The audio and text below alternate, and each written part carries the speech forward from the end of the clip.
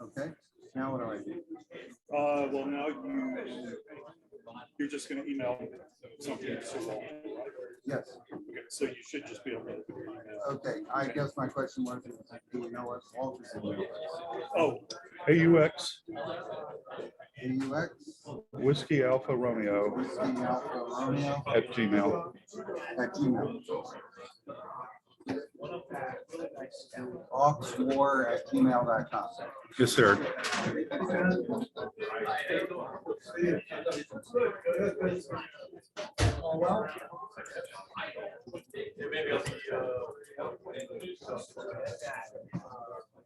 Yeah, they could do. Okay, folks, this is the brass buckle. We've started the recording. You can go ahead and log in, name, flotilla number, and member number, please. Thank you. Be with you in a minute.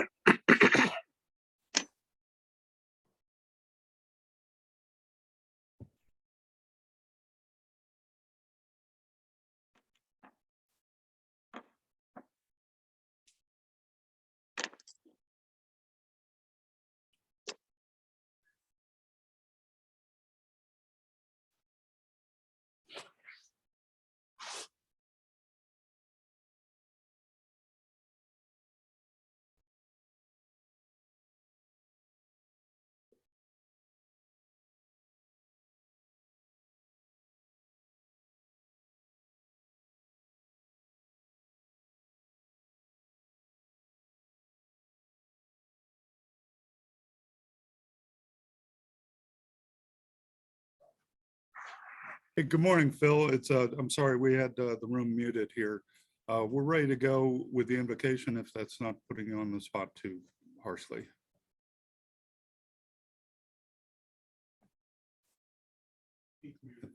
I think you are muted as well.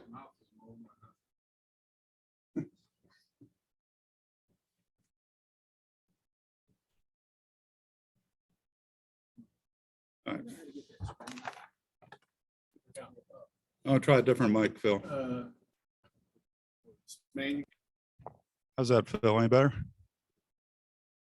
All right. I think we got a little bit of sound from you, but it's disappeared now.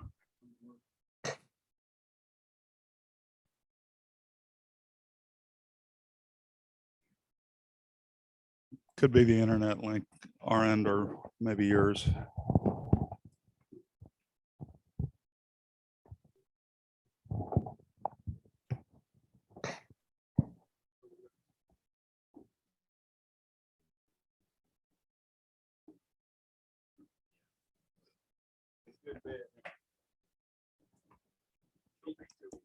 When it works, it's that super. You did hear something from it, right?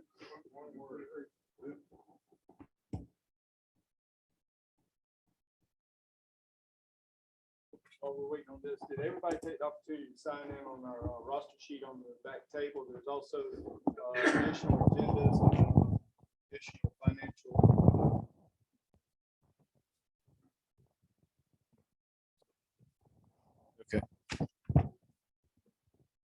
Okay.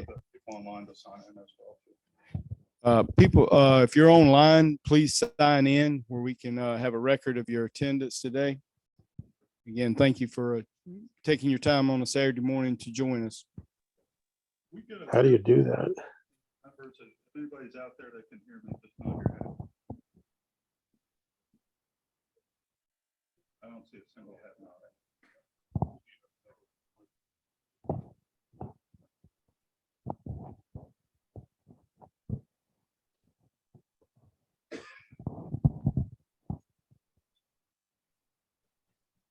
Okay, we're trying a different microphone now. If anybody out in TV land can hear me, please nod your head.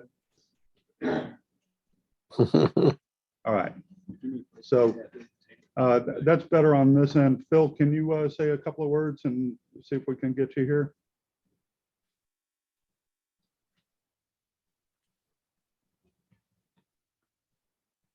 Still no audio coming in from Dr. Poole.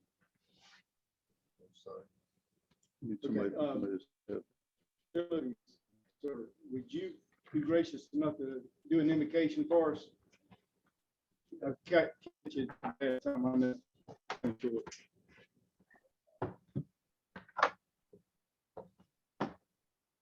Don't stand, please.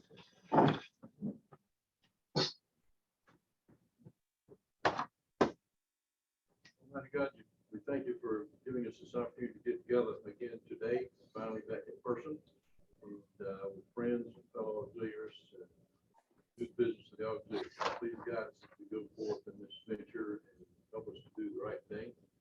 Please be with all our first responders, our law enforcement, our military, people who put themselves in harm's way every day for their fellow man. Be with us all, bless us on this day, and help us do us a good trip back home. Good day. Thank you. Walter, if you'll lead us in the pledge while we're standing. I pledge allegiance to the flag and the United States of America and to the republic for which it stands, one nation, under God, indivisible, with liberty and justice for all. Thank you, sir. Again, thank you for being here.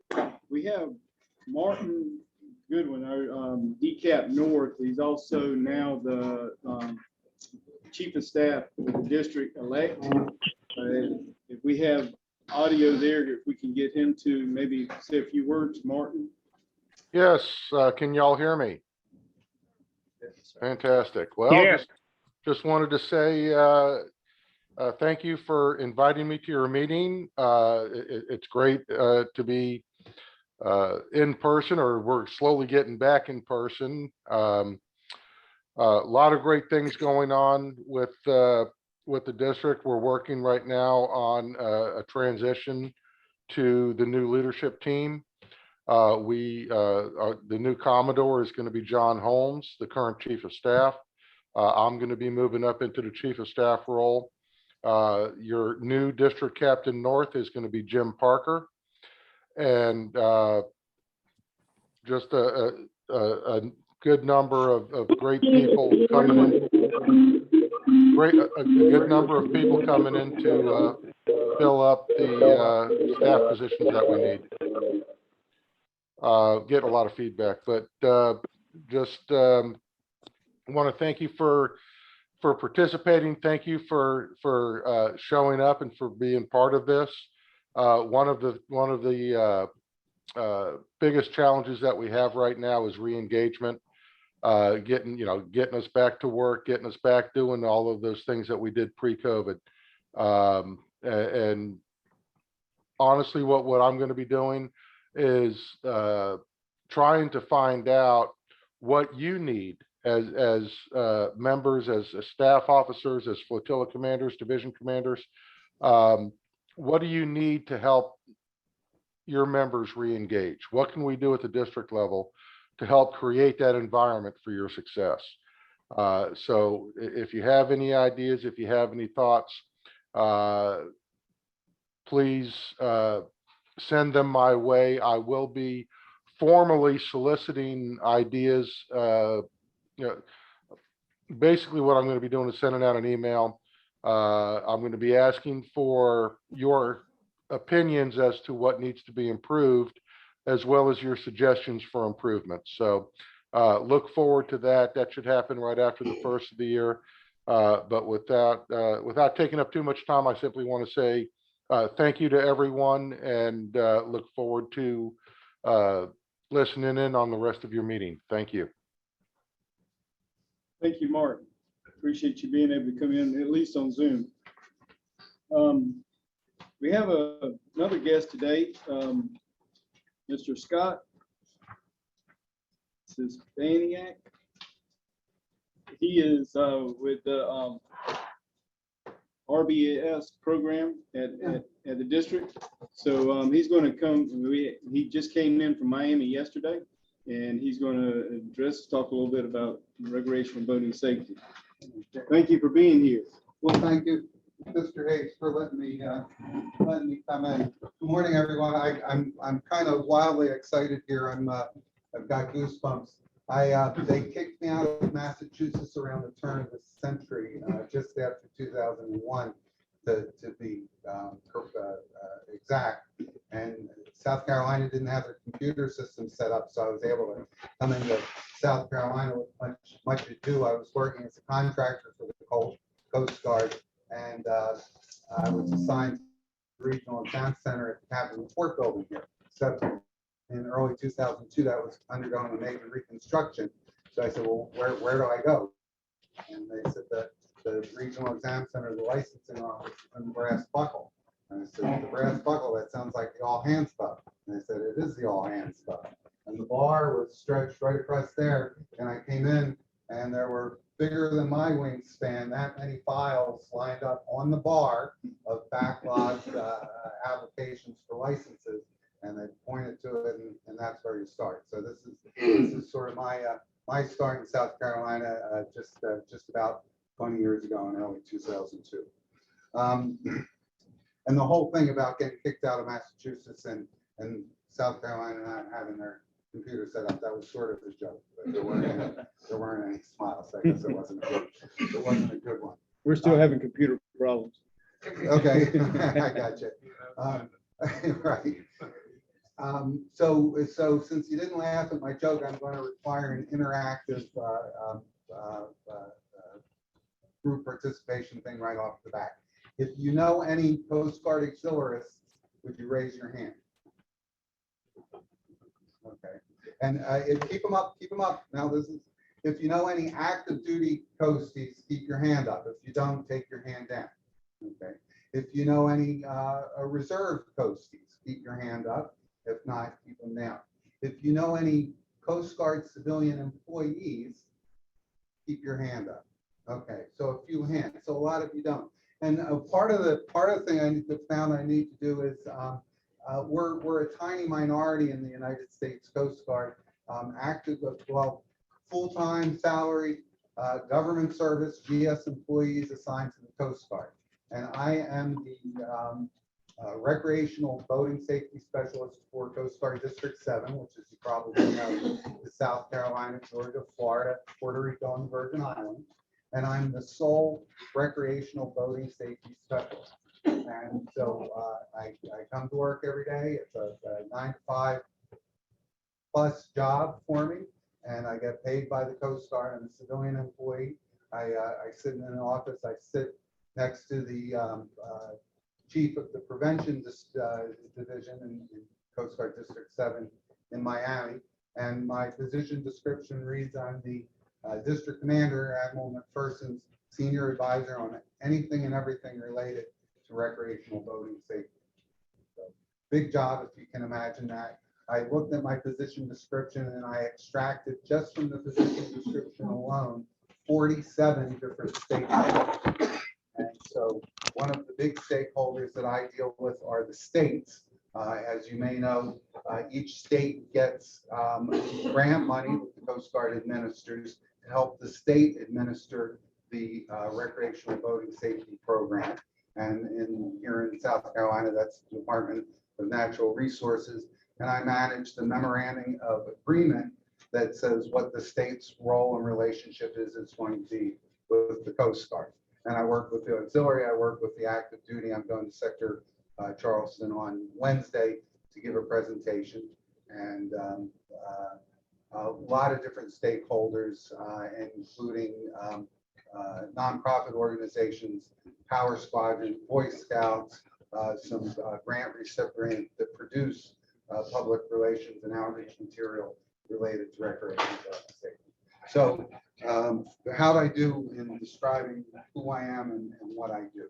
Okay. So I started my Coast Guard career in 1985 at Station Cape Cod Canal. I did search and rescue for 2 years, and then I went on to get involved in port operations, and then I got heavily involved in merchant mariner licensing, and then at some point I took a short 20-year break from the and ran passenger vessels, managed passenger vessel companies, and opened a kayak full service sea kayak shop doing instruction. And that's part of the reason that I was attracted for this position, is because my in-depth knowledge of paddle sports and my relationship with it. So were we able to fire up the PowerPoint? I could not get it to download, so we can just switch All right. the feed over to your computer and you can drive. Okay, great.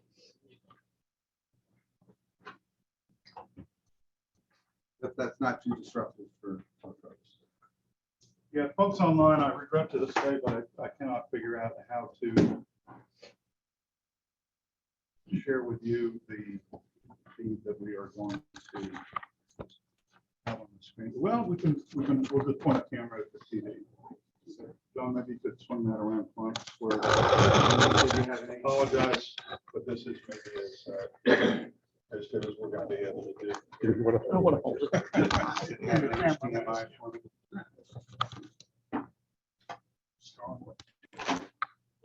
That,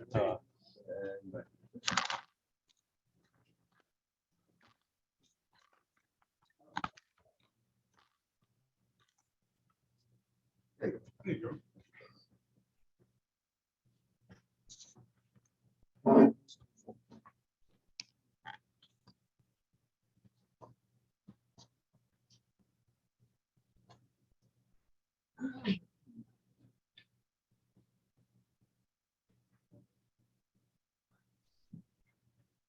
There we go. So the sort of the first thing and the last thing I'm going to leave you with is I pride myself on my accessibility. And if you've got anything related to recreational boating safety, don't hesitate to give me a call on my cell phone, send me a text, send me an email. I left some cards back there, and I'm going to leave that up for folks to write it down. talked about a bit about me, so we'll jump by that.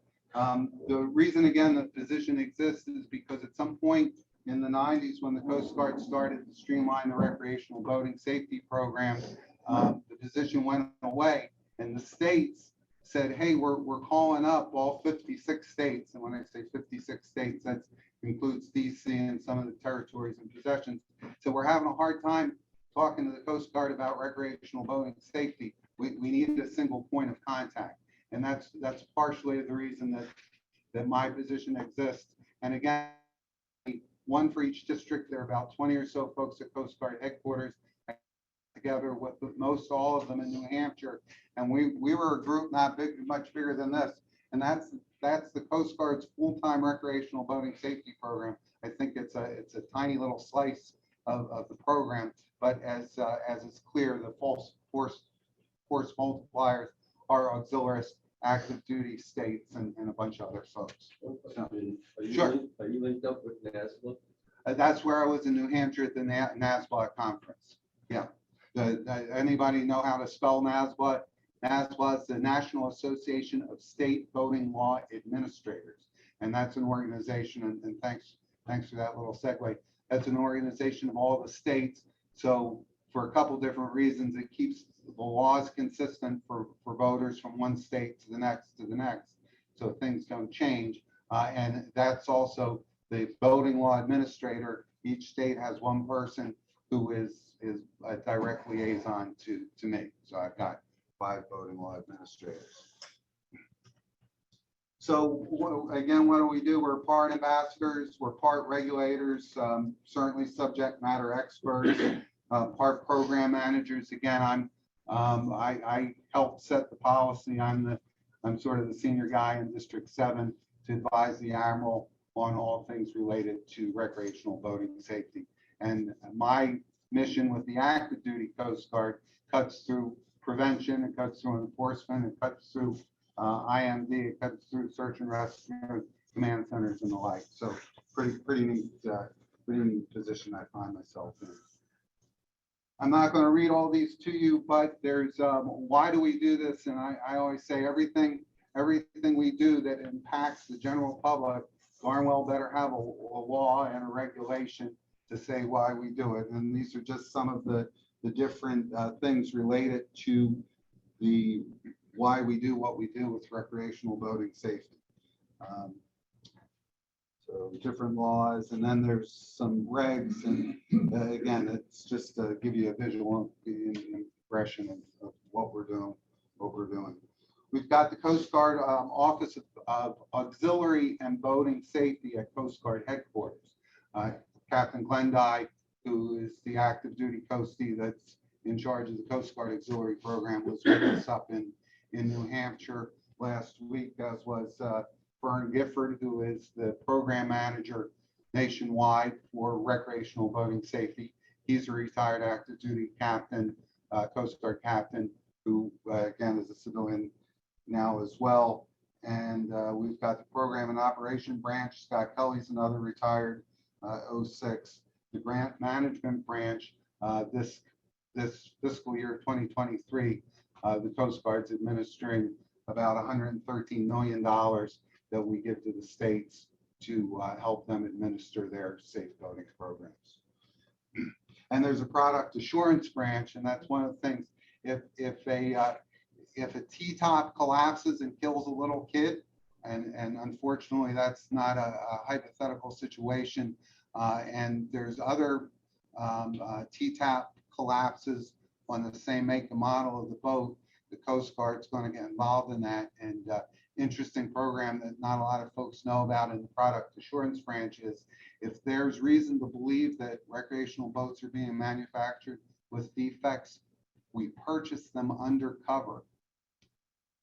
We go to a dealer and we buy a 30 or 60 or $200,000 boat, and we take it back to Curtis Bay, Maryland, and put it through some standardized tests. And if it doesn't pass all the standardized tests, then that manufacturer gets a letter that says you have got to recall all of these boats. And you can imagine if you've got thousands of of recreational boats that get recalled and brought back in. That's a huge deal. Definitely one of the things that a lot of folks don't know about is if there's a manufacturing defect or a suspected manufacturing defect, that's the kind of thing to give me a call right away. And hey, Scott, can you help facilitate this How process? can we get one of those recalled boats? I wasn't joking. No, I think we cut them up with a chainsaw when we're done with them. Anyhow, just some stuff, some resources that we have. We're waiting on a commandant instruction for the recreational boating safety program. We don't have one now.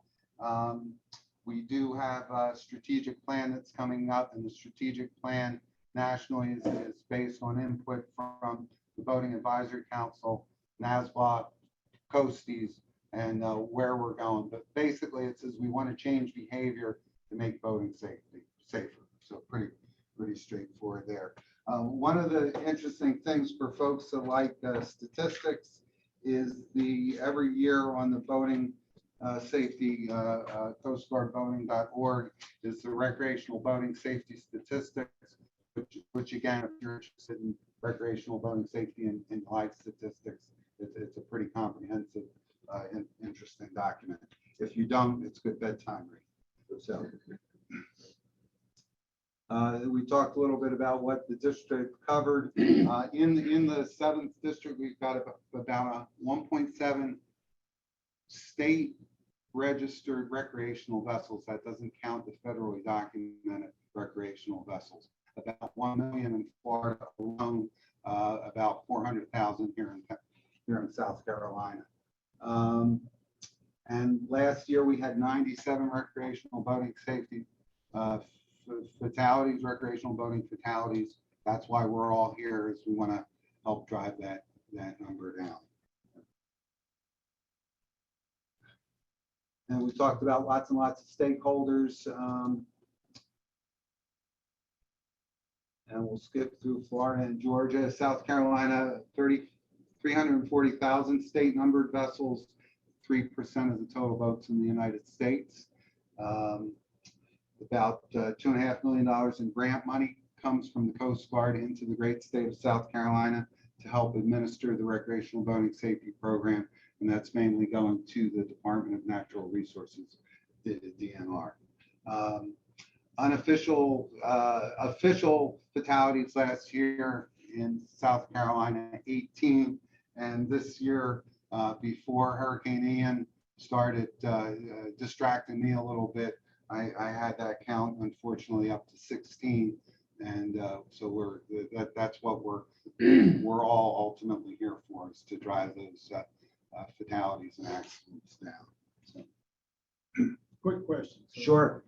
on the money that's given to the state, like South Carolina DNR, is that money earmarked for certain, only specific uses? Well, they, for example, can buy a boat. The question is what South Carolina is supposed to be doing with that $2.5 million. They put a program proposal together every year, but they might say we need to buy a couple more law enforcement boats, and so that certainly that'll eat up $2.5 million pretty quick. It goes towards salaries. It goes towards outreach efforts, all the kinds of things that you might imagine. But they put a proposal in every year. Coast Guard responds to that. Coast Guard does a bench audit every year, or a desk audit, and they don't like to use the audit word. Review, I think they call it. But to make sure that they're, it's not going in some DNR senior official's pocket or buying a new swimming pool. North Myrtle Beach Rescue Squad bought an amphibious vehicle. Mhm. I got some video on that, and they've already used it for some rescues. Right, and if there was federal money involved in that, the state, can say, hey, for example, Myrtle Beach is looking to buy an amphibious rescue vessel, and the Coast Guard might say, well, is that for hurricane response? Yeah, it's for her. Well, that's not recreational boating money.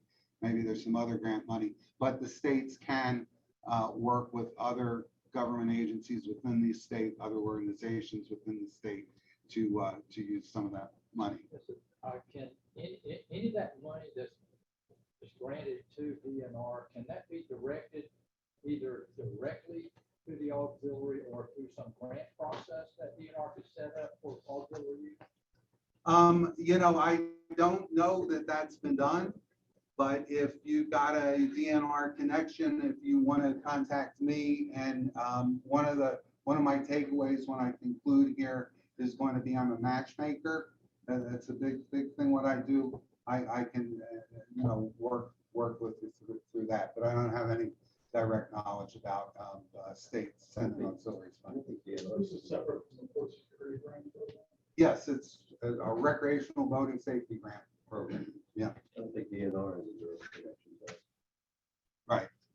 Yeah, but they could, because you're a recreational boating safety partner. And I'm not suggesting that it's a great funding strategy, but it's again, something that I can make the right connections and do a little further research and get with folks. I'm all about out of the box thinking.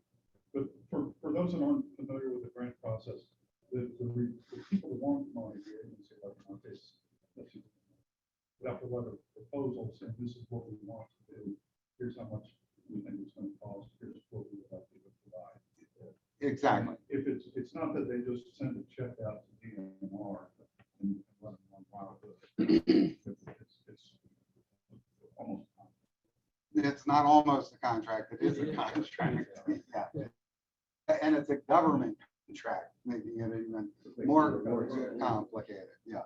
It's kind of funny that way. So what's hot in recreational boating safety? I think I had the great pleasure of, no, that didn't work. I had the great pleasure of, there we go. I ran the safety boat for 7 days a week for a year around the wreck of the Golden Ray.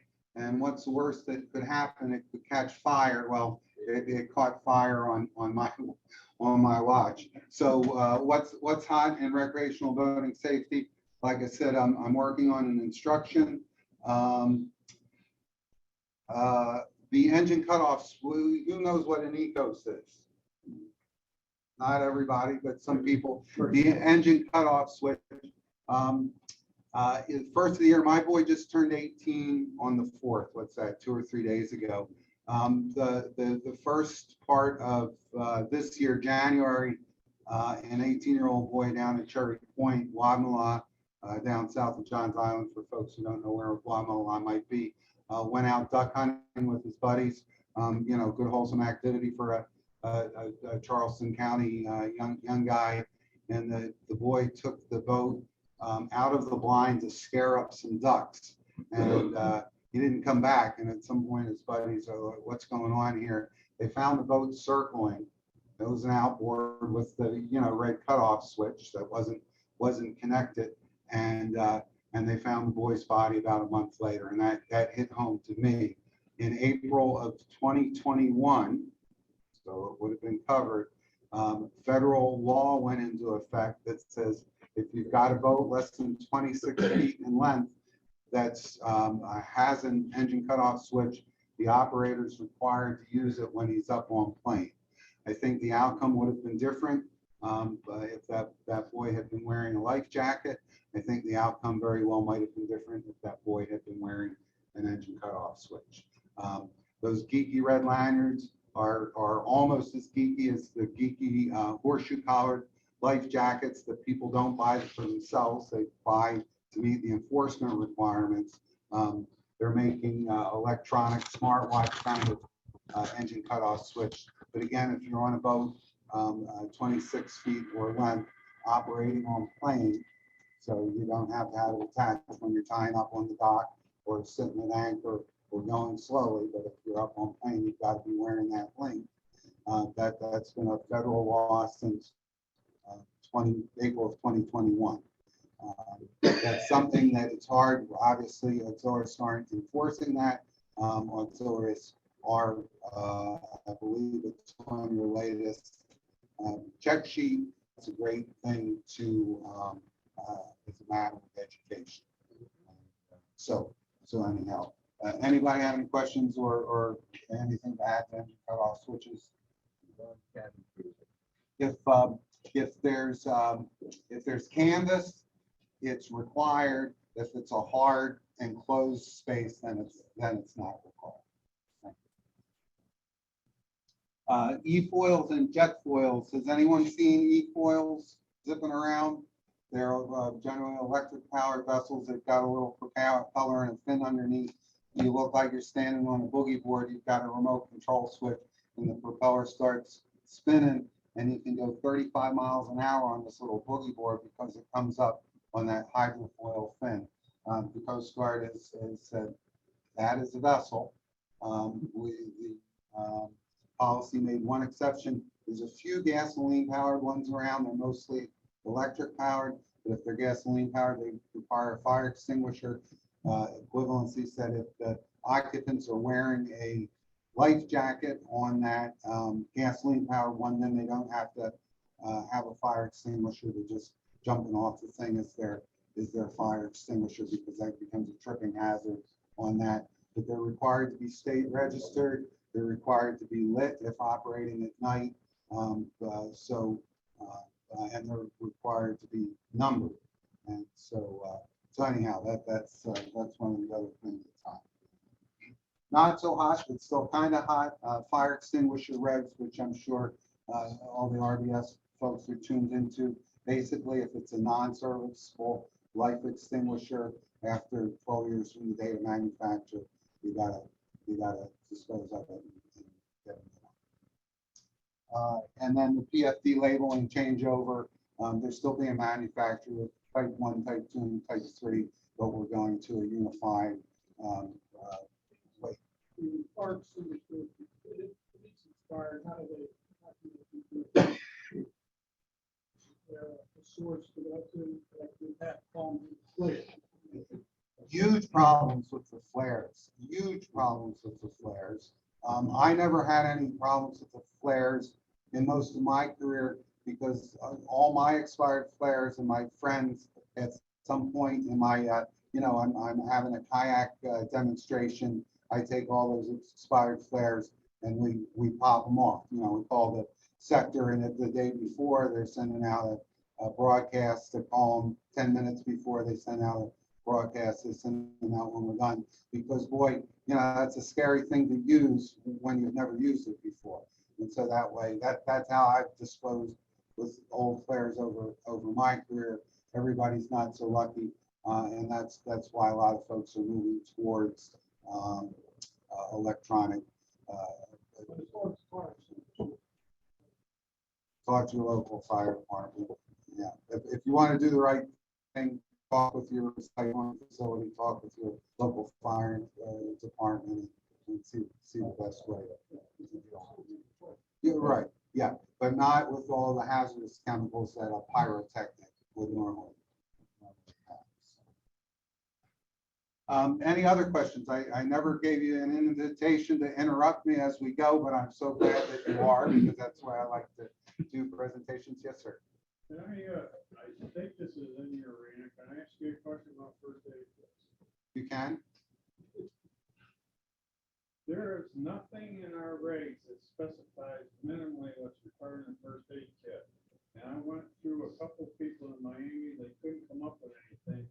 Now, I'll tell you the reason why I'm really concerned is because I'm a retired public health engineer from New York State Department of Health. I'm very familiar with what New York State requires at swimming pools and the like, and you want that on a boat too.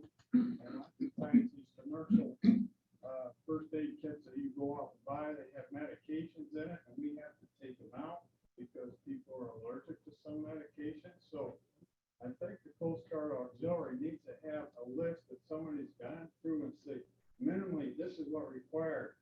And I'll tell you where this came up specifically was on a facility inspection. I saw a first aid kit that was embarrassing.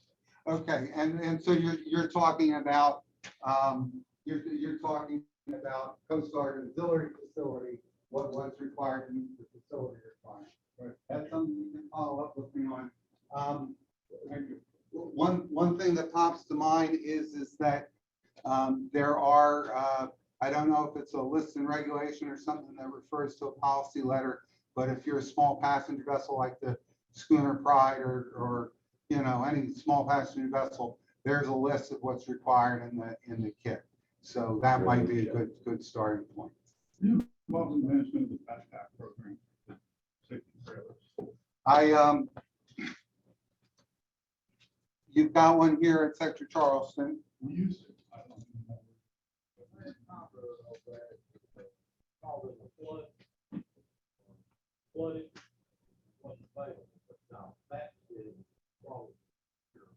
Okay, well, if you talk to your aux slow, I transferred the one up that was at Station Brunswick that wasn't doing much of any, it wasn't getting a lot of use.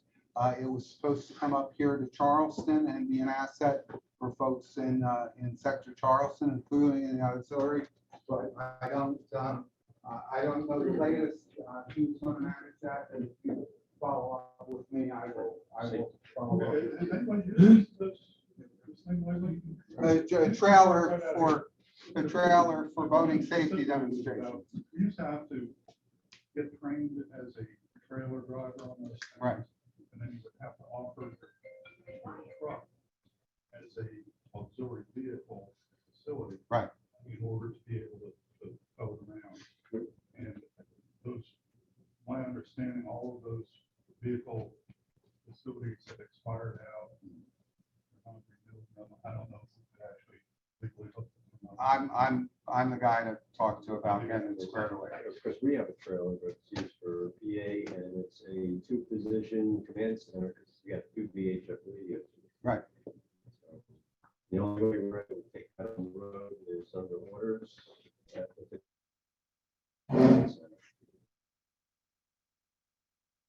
What I bring to the table for you, and again, I pride myself on my accessibility. I'm a matchmaker, so I put the right people together, whether it's state, active duty, Coast Guard auxiliaries, and other groups.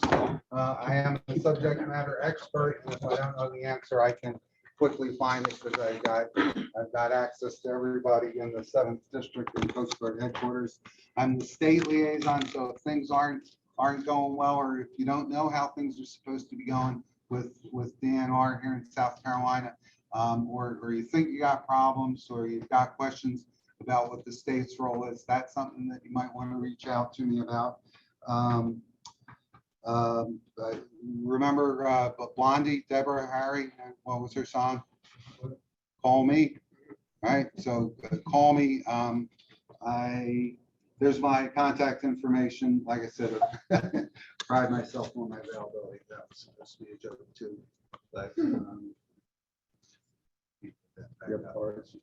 I do have some cards, and if I don't know how many I've got left, but there's some on the table, and I'd be grateful if you were to.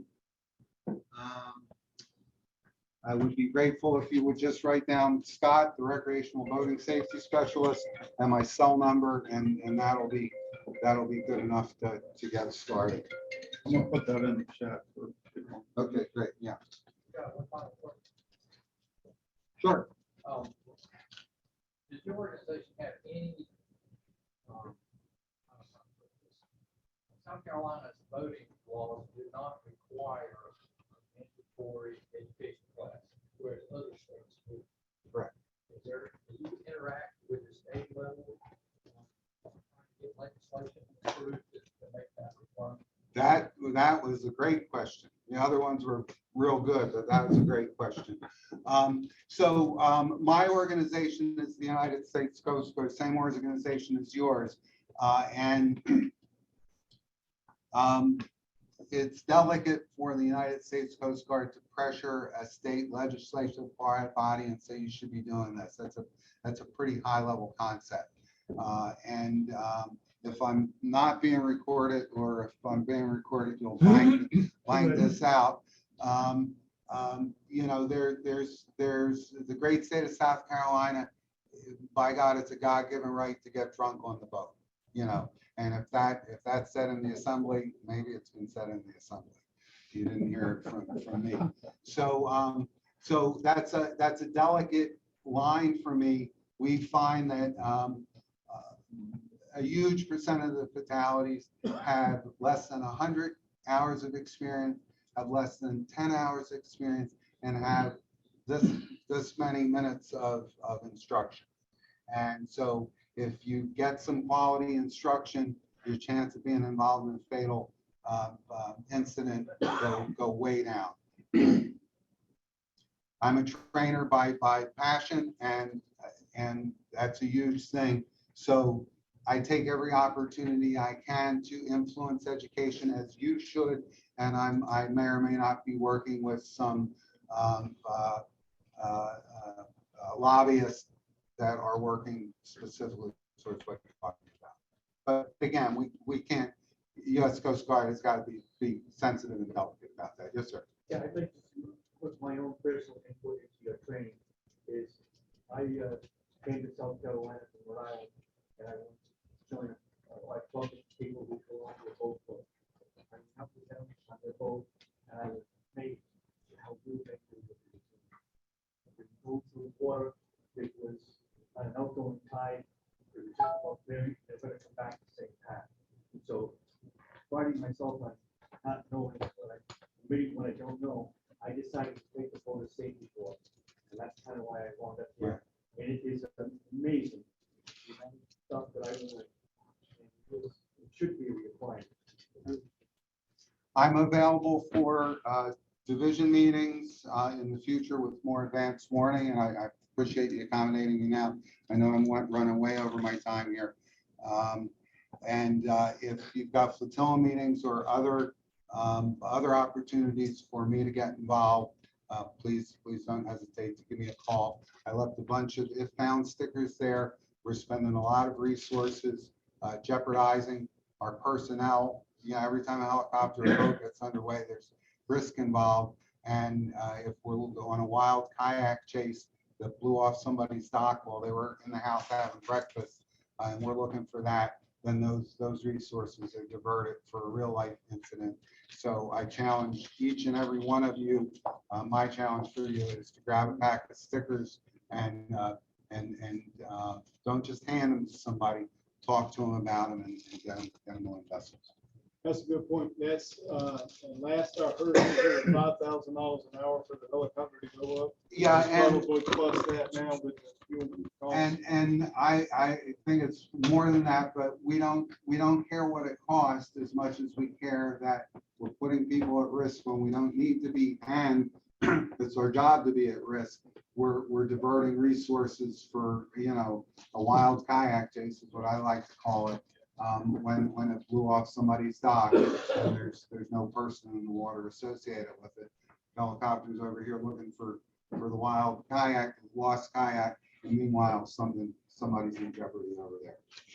Yes, sir. Any other questions before I go? Like I said, I apologize for taking too much time. No, not at all. Any last questions? Hey, thank you for coming. I'm glad you reached out just this week. We were able to put it together at the last second, but thank you for coming, and look forward to having you back again and speaking to us. Thank you for your time. I'd like that a lot. And Thank your wife for loaning this to you this morning. I've been living down in Miami. I live over on James Island, and fixing to go for a bike ride this afternoon. There you go. Enjoy your time. Thank you, sir. Without those found stickers with determination and reason and instruction, and who are you gonna call?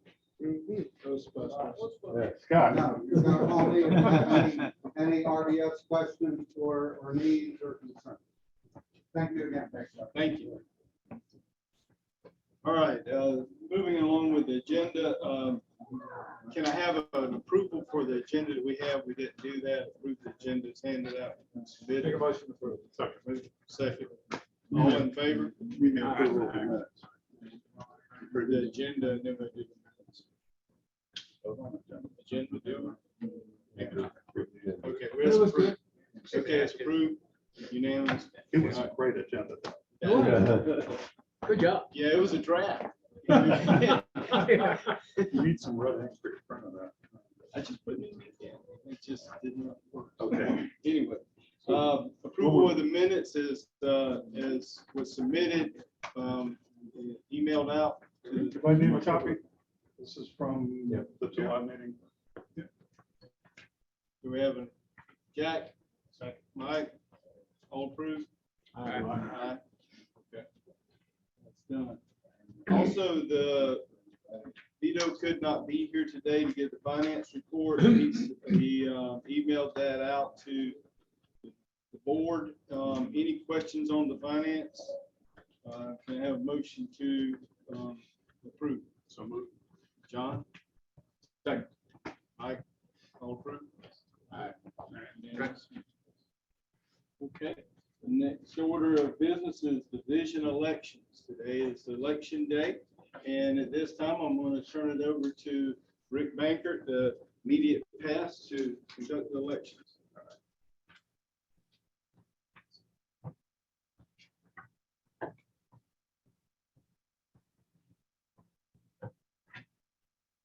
I don't know if Scott's paying attention, but he looked familiar. I had no idea where he was from. They have your picture at a dealer, boat dealer in Georgetown, and below your picture it says, "Do not sell when you boat." Thought you looked familiar. That's kind of going back to my initial, South Carolina didn't have a computer set up, so it's not again. So, I think we've got my computer around other places too, I guess. That's right. Not that, I think we're actually running on. Okay. We can try and get something. No, I just wondered who I was talking to. I didn't hear my voice. Welcome to the. I think that does work. That's one. I'll be careful. As per sound check, make sure everybody online. We have a new script this year. Martin sent it to me last night. There's a few sections that I'm going to skip because it talks about tie votes and all that. So if Martin objects or says I'm doing something wrong, just feel free to mute him. Welcome to Division 12, election for Division Commander and Division Vice Commander. Both positions serve a one-year term effective January 1st, 2023. At this time, I'll ask the Secretary of Records to take roll with the board to determine that a quorum is here. Should I just ask for the hearing? Yeah. Okay. William Page. Here. Here. Walter Rump. Here. Okay. Robert Franklin, or John. Here. Swinton Hudson.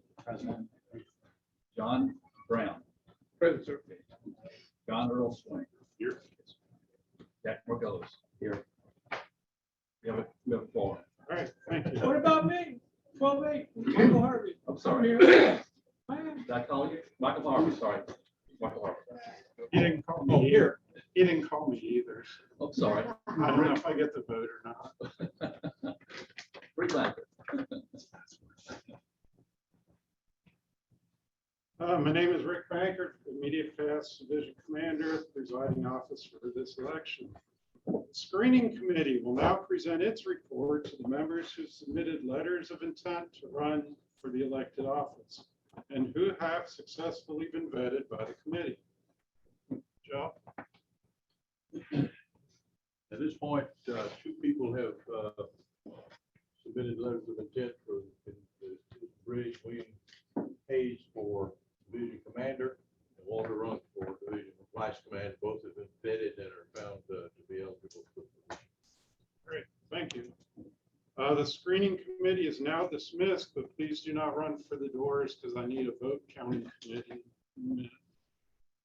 The division standing rules set forth the following procedure for elections. Prior to the opening ballot for the election of each division office, nominations from the floor shall be requested by the presiding officer and must be made by an eligible member of the division board. The member making the nomination is responsible to ensure that the nominee is eligible to be elected. No second shall be required for a nomination from the floor. No self-nomination is allowed from the floor. Any candidate so nominated from the floor must be present and must answer in the affirmative the following 2 questions asked by the presiding officer. Do you accept the nomination and will you serve if elected? Division election shall be by secret written ballot, even if there is only one candidate for a division office, and shall be conducted in accordance with the manual. The election results shall be verified by a member of the district executive committee or someone designated by the district commodore. To be elected, a candidate must receive a majority of the voting board members in attendance, provided a quorum is present. There shall be no cumulative voting. Presiding officer shall appoint a teller committee of 3 persons. Joe, will you lead the committee? Will. You want to pick 2 people or should I? Catherine, will you help count the votes? Sure. Shouldn't be tough. Tommy, do you want help with votes? All right. Now there's 2 pages of what happens if there's a tie. So I'm going to skip that unless I get overruled by somebody from district. The members running for the division commander are William Hayes. At this time, I will open nominations from the floor for division commander. Are there any nominations from the floor for division commander? We only do it once. We used to do it 400 times. Proceed with the secret ballot.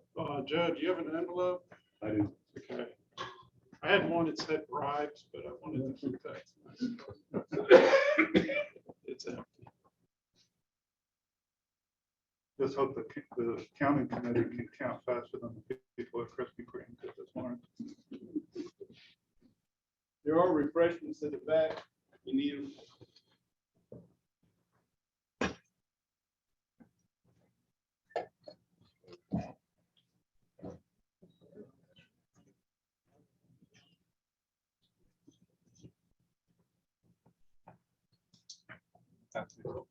Well, Monday's hard.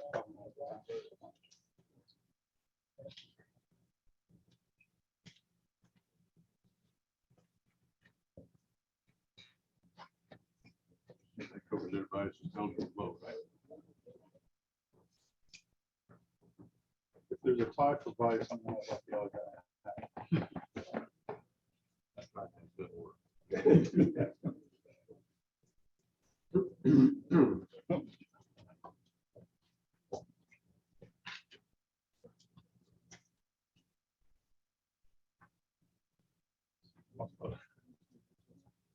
Let's start there on You know who.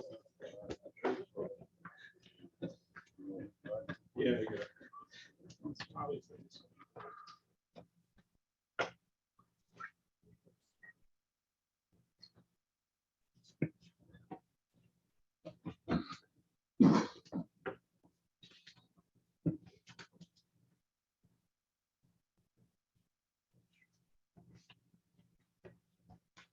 Election committee, counting committee. Over here, please. Place a bet on the odds. Feel better. We're gonna get a similar script for the election. Yeah, I can work on Change it.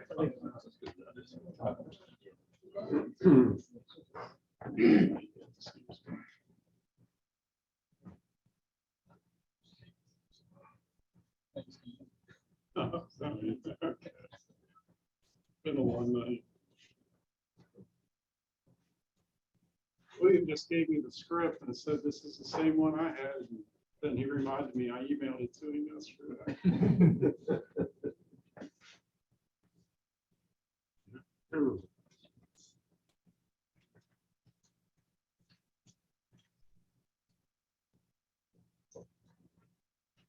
What?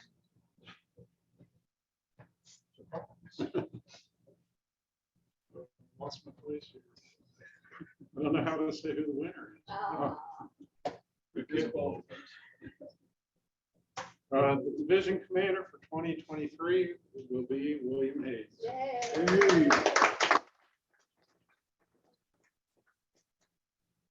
The members running for Vice Division Commander are overrun. At this time, I will open the floor for nominations for Vice Division Commander.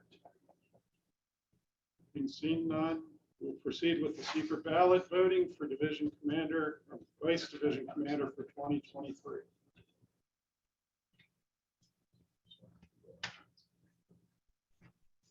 Maybe I'll win this.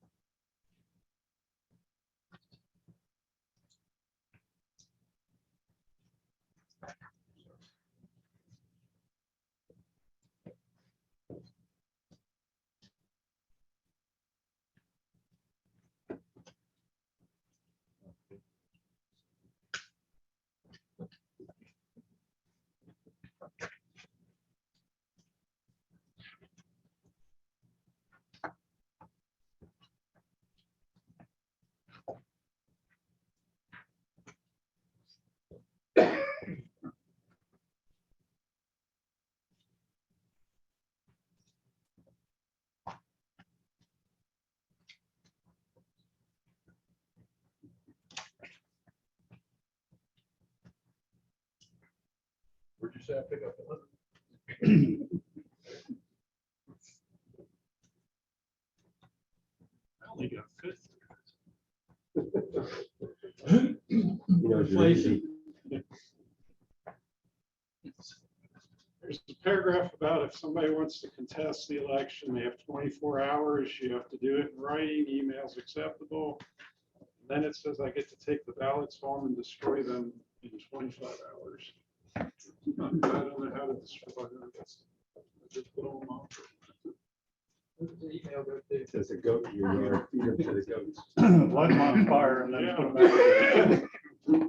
I have no idea who the email goes to. Just send to the email. Put some file, put some expired flares on top of them. All right, thank you for counting those votes. We have a Vice Division Commander for 2023, Walter Rupp.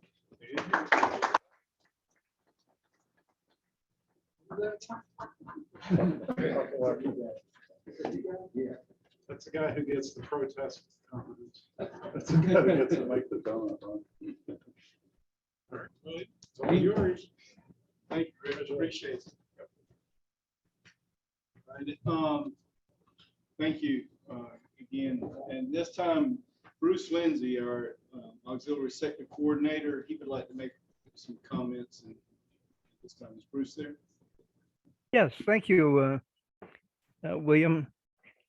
Glad for the opportunity and glad for the invitation to join you in the meeting. From district as well as sector, want to thank everybody for their participation in Everbridge. I hope that nobody had any severe damage from the hurricane. I know it came through some of your area in some way, but I don't know how badly. But we were able to report to close out 100% reporting through Everbridge from everybody who was affected by the hurricane. And so we greatly appreciate that. It's a tremendous effort at the district to keep track of it. So everybody responding made it much easier. And the other thing I want to mention to William, for you, and I guess through you for your flotillas, to please let us know when your change of what dates are.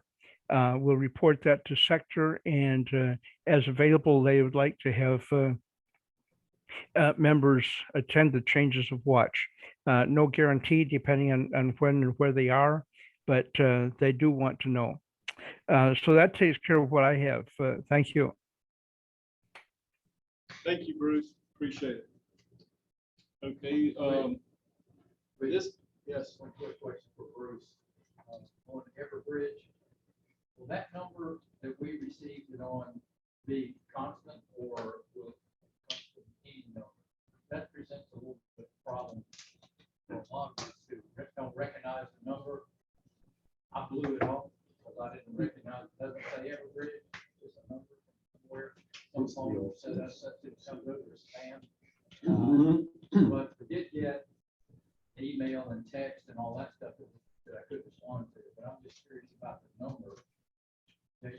call a certain number, you know, I don't know if they plan to make changes to that in the future or not. Bruce, it's been an issue for years. 2 out of 3 ain't bad. If you can deal with a text or an email, it's probably. I think some of those other numbers used to be all twos and it was kind of easy, but those have kind of gone to attorneys and different things. And I mean, so, yes. Will we get a report on the responses to the Everbridge From our individual members. from our members? To see who was actually successfully contacted and who responded? Bruce, can you hear that question? I can't hear it very well. I think I heard something about a report as to who hadn't responded. Question was from a flotilla commander wanting to know how he gets access to the results for his unit. Could I pass that? Martin, could you answer that? Absolutely. So flotilla commanders will get results through the division commander, who gets the results through the sector coordinator. So when we launch an Everbridge call, we launch it by unit. And there's, I mean, you can do an Everbridge launch a number of different ways, but the best way to do it is to launch it by flotilla.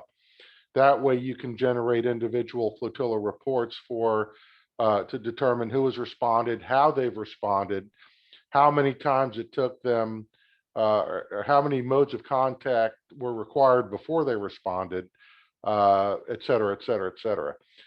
In the message itself, we can also ask the member to respond with, press 1 or respond with 1 if you and your family are safe, or respond with 2 if you need assistance, something along those lines. But yes, those reports are available, and that's probably much more information than you asked for. But Martin, it's Walter. I think that the flotilla commanders do not have Everbridge account. they don't have Everbridge. That's why they have to get the reports from the division commander, who again gets the reports from the sector coordinator. So the question is, when will those reports be available? Let's go around. When do we get them? I mean, typically they should be available at the different reporting times. So typically what we will do is we'll have a reporting time during an event of 11 a.m., 1500, 1700, I'm sorry, 1500, and then 2000. And if the flotilla commanders want reports at those time intervals, they simply need to request them up the chain to the division commander, to the sector coordinator, and the sector coordinator, whoever launched the Everbridge, whether it's the sector coordinator or the division commander, will make those reports available to you.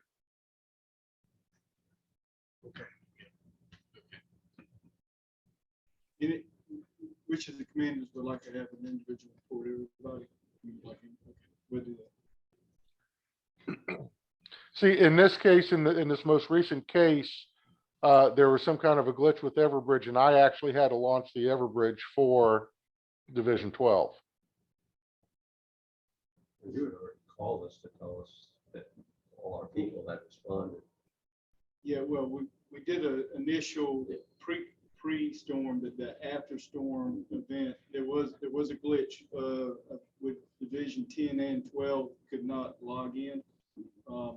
Martin had to assist to get that, so he generated, and then the report come back down who had not responded and when they had been trying to contact. So we'll get an official account for the. I mean, it's good to know so we can share that with our members.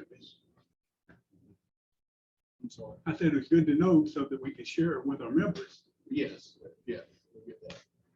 William, I had some kind of squirrely happen on this last one.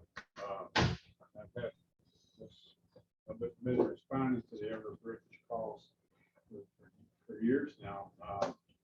I didn't hear them when they first came in for whatever reason. And then when I went to respond, they said I had already responded. And I said, what? Who did that? Because this is the first I've found it or heard of it. So Well, we got 100%, so you're good. Even you're good. Somebody said, yeah, he's around somewhere. and it may have been that you were accounted for through the flotilla, if you recall. Never got it. You never did. Okay. No, no, I didn't have to call. Any other questions on that? And I'll ask and receive the report down and get it out to the individuals for your individual flotillas. I just want to thank you guys, the flotilla commanders, and I want you to thank your members. Without the members, that's everything happens on your level. I mean, the deck plate level at the flotilla is where everything gets generated and done. The upper levels, that's not where it happens.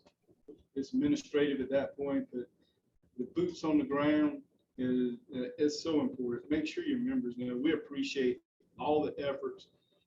This last year has been one of those, how do you make momentum? It's kind of like you got a snowball that you get it started and they say, how do you stop it once it gets going?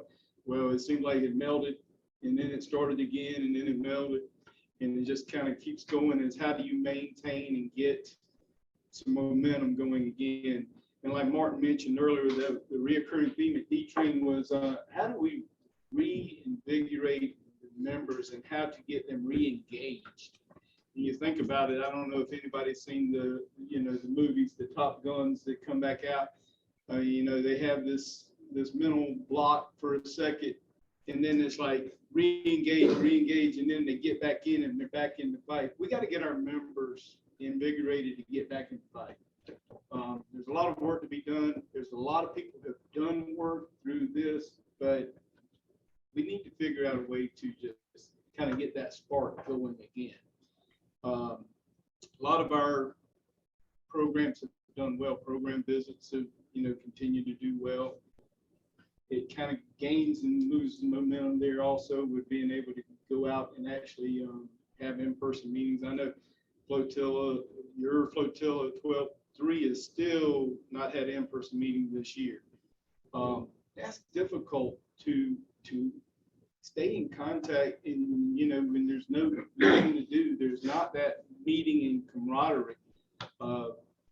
Early on there was some restrictions given to us that kind of made that harder. Then it opened up, but then the numbers skyrocket. I know Lexington County where they meet have been high, except for just before the storm. Thursday night that the storm was coming, Ian was coming through, they finally had a green light, and then it was decided because of the storm and everything else to sideline that. That's tough. I know every flotilla has had issues, and to work through that, it's tough. The biggest part of our problem, or the result of this, operations. Operations are down across the board in all groups, not just in our division, not just in our flotillas, but division-wide, district-wide, nationwide. And we need to get our operations back up and go. Programs, the RBS programs, the public education is important, the best exams, the program visits, all those are important, but it seems like sometimes the actual getting out and doing some of the hands-on stuff kind of gels the membership together, those that are interested in that. There's all kinds of places that we can fit in and things we can do, but operations have suffered.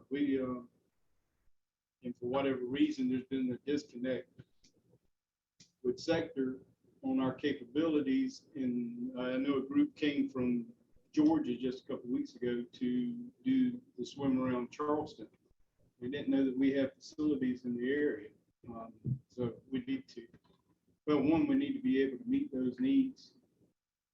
We got to do that through getting back on the water. And I mean, as soon as we get a chance to get back on the water, there seems to be like a financial constriction. Like right now, we're in the hold up. Even though we can go, we can't go because of money, just different things. But just those type of problems is across the board. But I thank you and thank your members for all the work that they do. And it's important. I've seen a couple of QEs get canceled. Next year, William, you'll if be you all reimbursed. heard any time when we'll be able to get over this again? Have not heard yet. The last I heard, it should be about another week, maybe 10 days. They gotta get the financial system. going. At this time, I'm gonna ask for some flotilla commander reports, as kind of some ideas of where you're going here and what we can do. And start with Bob Young, 12-1. Yeah. Excuse me, couple quick things Bob? for us. You want to step there? Sure.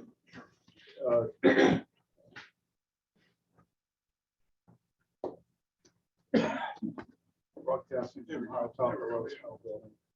Our operations are continuing, it's only since July. And we have two facilities.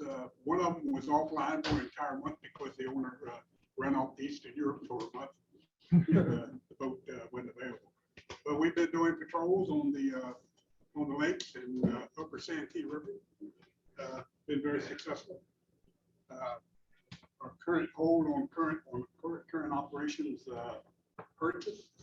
And I understand the situation with the money and stuff like that, but I hope it doesn't take too long. We've got some night operations that we need to do. Everyone needs to do them. And it gets pretty cold and pretty boring out on the lake when it gets cold. So we want to get them out before we can. Membership wise, we've been very successful. We have not lost any members this year. We will lose one to retirement. Ron Cunningham retires after 40 years serving the Coast Guard Auxiliary. And we'll be doing some things with him, our change of watch and taking him out to lunch and stuff like that. 40 years is a long time for someone to serve the Coast Guard Auxiliary, and we appreciate it. Now, the only other thing we need is an ID card, and I understand you've got some ID cards that are giving out, so the machine is no longer broken. It's sporadic. And then I need one more ID card for Chris Brooks. But other than that, we're just kind of rocking along. We again have not lost members, but we have not gained any members. Hopefully, the dam will break some of that this year. That's it. 12-1.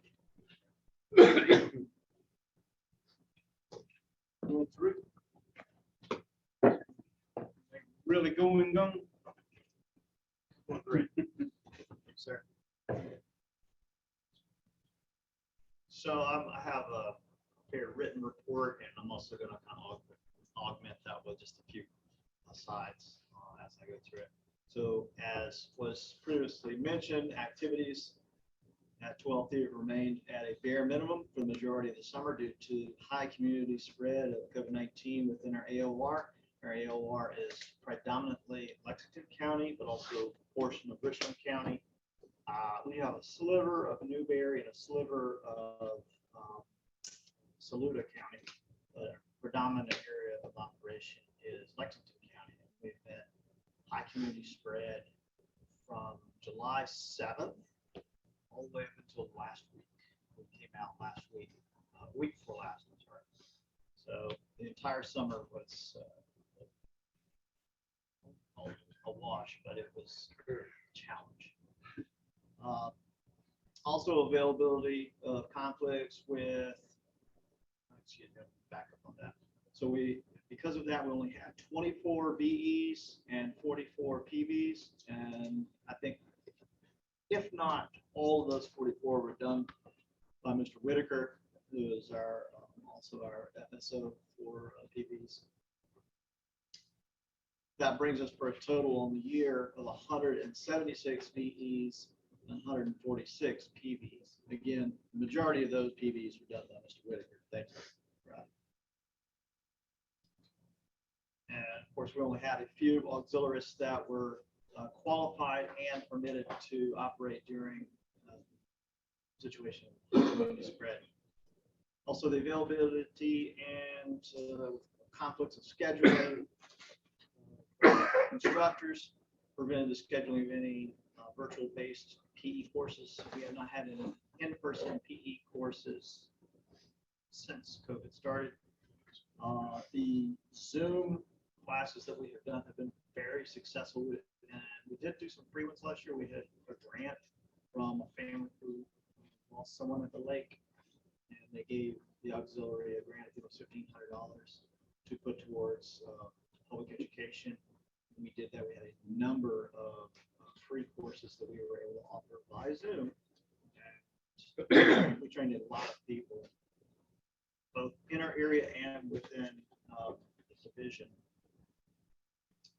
And finally, with the combination of the high community spread, availability, maintenance issues, these prevented our surface operations during the period. So to date, for the year, we've had 0 surface operations. Essentially, like I mentioned, kind of another lost summer. That makes 3 now. But I'm going to get optimistic in a minute. So just as our AOR achieved the low community spread status for COVID-19 during the last week of August, it looked like we were about to have our first meeting for the year in person. We got a little gift from Mother Nature. Ian was put upon us just as it did with everybody else in this room. So we ended up having the abundance of caution. We moved our flotilla meeting, which was the night prior to the impact. We moved that back to an online virtual status through Zoom. And we didn't even get a quorum for that. So that just another knock in the knee.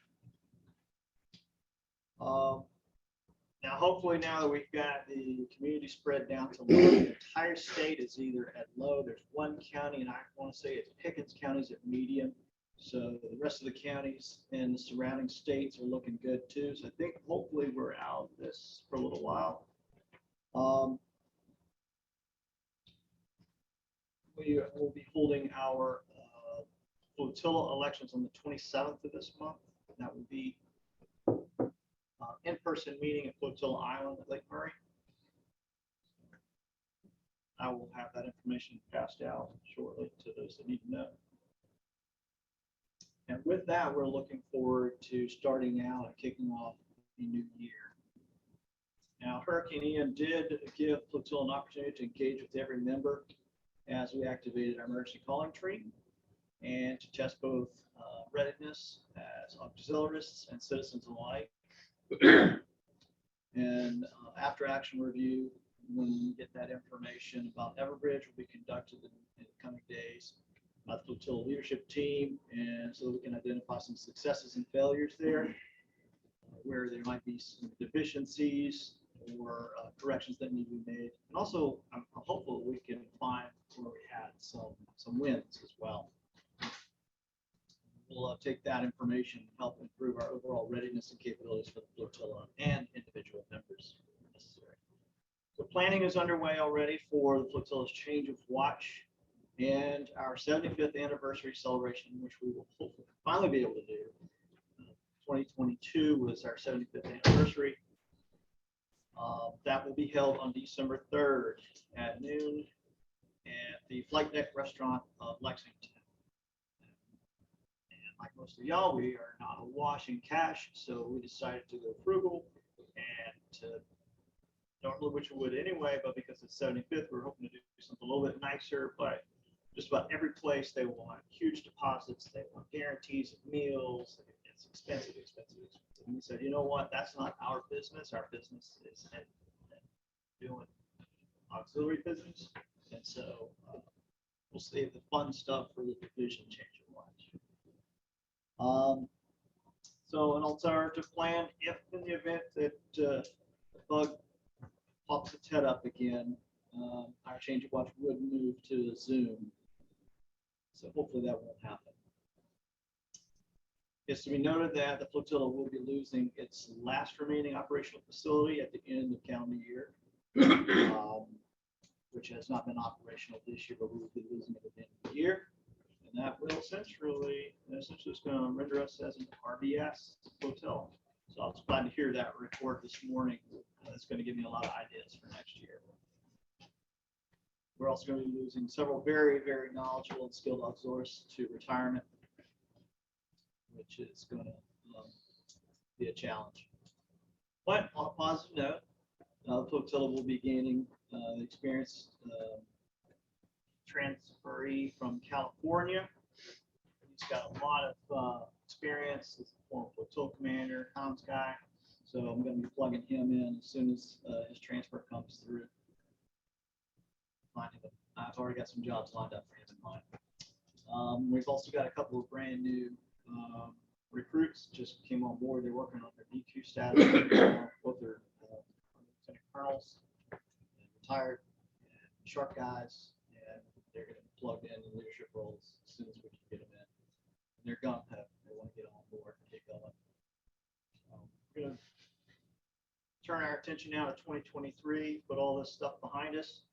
Flotilla is going to be focused on our rebuilding our personnel, our qualifications, through some targeted retention efforts, of course, recruiting, and some training initiatives beyond just our normal recurrence. Special attention is also going to be given to certify some new TCOs. We have a radio station, Lake Murray Station. I'd like to get that active and ready, and we need some folks to be able to work that. And also, we're going to be working on securing a new operational facility or two, and that will require us to train new boat crew and coxswain. So we'll be leaning on our neighbors to assist with that. Extra focus is going to be placed on public education through both in-person classes where possible. We do have a few locations where we were able to do good size in-person classes in the community. We're also going to continue to utilize Zoom because it's been highly effective and productive. We're also going to double down on our VEs and PVs because that seems to be what really is important in our community. Being an inland flotilla on the lake, the majority of the issues that we see are uneducated boaters out on the water, as was previously mentioned. So RBS is not a bad thing, even though the other fun stuff and interesting stuff and Coast Guard support stuff that a lot of you guys do, we don't really get to do. We're also doing extremely important work with RBS. Saving lives on both. There's opportunities for new missions like pollution response and UPEV examiners. We'll be looking at that and seeing how we can get some of those because those are actually needed on the lake. And of course, we're going to look at all of our staff officer billet assignments, reevaluating, and recruiting for those positions. I've read somewhere recently that was the process to go through rehiring your FSOs for their positions, and because sometimes you have new people to come in and have new skills, and it's good to change over sometimes, especially if you get a little stagnation. And of course, where appropriate, we'll be combining those and taking advantage of the skill sets. I'd like to establish a cadre of competent, qualified, and motivated flotilla leaders so we can move forward to the future. So, future's bright. Hopefully, Mother Nature will hold up and cooperate. Thank you. Thank you. With that, always, we need to work together, flotillas, to make all the missions happen, whether it's operations or whatever else, key events or whatnot. Guys, we're coming up on a hard break here for lunch in just a few minutes. Would like to try to get all the flotilla commanders reports in prior. And if anybody needs to leave after lunch or whatever, does anybody need to leave? You got to leave. Okay. Let's go. Before lunch. Before lunch. Okay. So we're going to go ahead and try to get the flotilla commanders reports out here in the next few minutes so we can move on. But we do have some important awards and a presentation by Mr. Pascal on Quarter Watch coming up at Santa Cole. Stone, I'm sorry. All right, thank you, Mr. Brown.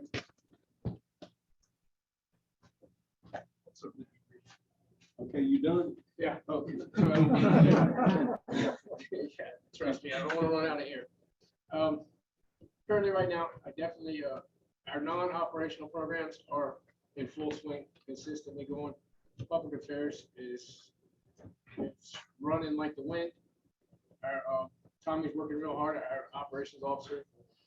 And definitely want to thank Jack for your assistance in getting the boat crew stuff going. And all of our members are working really hard. The guys that they're impatiently but patiently waiting to get finished with the boat crew stuff. I mean, there's a lot of constraints there. HR wise, we're doing real well. We've got more and more members are calling in, want to see more about it. So we're definitely moving forward with that.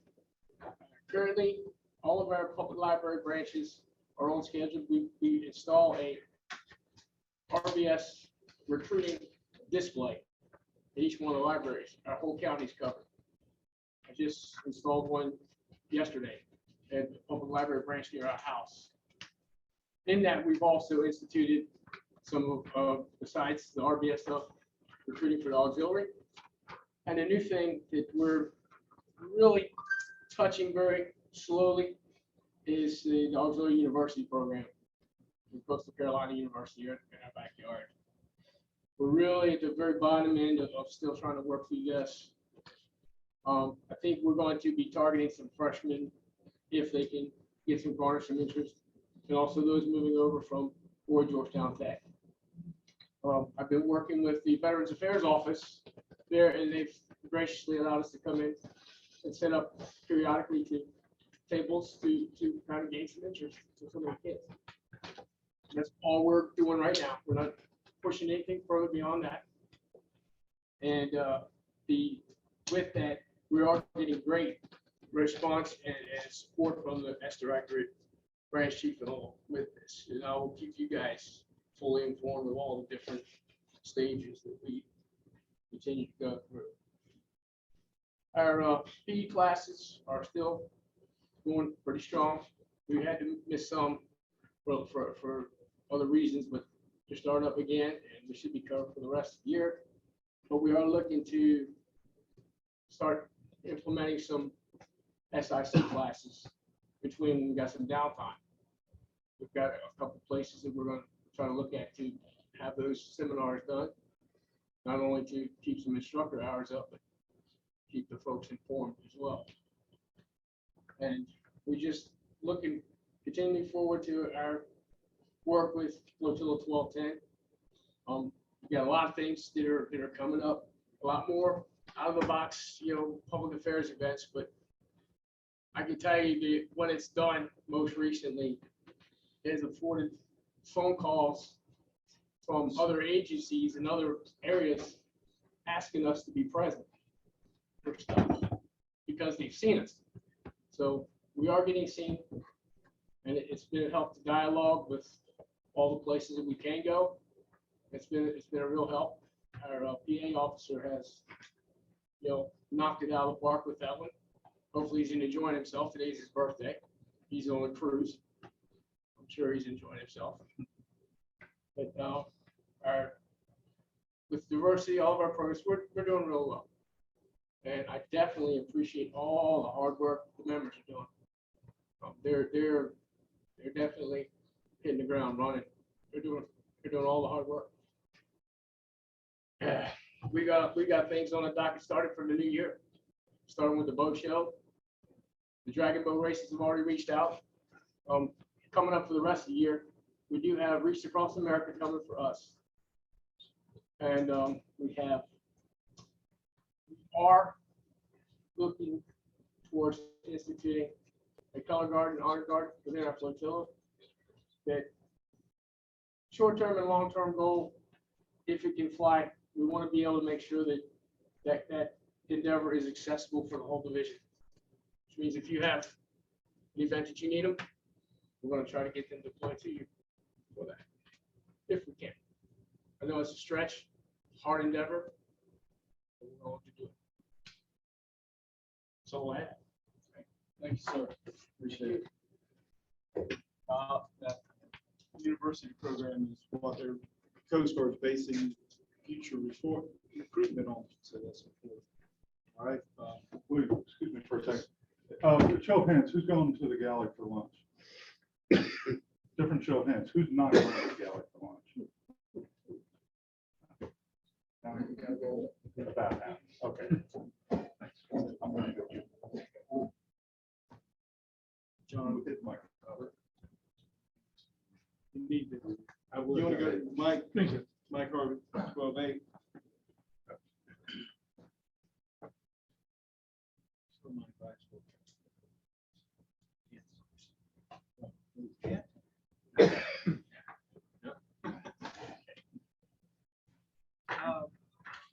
On behalf of 12-8, we have increased our membership to the largest number of members over the past 2 years, which is really exciting. That obviously took place as a result of us being able to go back to the boat show and recruit. We've been able to do public education, and that's also had presented an opportunity to obtain more members. So I'm very happy about that.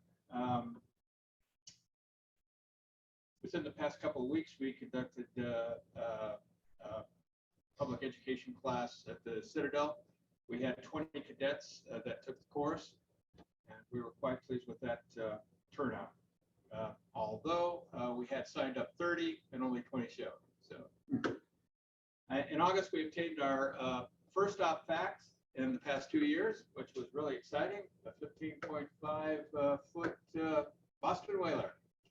And 3 on board. By golly, my single coxswain 12-8 started lining up missions and patrols, and he was doing 2 to 3 patrols a week until we were shut down because of the financial thing.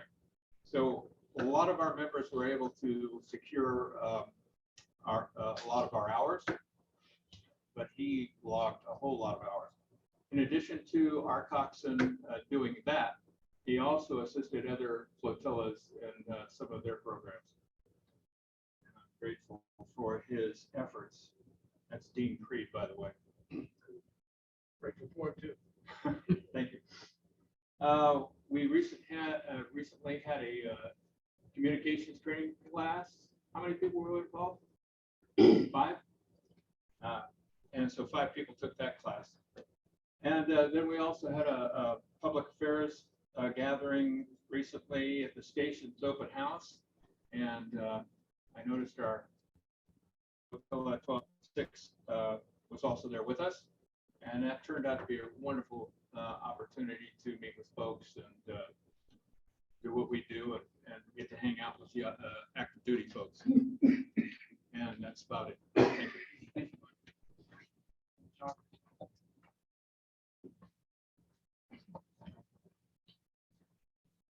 Thank you, William. So 12-6, one of the things, obviously, all of us are facing are the challenges with operations. That's been a little bit of a limitation. We've only had 1 patrol this year. We actually have more time logged in the air than on the surface this year. Hopefully next year that will change. We have another facility. We have 1 currently, another one that is in the works, and probably 1 more after that. Once that goes through, we do need to get some boat time for the boat crew that are currently qualified. And then we'll look to start a boat crew academy next year. We need additional boat crew and coxswains to qualify through that process. Just to give you an idea of where we are so far this year, on the public education classes, Susan White primarily. Craig, you've helped with some of the classes. I've helped. Walter's helped out some too. We've had 7 classes, I think 7 students so far.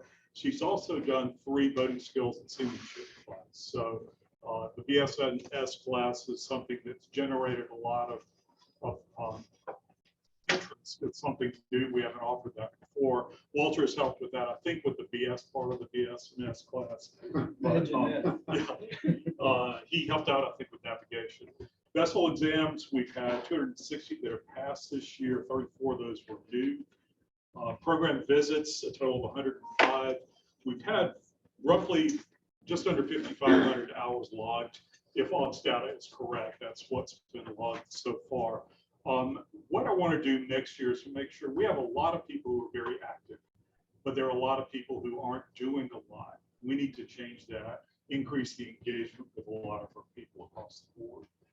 On a public affairs front, we had folks at the recruiting event that was here at the station. We also had a group at the River Dogs game with the Calhoun. Diversity, we had another blood drive that was done jointly with 12-8. And we went to lunch after that. We plan another one in December that'll be done in conjunction with the Toys for Tots drive. So we'll be collecting toys to bring for that event. The December meeting will be a social in lieu of our regular meeting. Life jacket observation study, Kathy and I helped David DePlaus put that together. David was the state coordinator. There were 4 sites that we did have done for several years now. The national survey results are out now. I will send that to William. You can send that out to everybody if you're interested in seeing the results of the national study. The last thing I'll mention, activities with the Stone are underway with quarterback bystanding training. Mike is going to talk about that a little bit later, so I won't steal his time. Thank you. Jack, 12-2. Somebody's car alarm is showing up. Okay, sorry. Last but not least, our biggest issue right now is recruiting, trying to get new members. I had 3 that I cost well over 20 years service. They've all retired this year, mostly due to age and illness or illness of family member. We started off the year with 20 people, and I got 3 that William's working on trying to get off our rolls who had resigned over the years. So that'll take us down to like 14 members, which puts us under our minimum. But we've got 4 people that are filling out applications right now, so we should be able to get back up. In past years, we would be hovering around 27 members. We'd lose a couple, gain a couple, and just kind of hit that 27 every year. But this year, recruiting's the big thing, and I got 3 FSO positions that can't fill.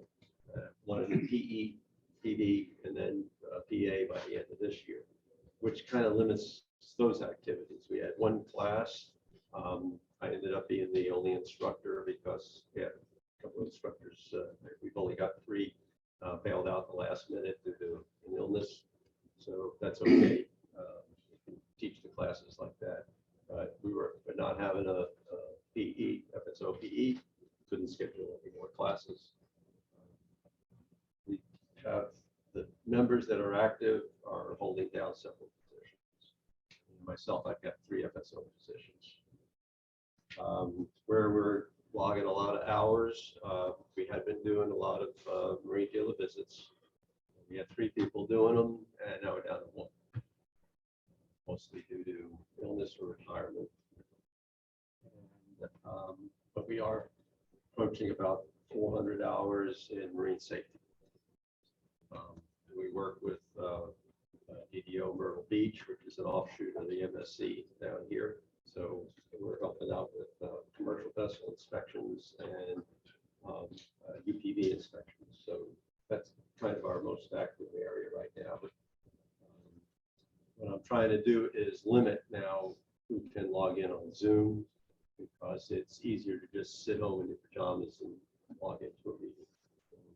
I'm just going to limit it to the people who absolutely can't get there, like Sue, who's up in North Carolina. That way, but we did have good turnout at our last meeting this past Wednesday night. We'll have our elections next week, next month, first Wednesday next month. So some of our activities have been limited. We're hoping to get some new people in, we will then, bring on and try to do, so I'd love to get like a teacher, retired teacher in that would take over the PE. Because without somebody to kind of do all the organization, it's easy to teach the class once you get the people, in the seats. And several of our recruits are going to be coming out of that PE class that we finished up in. I would like to hold a couple of more, but without some assistance, you can't get it done. Off-state has been a real problem. We've had people do VSCs, and they just are finally now just getting them into Ox data because you enter stuff and it just doesn't appear. Plus the reports are awful. So you go searching for someone instead of it's the person who puts the report in, vice the person who actually did the task. So we had one gent was putting in all the PVs for the people, but it doesn't come up. If there's no easy report, Sue's got to go dig the information out for us. So I'd like to see them fix some of these reports, but that probably won't happen. Whoever did it on sales software, this is a very awkward system. It makes things a lot more difficult. So we're trying to kick in more VSCs. We've done some UPVs, but we need to qualify some more folks. And again, like everyone else, getting out on the water. Mostly my problem is getting crew members. And we lost 2 facilities this year. They got sold. And one of them will be buying a new facility probably for next year. And we've got 9. So what I didn't realize is I could have been pulling crew members from elsewhere that were willing to make the drive to Myrtle Beach to get out on the water. And my facility is going to be available just about all winter. So get other people on. I'll work through my contact information, and if I got people to go out, I had to cancel some patrols because people not available to crew. Will your facilities be available for 12.0 hours between now and? Yeah, we will get Good. There's 2 of us in the facility. Yeah, 2 of us have about 6 hours so far, so we're going to get it, and then 4 nighttime hours. So we go over, get out and meander for 4 hours. But I can hold 6 or 7 people. We can all get inside the cabin, stay warm. But, We can help fill that boat. Huh? We can help fill that boat. Yeah, that too. We got a cockpit area and seating out there too. But it's in the water at a marina. The station knows that it's available full time. And I asked them, Station Georgetown, if I can't get a crew member, they'll send up an active duty guy. Get out just in case. If we were on standby through the hurricane but didn't get called out, I'd let William know in case we had full crew members from elsewhere.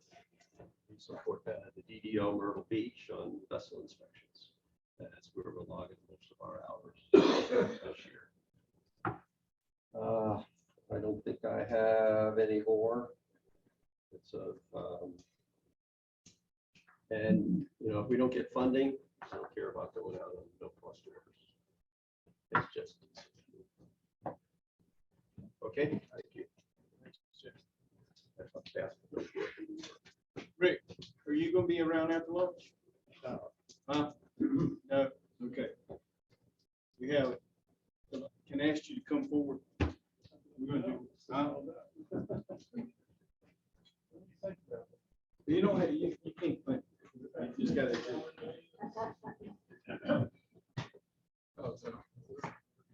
Yeah, That's a big this is a big. This is an award that we've had for a little while, and Martin, a couple weeks ago said, hey, did you get that sling? I said, yeah, we've been looking for a chance to give it to Rick, and not have been able to see him in person. And this is a citation to a company award for the Auxiliary Achievement Medal, Mr. Richard Banker, United States Coast Guard Auxiliary. Mr. Banker decided for superior performance of duty while serving as Division Commander from January 2020 to December 2021 for Division 12, 7th District Coast Guard Auxiliary, displaying sustained inspirational leadership, an exceptional and strong commitment to recreational boating safety. He actively encouraged and coordinated the efforts of more than 200 members across 6 flotillas in Division 12. During this period, the divisions delivered nearly 50,000 hours of volunteer service to the United States Coast Guard and the Coast Guard Auxiliary, including over 6,200 hours in program visitations and 1,546 vessel safety checks. He provided direction and support during the continuing pandemic and definitely guided the division through this period, ensuring members' morale remained high. Throughout his tenure, he epitomized the ideal of leadership by example, and through his strong commitment to diversity and inclusion, 4 of the division's 6 flotillas received the National Commodore 3-Star Award for Diversity. Mr. Bankert's diligence, perseverance, and devotion to duty are most heartily commended and are in keeping with the highest traditions of the United States Coast Guard and the United States Coast Guard Auxiliary. Now you get the moment.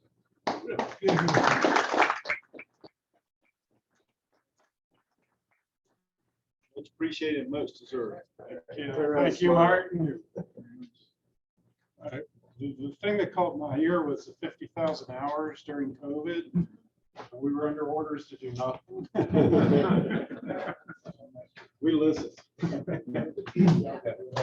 another, let's give him a It wasn't anything I did, it was what our facilities did. Thank you, sir. It's leadership. Well, at this point, we're going to need to take an adjournment for lunch. The gala is expecting us. Apologize for things running a little longer today. There was a couple unexpected changes at the last moment, but anyway, that's part of what we do, right? We're always ready to adapt to change. So we're going to go over to the galley for those who are going to have lunch, and we will reconvene at 12:30. We're going to, at this time, we're going to terminate, we're going to stop Zoom, and then we'll restart it at that time. Close this so we're not running up the line. Hey, William, Yes, sir. I've got another meeting I've got to go to, but congratulations to you and Walter. And let me know if there's anything that comes up that needs my attention. Yes, sir. Thank you. Thank you. Thanks, Mark.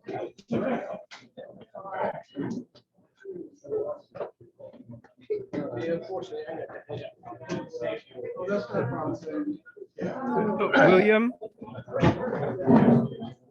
William?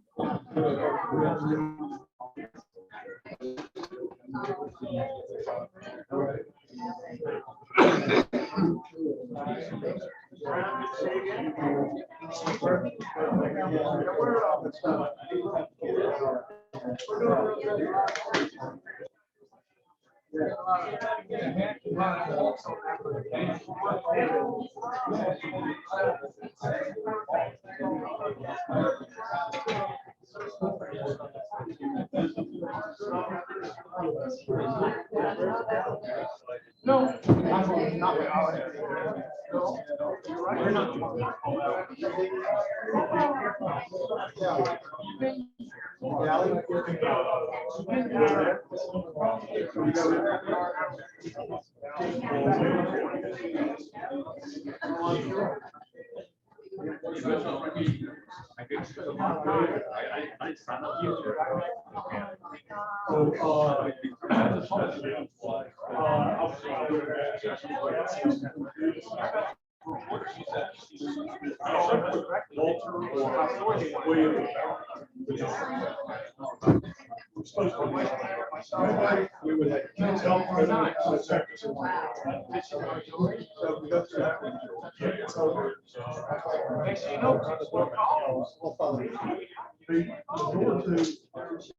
Just working.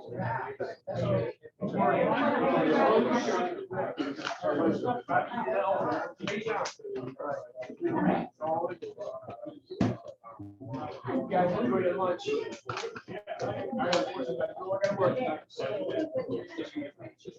you on the next one. Yes, sir. Have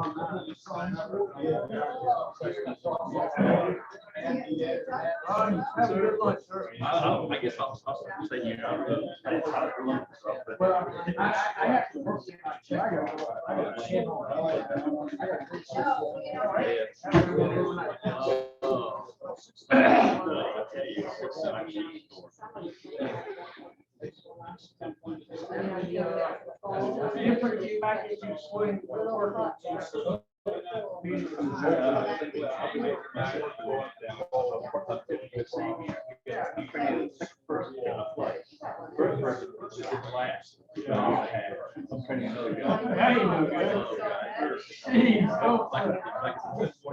I'm telling you.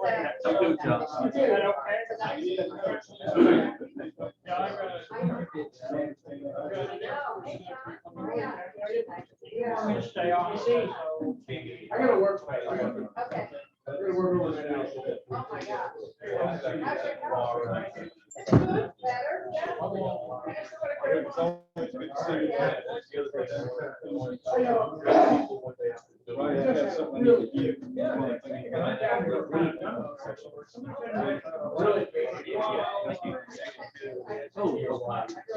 Whatever about that. So something's foolish in their way.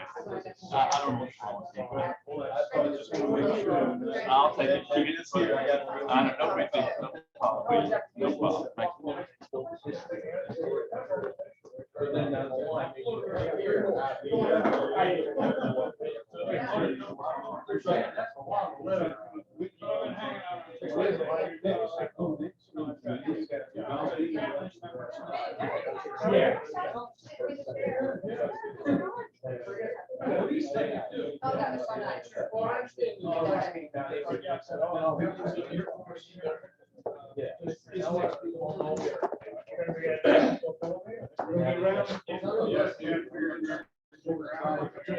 Yeah.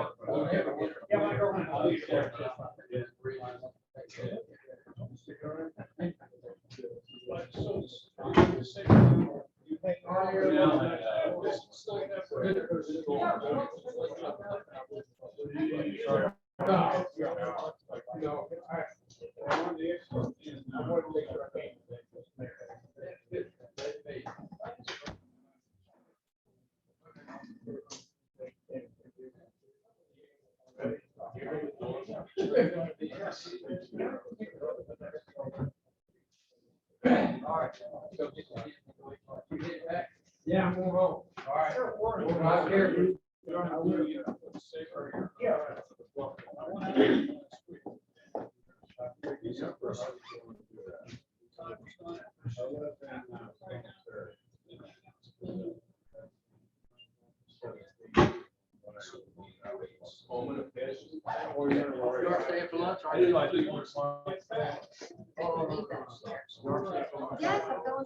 Yes, definitely.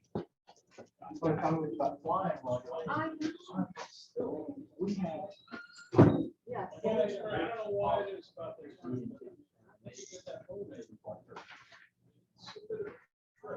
I just think about your home.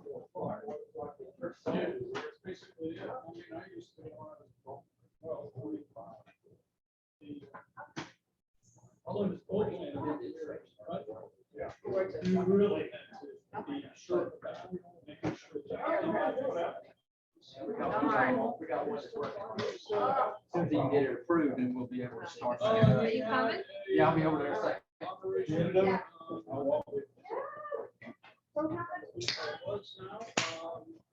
He's doing fine though. He's gone through all that stuff. So he should be around. The last one, that's the first meeting. I think it was this year. 2 weeks ago. No, I think it's just, hey, Ron, the thing Wednesday is social gathering is just going to be civilian dress, right? Yeah, and you know, as far as I think it is.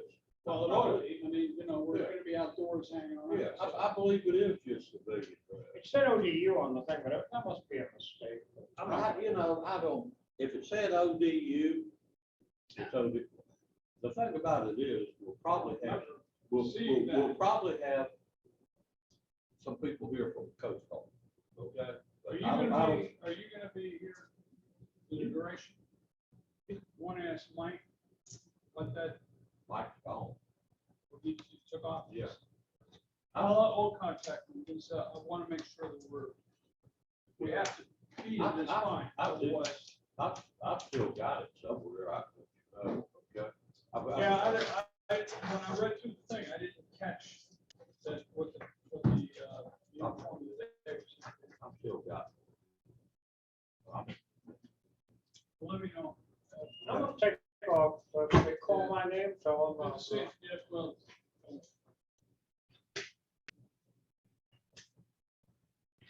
All right. All right, take care. Really work with that PE stuff. Yeah, actually, we're doing okay.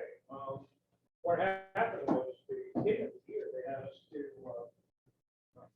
it was gloves, masks and gloves. Oh, yeah. So it lasted one.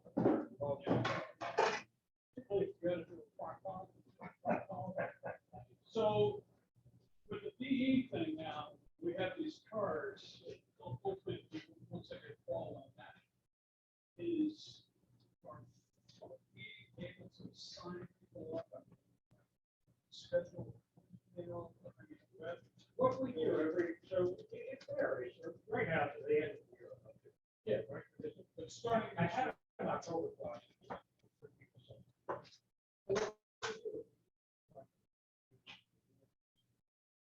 Yeah, for the sign up. Right, so then they folks over, they say, hey, we got these number of people.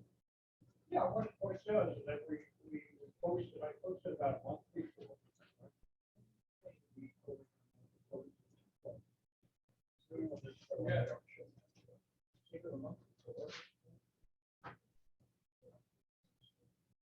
Yeah. But so you're using the DNR site. Exclusively, I don't really know. No, that sounds like a great, just single point of contact. I mean, we had nothing from the national.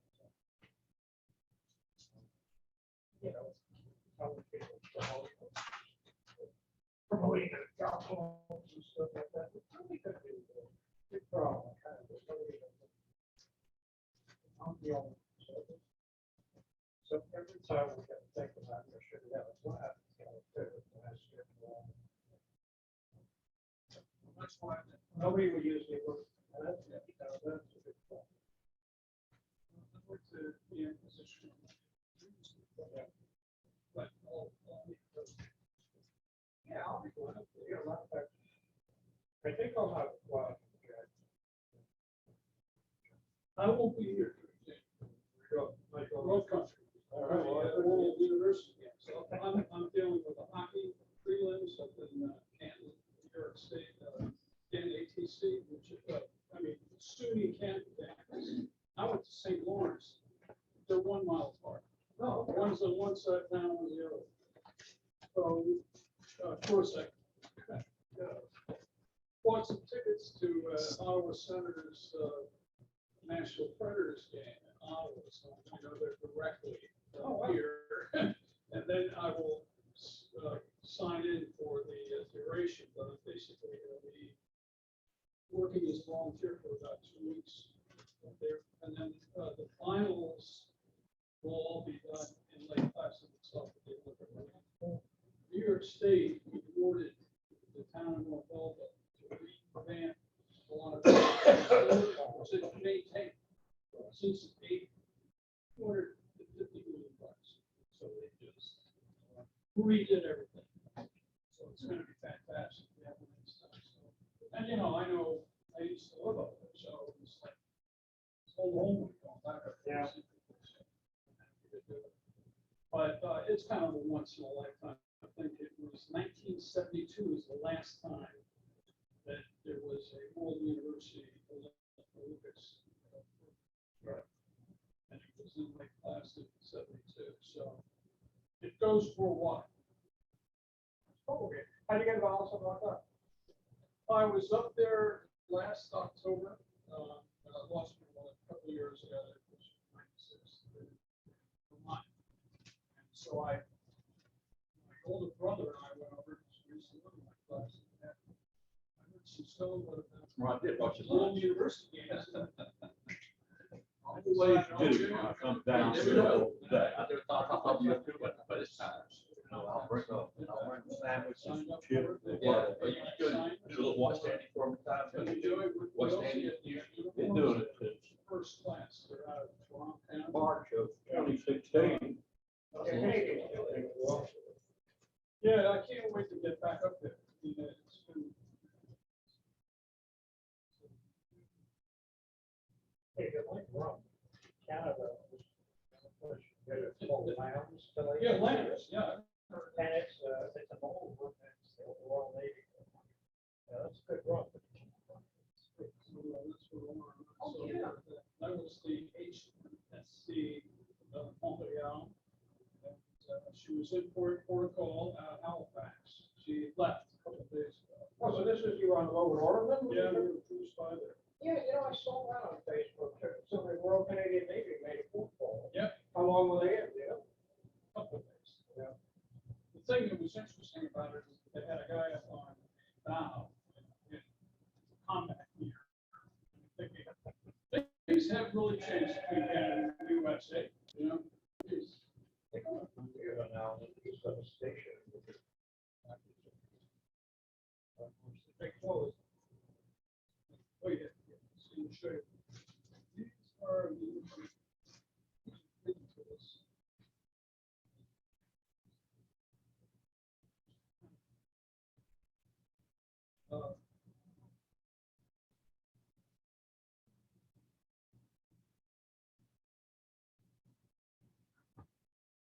Nice.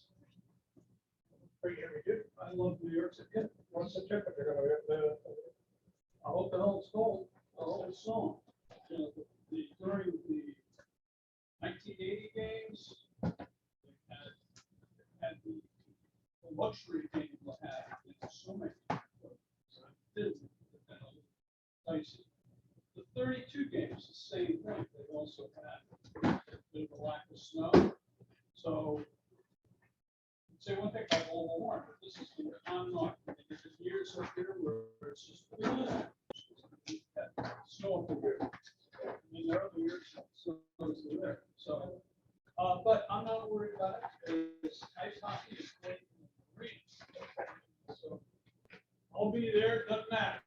You know, but they're going to do Whiteface Mountain, Mount Pocono for the ski jumps, jumpers, and all that stuff. Cross country. All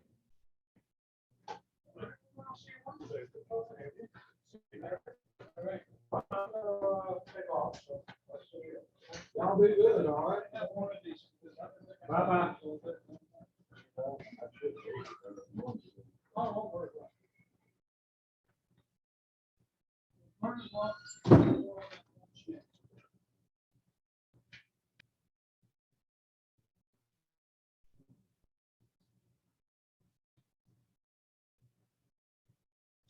Thing about it is, place is closed up on Saturdays now. Meetings, yeah. I gotta hit the head, sorry.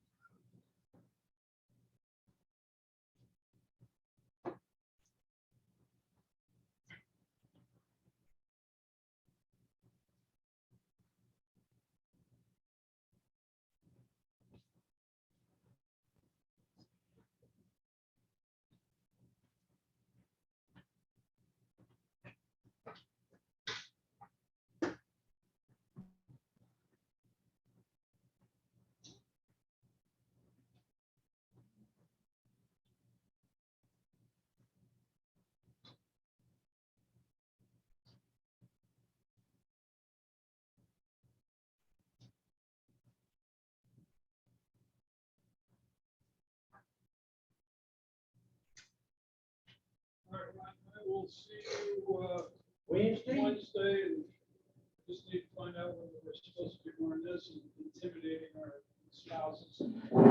Board. Why not? So we go out the back. Salute you.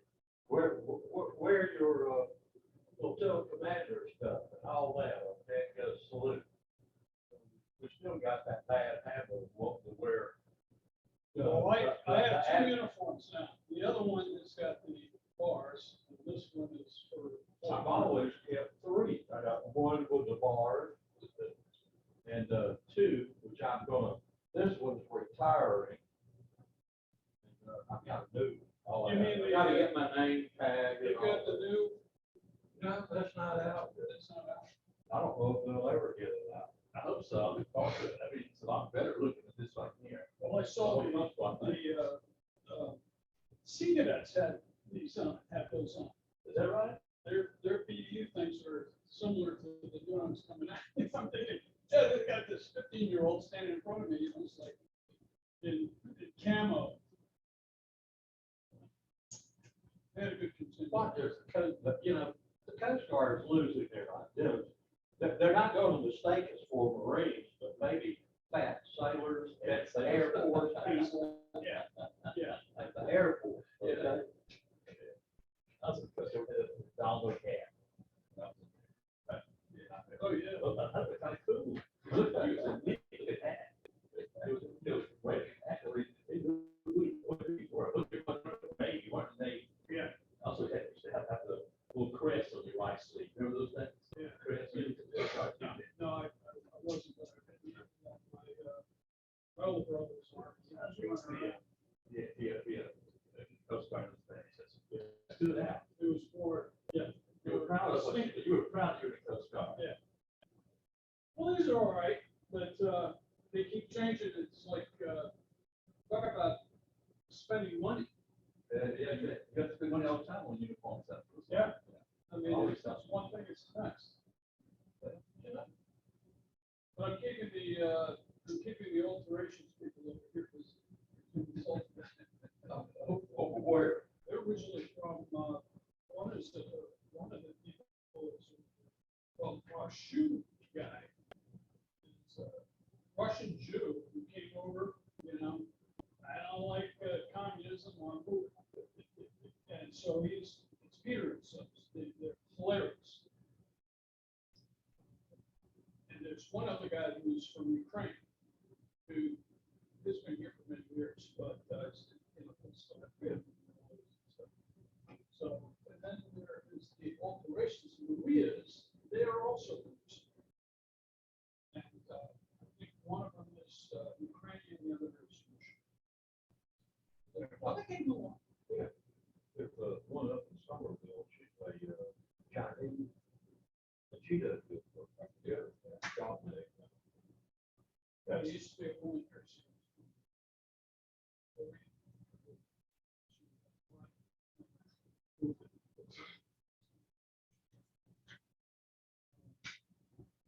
But on some of these ships, you know, Spanish ships, there are Russians and Ukrainian crew members.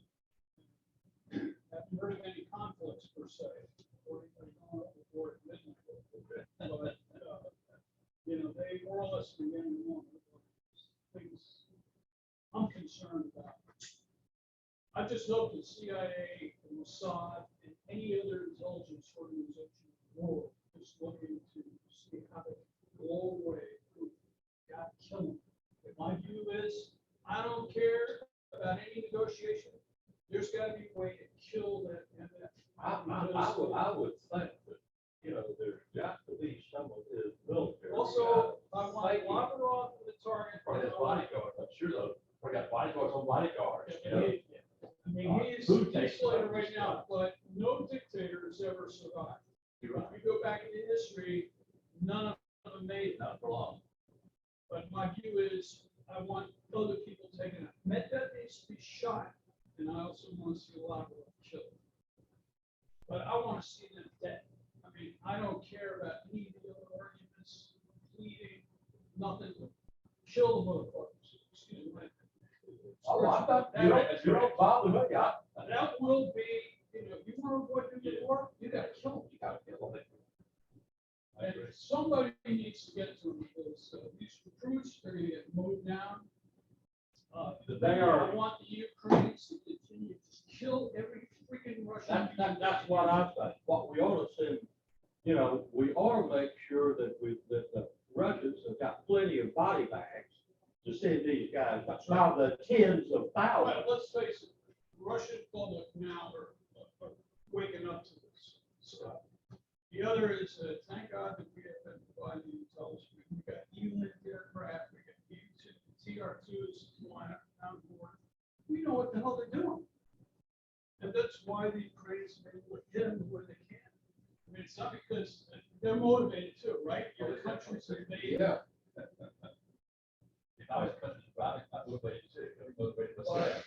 know, it's gotta end by that guy dead. You know, he's a KGB agent who grew up in East Germany. I mean, you're not gonna change it. So I would hope that the CIA, I would hope that we're working overtime, to find out a way to get rid of it. I agree. Because all the other stuff is to me. Speeches or any of that stuff. He's got to also get the message that he is a dead man walking. He doesn't know anything any better than a bullet. Yeah. You know, because he's killed a lot of people himself over the years. You know, Oh, he sure has. So, he has. and it's got to be done pretty soon, because you could have a goddamn nuclear weapon explode. Then what are we going to do? Well, then we've What are got we a going to big do? damn decision. Then you gotta look, are we probably back or what, you know? Is it, is the state, would be first choice to do the state, you know? If we back down from that, if the lights, what happens then? I mean, it's really, we're at the edge. The president, I'm fine, I don't know. About it. If he likes one, somebody's still gonna light off another. It may not be us. But there are a few people around it that are in Europe that may very well light one off. Who knows? You know? There are only a certain number of countries that got that capability. France, England, are the only two in Europe. And you have the Israelis who won't tell you whether they have one or not. I would almost bet They have it. they probably had one before we had one. No, because Palestine wasn't incorporated until 48. So. Take care, Rick. All right, you too. But yeah, I'm just, I'm just not reflective about this.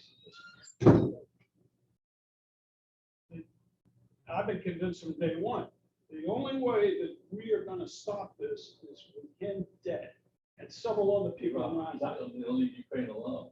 No. He made a decision. They decide he he can't has, stop. he has no way, he has no exit ramp. No, he can't lose face. He can't back out now. So he'll just continue to escalate and, you know. Keep more soldiers on there. More You look soldiers. in Russian history, they lost over 20 million during World War II. And the mindset of those folks over there is so different from ours. They will continue to fight. Well, because the commissar is standing there with a pistol aimed at the back of the soldier. Oh, yeah. You turn around and come back, you're dead. Yeah, of course. So that's why they're fighting.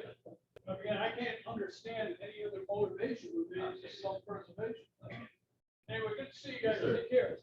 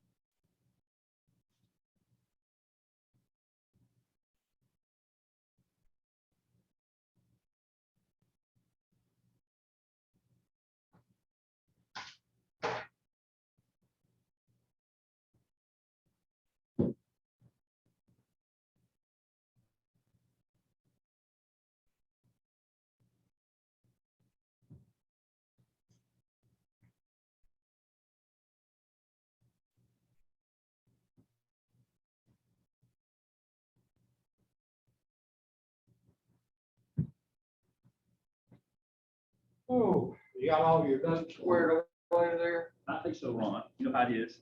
I do a little shorthand. It keeps me, I do certain things, but I can't. A lot of times these guys up front here, they'll make a motion. First, I'll second. I don't know who this was. I'll put one of them down for each one of them. You know what I've always, They don't really care. what I have always thought is that flotillas and division and all get a little recording. That's what this is right here. I use that too. Okay. Yeah, that's digital. It's actually works really good. I put my computer, the copy of my computer, the file. And I can open it up. Then I can stop it and start it if I want to and listen to it. And I can what that right here and this right here together. I can each. Would you like to transfer to 12A to be our IT guy? I'm not I got IT man. I recorded this on the computer 2 weeks ago. It took me all 2 weeks, at least 2 weeks, to get it working right. It's new Windows 11. It's just different. I've heard people say, stay away from Windows 11. It took me a while to figure it out. And then now even my Yahoo email, every time I put it in there, it would time out on me. I would have to go back and try to renegotiate with it. And I don't know, I kept playing with it, and finally it got where it stays on. Once I log on, it stays on now. I'm on Spectrum and Yeah. I'm on Google. I don't like it. Google wants to take over your computer. Same with mine. It tried to make me change your password because it's Every the day. password is too simple. I like simple. Me too. It works. Okay, it works. You know, and then, then it wants to take over my downloads to Adobe Reader. Okay? Oh, yeah. You know, and you get Google, and I haven't been able to get it the hell out of that. It wants to monitor. It does everything. It doesn't try to interfere with anything you do, just about. It does me too. That's why I fought these battles with my new computer. Yeah. Getting it working right. I have a son-in-law come over and load something for me. See, I couldn't do it. He's younger than I am. He's a lot younger than I am, so I couldn't do it. But yeah, I did download the software. That's the hard part. They don't give you a disk anymore. You put a number in. It downloads from the ether, from the internet, from the Wi-Fi. I don't do any, you know. I stay away from clouds. Me too. I Mine is offered as cloud for free for now. But once you start using it, you'll be able to get off of it. We've got an IT guy. It's a cloud. He's in the cloud. I don't like the cloud. Half the damn people can't open anything. I don't like the cloud. So it's on Google Cloud, and now Google wants to let you do it. Yeah. What if it block you out? You lost everything on that cloud. It's lost. I mean, all of our history, 12A history that goes back years from our meetings. Oh, yeah. Nobody get to that. I got two places on my copy. I keep an external drive, or whichever I drive. I copy it off of it. So one files like on that thing. I got 2 copies of it actually. Right. But if you don't, you write, some crashes, you lost everything. And the computer can't crash at any time. So guaranteed. And now my printer and my computer now are on Wi-Fi. There's no place to plug in the cord, a wire into the computer. They don't take it off of there. So I think I'm gonna have a fun, well, I can't this where I can. But just whatever, get that damn stuff out of the cloud. Get it I would think where so. all the members can see it. Put it on. Without screwing around. Yeah. with Google File. You did, in fact, you could, what we do, our year 12-3, we got a website that we built up. Just pretty good. But I tell the division, I send everybody, here's the meeting of a copy of the minutes, you know. Everybody ought to remember every division 12 person gets one, and plus whoever gets extra gets one. That's when I see put do it, kind of tell everybody who's here. You know, Gets involved. everybody ought to, all the members ought to know what's going on. And really, every once in a while, all of our, you know, they should just come down here, get a two-division meeting and get a feel for what. It's good to do that, because you know what's going on here. Yeah. I've enjoyed it in a lot of ways. I can't keep up with everybody's name, but I can keep up with folks. Yeah, I'm a face person too. Names are, I work on names. I just call everybody just live. Yeah.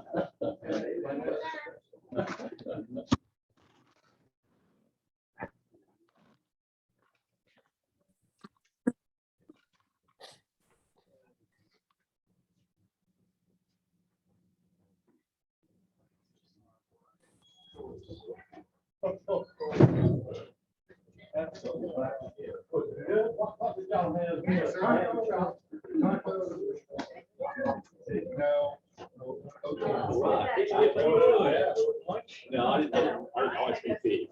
I thought we'd have good feet all this time. Give everybody.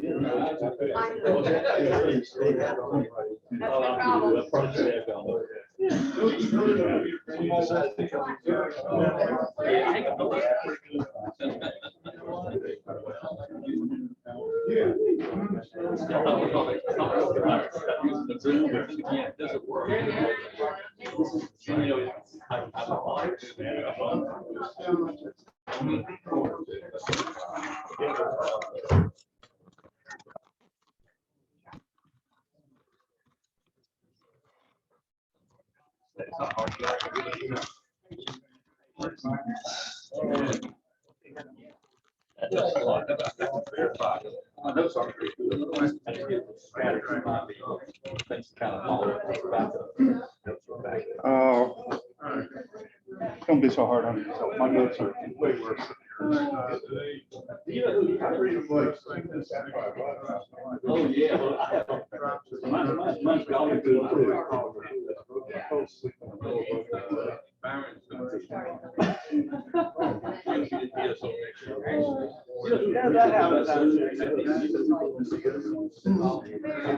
I can email it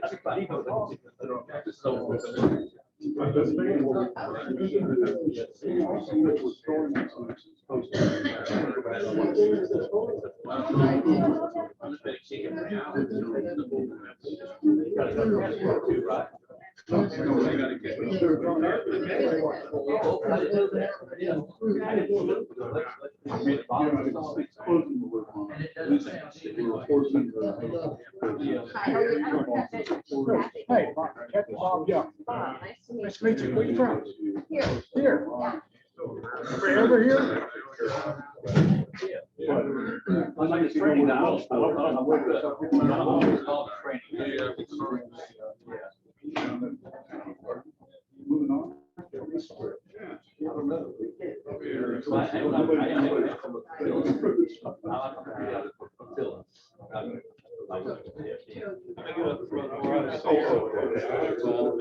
here.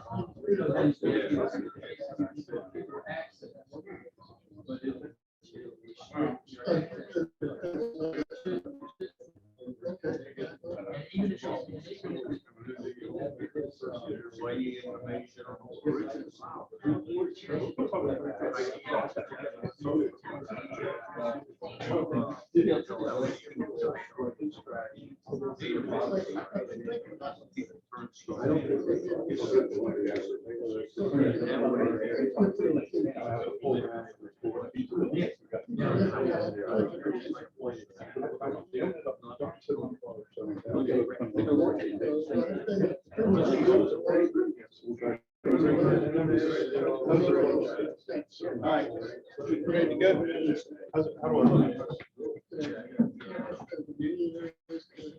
Well, just taller and, I mean, we're trying to stretch. We got you.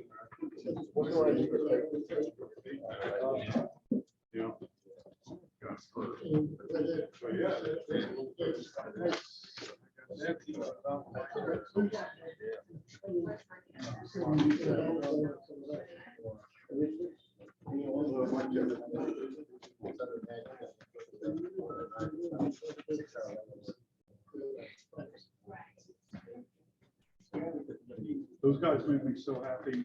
I took them bigger than I've ever took a restaurant. Which place was it? Oh. I thought I had a big problem.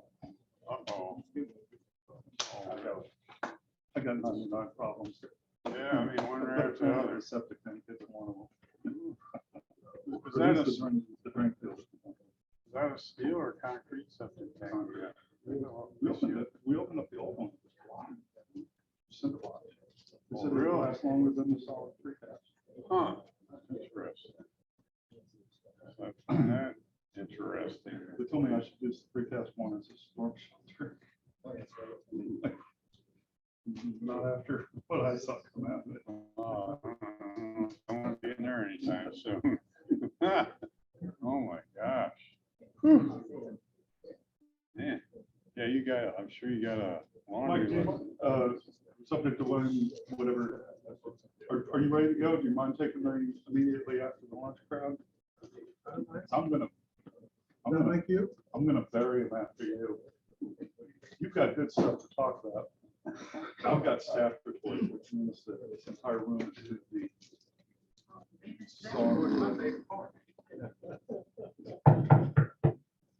Can we reconvene our Attention on deck. meeting at this time? We have,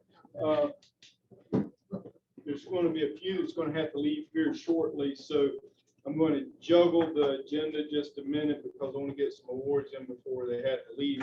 I asked Jack Margolis if he'll come forward. Have a couple of things here.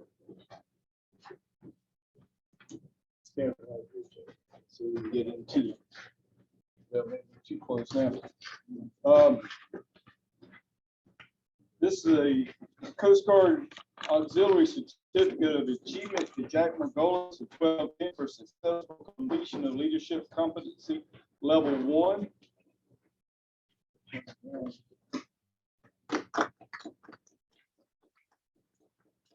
Also, in appreciation of outstanding volunteer contribution for operations in the United States Coast Guard Auxiliary.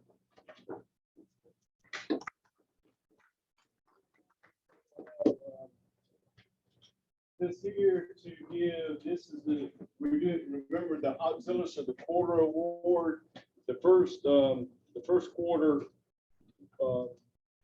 recipient of the Bravo Zulu Award was Bill Unger, and one for that. Nice. And if you give this here to him in appreciation, okay.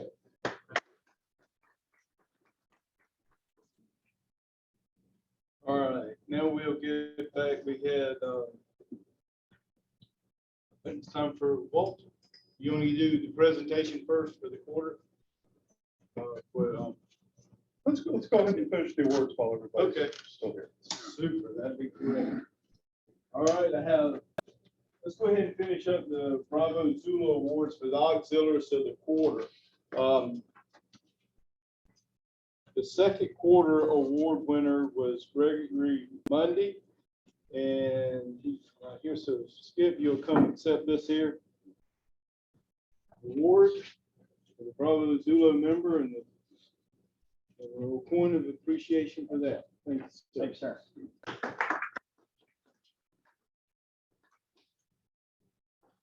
Third quarter award. Now we're going to be to the current award winner.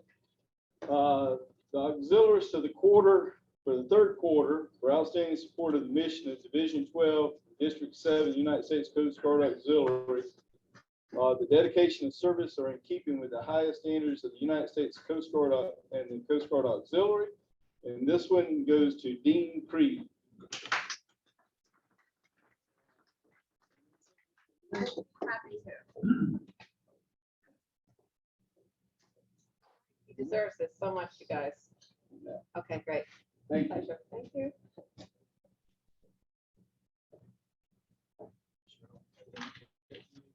I'm going to put your stuff in.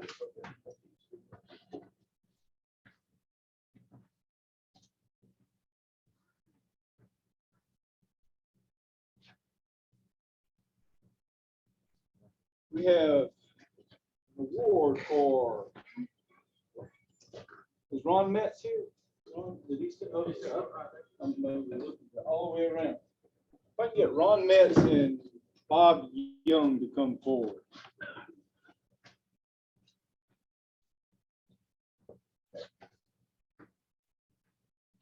Young? These are certificates presented by the D7 Commodore in recognition of these members bringing new members into Flotilla 12-1 and 12-8 for the last year. It's a recruitment award. So good. Thank you.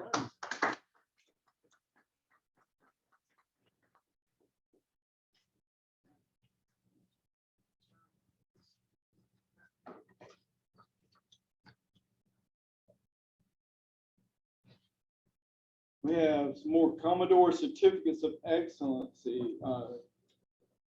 Ms. Dawn, will you come forward?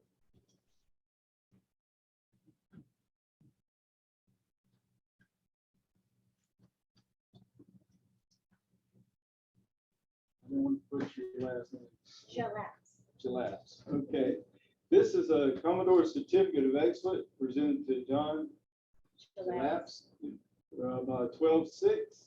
And outstanding performance in the duty of support of U.S. Coast Guard Auxiliary District 7 in 2021 for member services.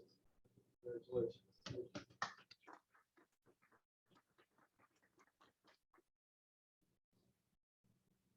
Philippe is not here. John, will you accept this for Philippe?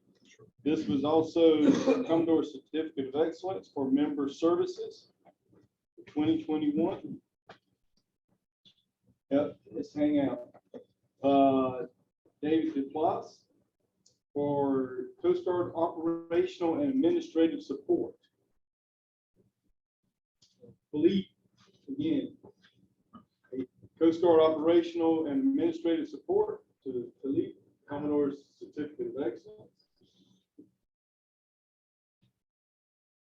Just my hand, just keep in and here, just you want to do this. This is for Coast Guard Operations Administrative Support, Commodore Certificate of Excellence to Dr. Philip Poole. 6.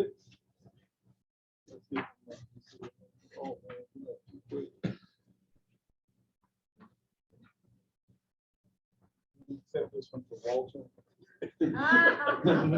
Walter Runk, Commodore's Certificate of Excellence. Radio watch day. There you go. There.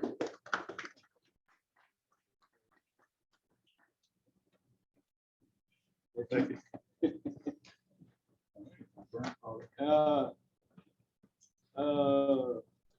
Joseph Woodbury, 12-8. Coast Guard Operational Administrative Support, Certificate of Excellence. You got another one?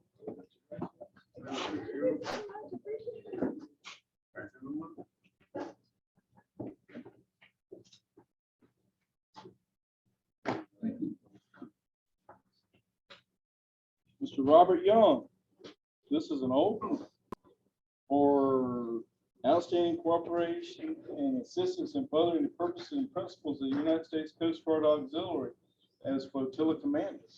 That was from last year. That was just my old one. It's kind of crumpled. Yeah, that one gave me in the mail. Okay, but we have some awards that we received at D-Train, and these were for diversity. And I want to thank Arnie for working as the diversity staff officer. He has worked with all the flotillas and helping to process this and foster this program and present this here. Walter, you come accept it for the division was awarded the Diversity Management 3-Star Award of Excellence for 2022. We got an award for getting awards? Yeah, we got an award for getting an award. Wow. Exactly. That's a funny one, Walter. Any excuse will do. Oh, that's good. Great. Bob Young I have to thank all of you. for 12-1 Diversity Management. Thank you. Oh, here you go. They gave you 2 of them. They got one for last year too. I think there's several. 12-3, Skip.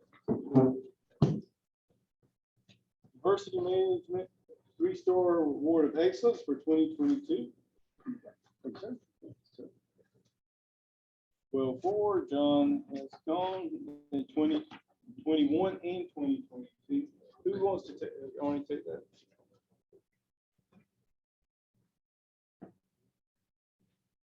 Should give that to you, with the 2021 is under your watch, sir. Congratulations. Thank you for your work. 12-6. 2021 Diversity Award, Management of Excellence.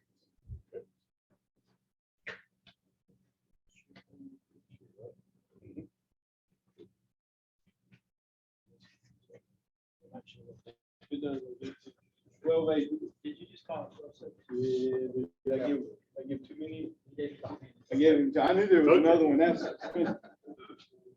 on the diversity, I just want to say we had 5 out of 6 this year to accomplish this. We were almost 100%.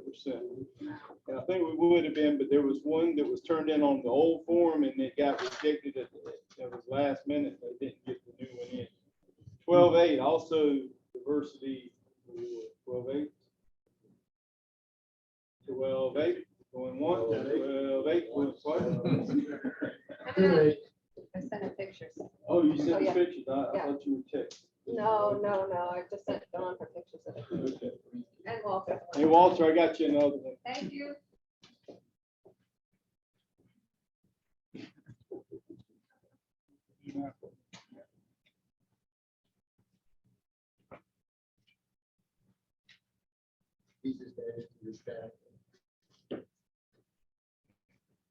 Okay, this is Skip. You come forward and accept this one here from Miss Barbara Birchfield, the Bravo Zulu 50 Award for outstanding service and recreational boating safety by performing 50 or more program visits in 2021.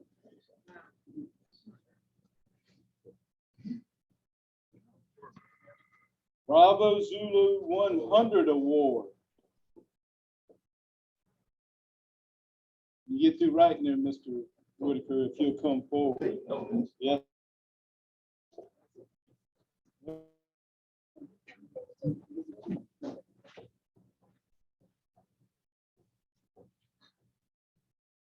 For outstanding service and recreational boating safety by performing 100 or more program visits in 2021. Thank you. Thank you. 12-4. Thomas Baggs, outstanding performance in service of recreational boating safety by performing 250 or more program visits in 2021. 250. Wow. Thank you very much on the top. Well, you might as well just stay right here. Michael Carr for outstanding service in recreational boating safety by performing 50 or more program visits in 2021.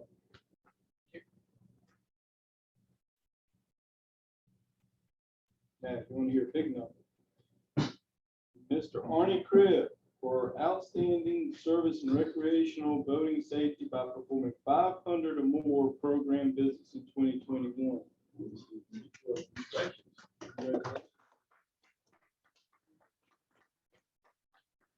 Eric Curlin,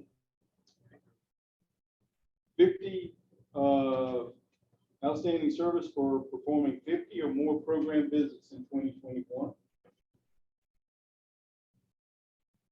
Gary Lomchon for performing 100 or more program visits in 2021. Another, Keith Reardon, 12-4, outstanding service in recreational boating safety by performing 500 or more program visits in 2021.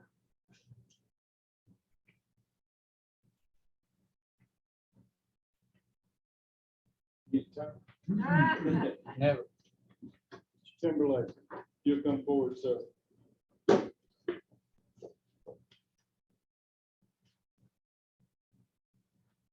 Bravo Zulu 500 award for performing 500 or more program visits in 2021. Thank you, sir. I have from Robert Gerber, 12-6, outstanding performance recreational boating safety by performing 250 more program visits in 2021.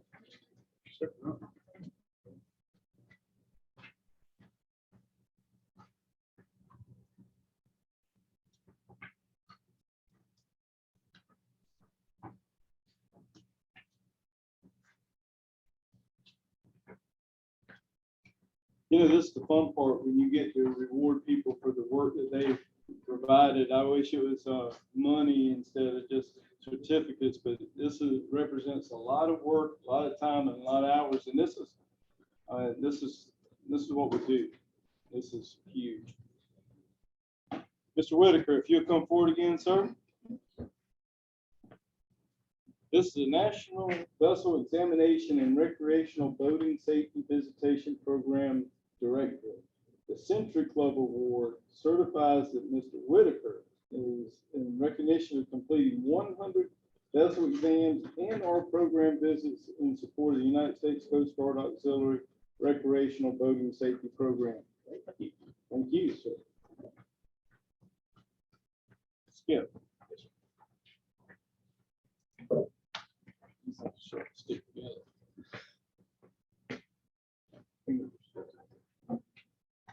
This is National Vessel Examination and Recreational Boating Safety Visitation Program Directorate. The Century Club Award certifies that Ms. Barbara Birchville in recognition of 100 vessel exams or program visits in support of the United States Coast Guard Auxiliary Recreational Boating Safety Program.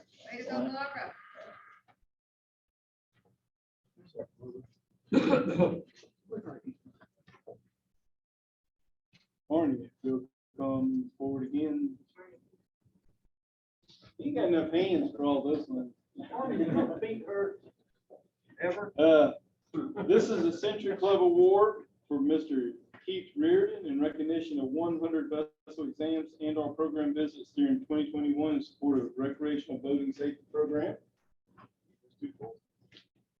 This also is another National Vessel Examination Recreational Boating Safety Visitation Program Director, Century Club Award, Mr. Arnie Cribb, for performing more than 100 vessel exams and our program visits in 2021. So, hey, Arnie.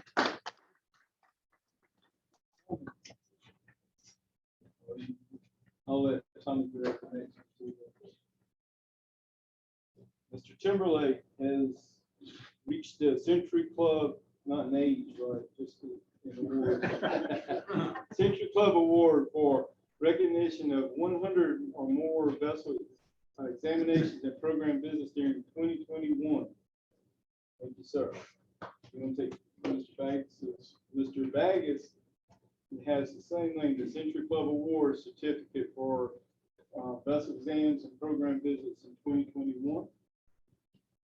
You wanna help Barney out? You just stand there, I'll give you a couple more. Central Club Award to Mr. Ray Edward Ortega for vessel exams and program visits during 2021.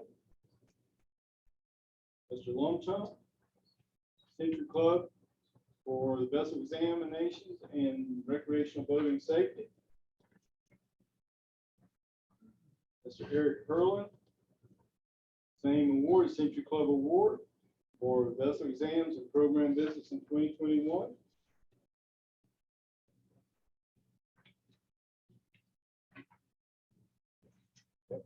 John. Just give this to Mr. Gerber for the Century Club for vessel exams and program visits in 2021. And also Dr. Reverend Philip Poole, Century Club Award for vessel exams and program visits. Thank you, sir.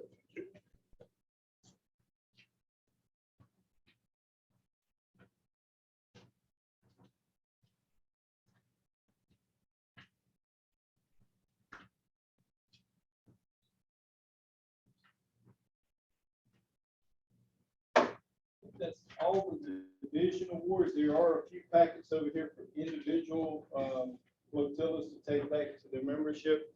Just make sure we see. I know that. Well, 3. So some of these have ribbons on them, but they were attached and they're not attached in the mail, so we might have to sort them out. But those are for individuals may be given out at your flotilla meetings, so probably a good time for that. Okay. Let's give everybody a big round of applause for all the hard. Just listen to those numbers. If you're doing 500 visits, you think that how many hours that is in math, because it takes driving time and everything else. It's just not being.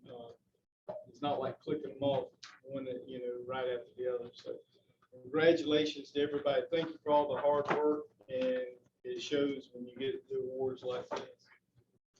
This time I'm going to turn it over to Mr. Walter Rump. Are you ready? Yes, some more awards. Semper ready. Can we leave now? Semper means somewhat, right? Okay. But you don't have to stay awake. Actually, I think Mike. I think Mike's ready to go. Ready, Mike? Let's break it up and then. Okay. I got the worst of this whole deal, right? I got the staff officer reports about half an hour after lunch. We might be all asleep after I'm in mid-sentence, so Thank you, sir. I don't want to put them to sleep for Mr. Mike, Pascal? so let's hear about something actually interesting first. Presentation on Portal Watch at the Cutter Stone. Walter, I have a 30-page PowerPoint. Yes, happy to. I'll put No, that that's out. fine. I think I'll- 5 minutes per slide should do it. No, 10. 10 per No, slide, no, okay. All right, I'll make it. So the whole quarterdeck watchstanding effort started over the summer when command from the Coast Guard Cutter Stone visited 12-8 and 12-6 to make a pitch for some assistance.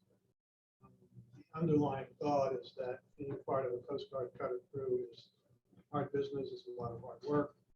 And anything that the auxiliary can do to make the job a little bit easier for the enlisted and the active duty would be a good thing. So Captain Carlson and Commander Brinkley, the CO and the XO really have the best interest of their crew in mind. It really resonated, at least with me, and I'm sure some other people. I see at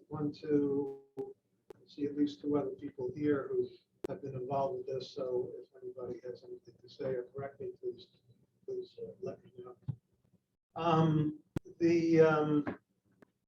The Stone is a national security cutter. It's one of 3 ported up in North Charleston at the Flexing base. 418-foot cutter. It is the largest, most technically advanced kind of cutter in the Coast Guard fleet. There's a 4th at Calhoun that's coming next week. So hopefully, or next year, sorry, and hopefully there'll be more need for watchmakers. On July 30th, the Stone hosted a luncheon for 8 auxiliaries that raised their hands that said they were interested. We had a whole familiarization tour of the cutter. We had lunch with CO and XO, and a presentation about the position. The official name of the position is GPAO, Gangway Petty Officer of the Watch. We're not petty officers, but we follow the same watch station qualification standards as regular enlisted and active duty Coast Guard does. Originally, there was some talk of some kind of a modification because of auxiliaries, but they decided to give us the full vote. So what are the duties of managing the quarterdeck? First of all, where is the quarterdeck? In port, the quarterdeck is on a booth in the pier, right next to the gangway or the brow that goes up to the ship. And the duties of managing the quarterdeck are several. One, you are the central point for checking and admitting all visitors to the ship, which includes crew. You register them when they come aboard. You check them out when they leave. Right now, the reason that Stone is in port for so long, they're having a lot of maintenance work done. So there are dozens and dozens of contractors every day, outside contractors that are coming on board. You have to check their IDs, make sure that they're on the access list, and have them sign it. So you have all visitors on and off funnel through the quarterdeck. Some mundane jobs are answering the ship's phone. When somebody calls the Stone, it rings in the quarterdeck.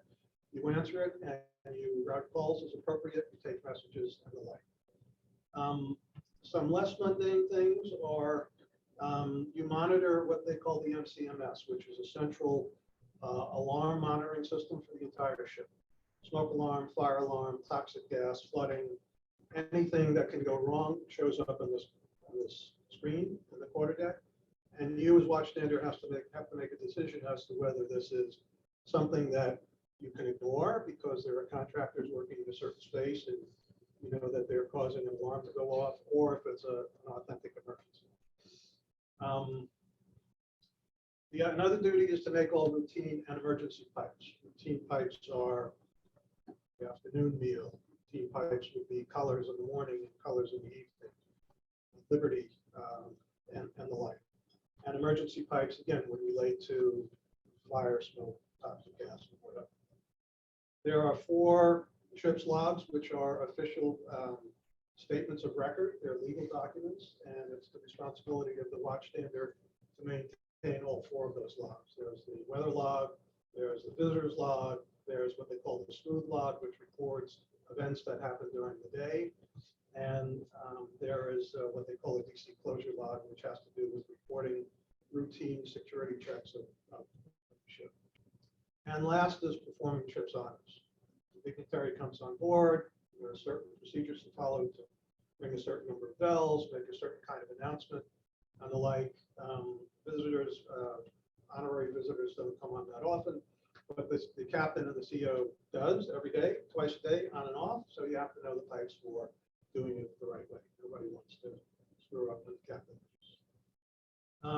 So what's the qualification process? There are essentially 4 steps, I think, that you need to follow. The first is you basically start, you sit in a chair in the back of the booth, and you just observe the watchstander do what they're doing. Depending on the time of day you go, it could be very slow or it could be incredibly busy. Sunday morning, the 8 to 12 watch is a madhouse. John will attest to that. I think he sat through that. And it's a great opportunity just to see the scope of what's done because pretty much everything happens on that watch. You don't have a lot of time for chatting and asking questions because the watchstander is so busy. But after you've been doing that for a while, you gradually get to perform some of the duties of the watchstander under observation by the official watchstander. And it's a function of how comfortable the watchstander is with you and how comfortable you feel to do it. But it's getting time in the chair, in front of the screens, and making the announcements. The other step is to, as I mentioned before, this WQS, multi-page, you're all familiar with these kinds of things. They all have to be signed off on by by various watch standards that you work with. And then the last point in the qualification is an oral board of review. Same board of review that the regular duty go through. No exceptions because we're auxiliaries. If you're interested in the stone, we're limited to certain times, 0800 to 2000, Monday, Wednesday, weekends, and holidays. That is, the other days are basically training days, and they don't want extra people around. But if you can work within that, there's plenty of opportunity to pick whatever time you want to go. So some observations based on, I've probably been up there a dozen, maybe more times. With one or two exceptions, all of the watch standards that I've worked with are very helpful, very grateful that we're there. I think they all realize how much of an assistance we can be once we're qualified. And they're more than happy to teach you, and they're very patient. Couple of exceptions, but I won't go into that.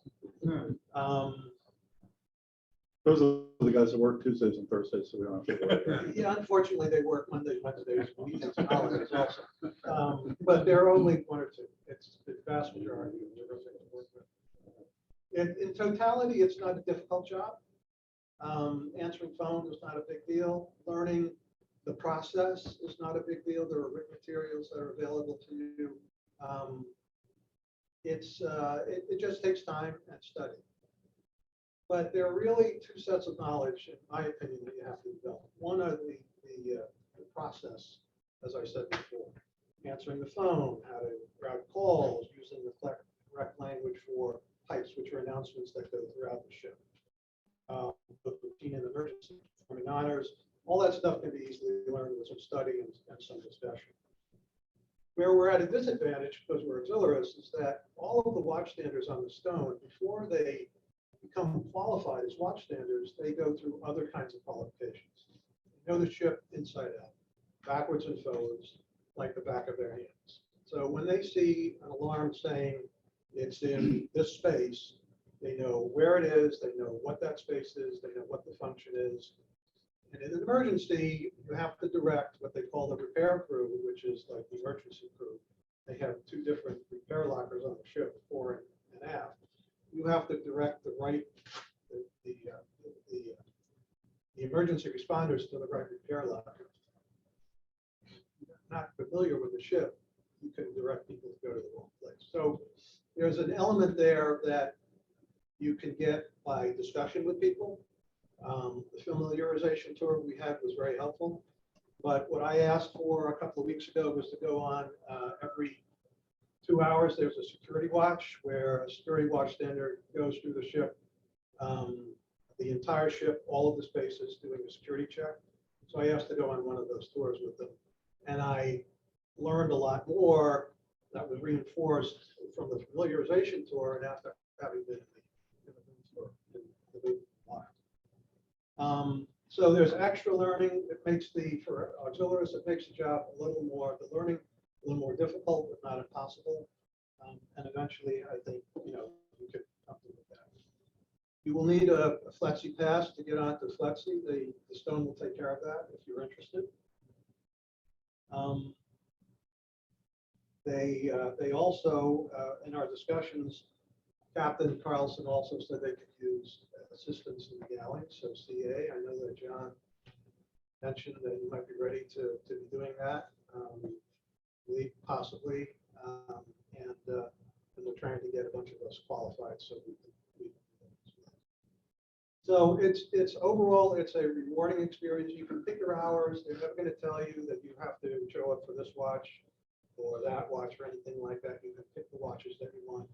When you're doing break-in training, as I'm doing now, you can go. You don't have to go for an entire watch. You can go for a couple of hours here or there. They're very accommodating.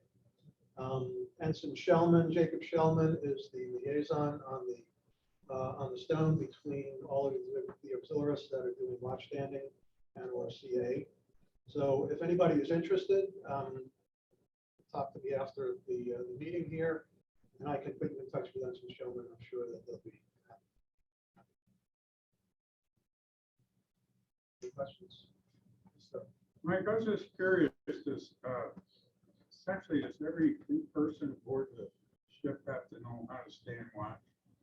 all of the enlisted, my understanding is that all of the enlisted are qualified to do watchdown, but they don't all do watchdown. But they have probably, they rotate through, I'm guessing 30 or 40 different people that stand watch, and watchstanding is 24/7. It is, you can, we can't because we're affiliates, but somebody is in that pier, in that booth, on pier at midnight, 4 a.m. Maybe awake, but that booth is always. Yes. Any issues with getting a, I think it's called an ALAC card, computer access to get? Oh, the CAT card. I'm glad you brought that up because that is it's an unanswered question at this point. In order to access the logs, except for the DC closure log and the visitor log, all of the other logs and a lot of other stuff that's necessary to do the job are behind an ID wall and on the stone drive. And as a break-in, you basically utilize the card of the watchstander that you're working with who's already signed in, so you have access to what you need. But once we are qualified, we will have to have our own access. Once we're standing a watch by ourselves without any overseers, we'll have to have access. And I've heard rumors of maybe it'd be difficult for us to get CAT cards, but common access cards. But there might be a mechanism where we can assign a password or a login ID and password that maybe wouldn't give us complete access, but access to what we need. But that's still an unanswered question. I could look into, I don't know if it's working on a local access card. A local access card? I'm sure what that means. That's, I've got some background in this, so I'll talk to you about it later. Okay, all right. I know, John, you sent some information and some showing. I don't know if anything developed with that. What about the background investigations? Are they looking for anything above and beyond or basic qualification stuff? Not that I've heard of. To get the Flexi Pass, there's a one-page sheet that you have to fill out with your social security number and not a lot of other intrusive information. And I don't think anybody who in the initial group had a problem getting a Flexi Pass. So I'm not aware of any other kind of background check. That's concerned about something. I was going to ask if you get to shoot anything, but no, instead, you can't arrest anybody either. Instead, I'll ask how are we doing and how close are we to getting somebody all the way qualified? Well, I'm guessing that the two most frequent visitors are Randy Glass from 12-8 and himself. So I would like to schedule a board in the next couple of weeks, maybe a little bit more. Board is a 30 to 45-minute process. They ask you lots of questions. They have to have complete confidence that you can handle the job by yourself, rightfully so. And again, because I don't have the knowledge of the ship that an active duty person does, I feel there's a lot of extra work. Some watchstanders said that because we're auxiliaries, they should be a little bit easy on us on the board. Not sure that's correct. I think they should actually be harder on us because it's a big responsibility. We'll see. What other full-time watches are there on the cutter? You got the quarter deck. What other? There's the the security center watch. man? There's a security watch. I'm getting into territory. I know that we interact with the security watch because we have to open and close the watches on one of the clocks. But I'm sure there are other watches. We don't just not.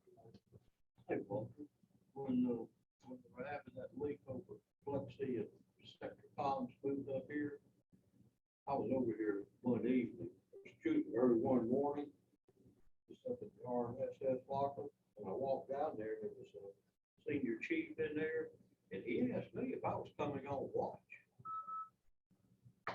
No, but I know auxiliaries in certain places do it for sector.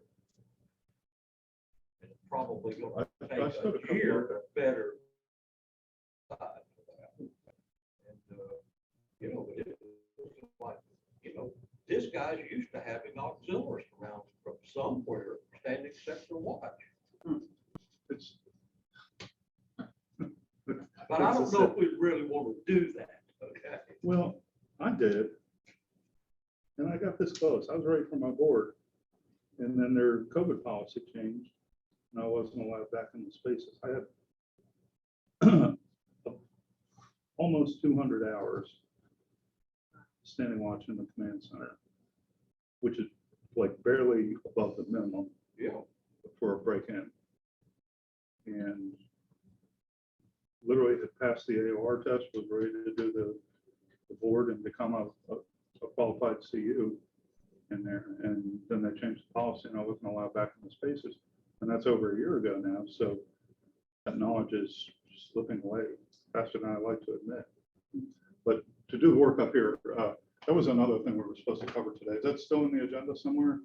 So, watch standing for the station. All right, if anybody's interested in it, it's upstairs. We'll see if we can get a look around. If anybody hasn't seen it, it's a cut down version of the pull up Rescue 21 panel that they have over in the Sector Command Center, which is up at, let's see, that's Just to nearer hit to on that- the gutter piers.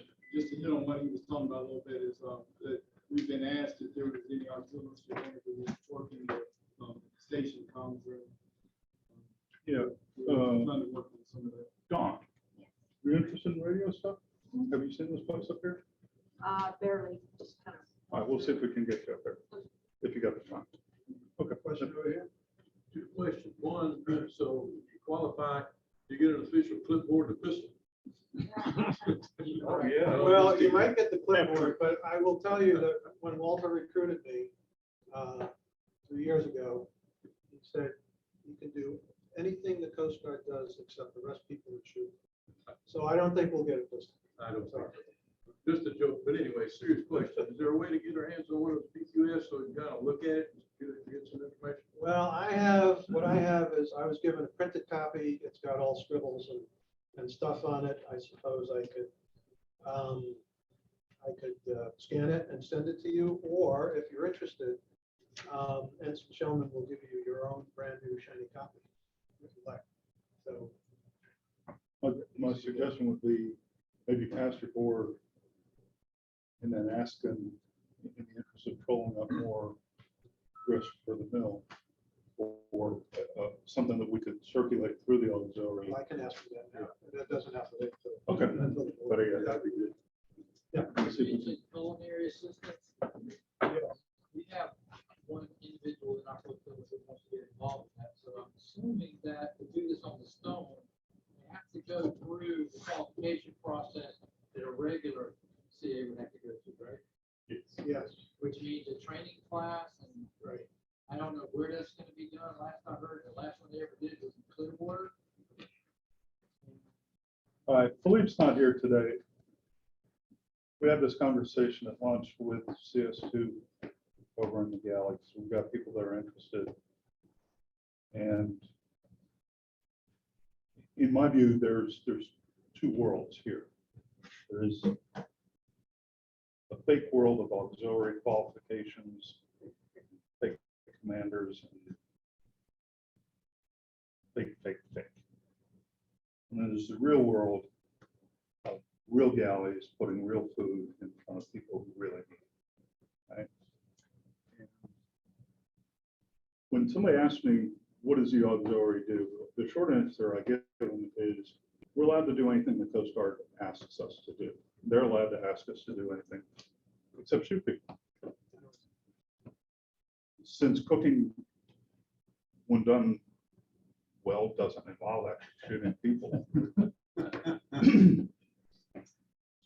If the galley, if the unit that operates the galley can figure out a way to get somebody that wants to cook in there to help them, that is doing good in the real world. It's incumbent upon us as auxiliaries to deal with the fake stuff and get them their qualifications, get them credit for what they're doing, make sure that they get whatever awards are appropriate to them. But priorities, right? Got the real stuff and the fake stuff. If Cutter can figure out how to get an auxiliaries legally on board and in their galley, if they're happy, then we've got no real reason to be unhappy. I guess that So- would apply to the station as well. And and I went through that whole thing without saying, whoever is in Florida won't come here to teach the class. Are we still recording this? Tom Baggus is the only one online. Tom, don't. Anyway, I hear nothing. that's my approach. If somebody disagrees with it, you probably have fair grounds to do so. Joe? Just to follow up on the C8 thing, just off the training in the IS people in the district, there are some new code, mission codes coming out. And one of them is, two of them are for, you know, if you cook for the cold side, or if you're cooking for the auxiliary and a barbecue or something like that. Codes to works qualifications, whatever they may be. So that there has been some changes in the CS side. Okay. In Florida, I saw the guy that's over the culinary program. He was doing one of the classes. And I think, right or wrong, they structured it where essentially he's the only instructor and he's had family issues. Bottom line, they haven't done anything in over a year. I pointed out to him that we have people who've been anxiously awaiting training. We need to figure a way. We have instructors, we have people who are qualified as culinary assistants. And why in the world at active duty, CS1 can't assist with sign-offs on that is beyond me. I know he and Philippe had a follow-up conversation, but where it's gone since then. The answer to that question is why a qualified cook can't sign off on another qualified cook. Comes from the fake world. It does not come from the real world. I had a guy at the station in Georgetown that told me, if we got a guy that really wants to come and help us do that, I'll be glad to work with you. Put a shirt on and buzz them through the field, right? Let's get going. That's what I'm I'll jump in on that. But, I'll just look, close- you've got a good customer for us here. I look at this as Yeah, as a sales model. This would be great. And This and guy's the got other thing interest is, in it. you know, it's gonna be just Randy's luck and my luck that we're gonna get qualified and then Stone's gonna leave for 3 months to go on patrol. The good news is there are other cutters. Yeah, well, that's the thing. I know that, and Captain Charleston came to our flotilla meeting. He said he had mentioned to the captain of the James, who has been replaced, that he was working with the auxiliary to get qualifications for watching. And James captain said, how can I get the same thing? So I would think that if they're going on patrol, somebody from the Stone could speak to the Hamilton, the James, eventually the Calhoun, and if we're qualified on one, I would think we could probably be qualified on the other. So, you know, hopefully this could turn into a, you know, a year-round kind of thing, not just waiting for a ship to come back. And I'll say one of the Captain Carlson does have experience in his prior iterations in his career with auxiliary. He had an auxiliarist stand watch, quarterdeck watch, which is on the bridge when they're underway, who picked his watches. He said, I'm too old to do the midnight watch, so I'll do these watches. And he said, fine. They gave him a rack, and it was a great asset to the crew. Yes. If we had someone that wanted to do that, could they get overnight berthing on one of the cutters? If they came down during the day and we're gonna stand their early watch the next morning or whatever, could they? In port or underway, Ron? In port or underway? In port. In port, we're limited to 8 a.m. to 10 p.m. That's the ship's decision. It's the ship's decision, but I'm sorry, 8 to 8. The Stone limits auxiliaries to between 8 a.m. and so there's no need to. I think the concept would be if you had somebody coming from out of the area who was willing to work 8 to 8. At 8 a.m., all right, but you've got somebody in Columbia that doesn't want to get up at 4 o'clock. Can he come down and can he spend it overnight on the cutter. That, I don't know the answer, but that can be easily, we can easily ask that question of Lieutenant Shellman. I mean, there are plenty of berths open when it's in port, for sure. There may be a security issue, I don't know, but I can ask that question. Okay. Anybody wants to chat more? I'll hang around after. If anybody wants to get more information, to talk to, maybe we can get a list together of those interested and have another day out like they did before. Kind of, On the ship? Yeah, on the ship. I think if we can get another group, I think they'd be happy to have it. Okay. Sure. Thank you, sir.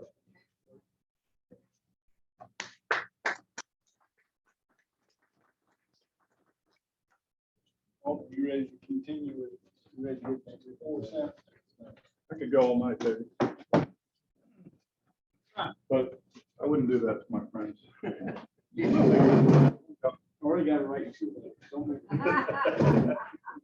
We've only got one guy out here, so. We're adjourning at 13:30, so. Yeah, well, I'm already late for my next lunch already. My only comment is it's in congruence with Williams' earlier thoughts about the general state of affairs. And that being, I feel like we're coming out of our houses and trailers and cars and wherever we may have hidden from a storm. This is the first, William and I have had these jobs for 9 months now. This is the first time that we've been allowed to stand here in a room doing jobs that we offered to do. So for that right then and there, I mean, it's been beautiful weather for a week, but I really do feel like this is kind of like the storm has passed and we're back out and seeing how the neighbors are doing. We're seeing faces that we haven't seen in a while. So thank you all for being here. But the business of coming out after the storm, I think, includes we're people, right? We're born organizers. We like to categorize and segregate stuff. We've got people that need help, people that don't need help. And once you've identified whether you need help, not in terms of food or getting a blue tarp on your roof or anything like that, I'm talking about auxiliaries as professional volunteers, so to speak. I'm talking about people that were fully qualified to do what they wanted to do 2 years ago when all this mess started. And because of all the restrictions or other policy changes that may have lost their qualifications, for example. Couldn't get out and do the number of hours, or the number of visits, or whatever the metric may be. We've got some people that are in that kind of situation. We've got people that have lost facilities, either because they decided that it didn't make sense for them to continue to own and offer a facility, or we've got flotillas that have lost operational capability because of that cumulative effect of the invisible hand, right? All these people making small individual decisions that have generally tended away from the auxiliary, that have added up to a cumulative effect of negative impact on our capability to do what we want to do. So I'm going to wrap that up by saying, if you are a survivor, if you came through this thing okay, if you've got your boat and your qualifications in your office, your relationships with our customers, the active duty cutters, the small boat guys, if you come through that stuff, what we've been through these last years, with all of that intact, might be time to help the people that need some hours, need a mentor, need a boat to get out on, to go get their skills back in order so they'll be ready for their check ride. Something to that and I'm saying all this to a guy that's not here today. We talked about it briefly, but when we had this was our first go around for our auxiliaries at the quarter at the division level. And we had some excellent nominations from all the flotillas, or maybe not all of them, but we had a lot of people that were doing some good deeds. You've heard about some of them today, some of them we haven't talked about. In my mind, what Dean Creed did, like getting a boat and jamming it through the ridiculous facility offer and acceptance process, and fighting the fight against some of where the real world rubs up against the fake world, to get that boat in the system and to hang on to his coxswain qualification and to go out on 10 patrols in a month with the express intent of keeping the customer happy while helping the other survivors of the storm who didn't come through it quite so clean as he did. That's why he got my vote for observers quarter. It's that idea of reconstituting our own strengths, our own abilities. It's the business of helping each other to get stuff done. If you know how to ram paperwork through Aux Data 2, that is a force multiplier for 4 or 5 other auxiliaries that want to do something and have no idea how to get the stupid computer to do what they needed to do. So my hat's off to all of you that are helping people within our membership. We've got good customers out there. There's way more great work that we could be doing than we're ever going to have the capability to handle. We do have to have our own house in order. We've got to have our strengths up and ready to go before we can go down there and knock on the door to the James Hamilton and say, hey, we got one or 2 guys qualified across the pier. We'd like to offer you the same service. Right? That's tripling your market. Do we have the people to do that? We'd be lucky if we had the people that could help to train the people if we had the actual people to do that. So that's my focus. That's all I'm going to say about things in general. The rest of it's kind of mechanical. Everybody that's got a division staff job for right now, I need you to let me know if you're willing to continue in next year. I know we've got at least 2 vacancies. The ops job is vacant and the program visitation job is vacant. I'm interested in hearing recommendations for people to step in and take those positions. Hopefully ops will be a busier job next year than it has been this year. I was doing the job without even realizing I wasn't able.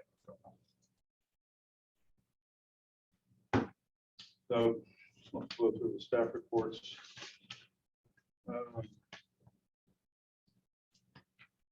Communication services, Rick Banker.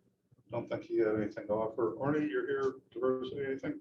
The only thing I'd like to appreciate the work last year to get the 5 out of the 6 boards submitted. Next year, we hope to get all of them. So my focus right now is if you don't have an AV officer, I know there's at least one flotilla that doesn't have one. I hope that if there's anything I can do to help you secure that person, let me know. But I'd like for you to push to keep those people in place and to work with them. And it's not too late to start on the award coming up because it's got to be done in June. And it's not really that far off. Still time to work on that. And again, I'm willing to help anybody. Well, if you set it up as a list of goals, right, a planning tool, it's nothing. Yeah. If you look at it halfway through June and say, all right, we can get this award if we prove that we did this, that, and the other. If you weren't really trying to do this, that, and the other, chances are they didn't happen. Right. So maybe we could send that out to the flotillas as a recommendation of plan. One other quick thing on that is there is an option in the award. And I touched on it last year, but I didn't get any takers on it. We can submit one award at the division level. And it will require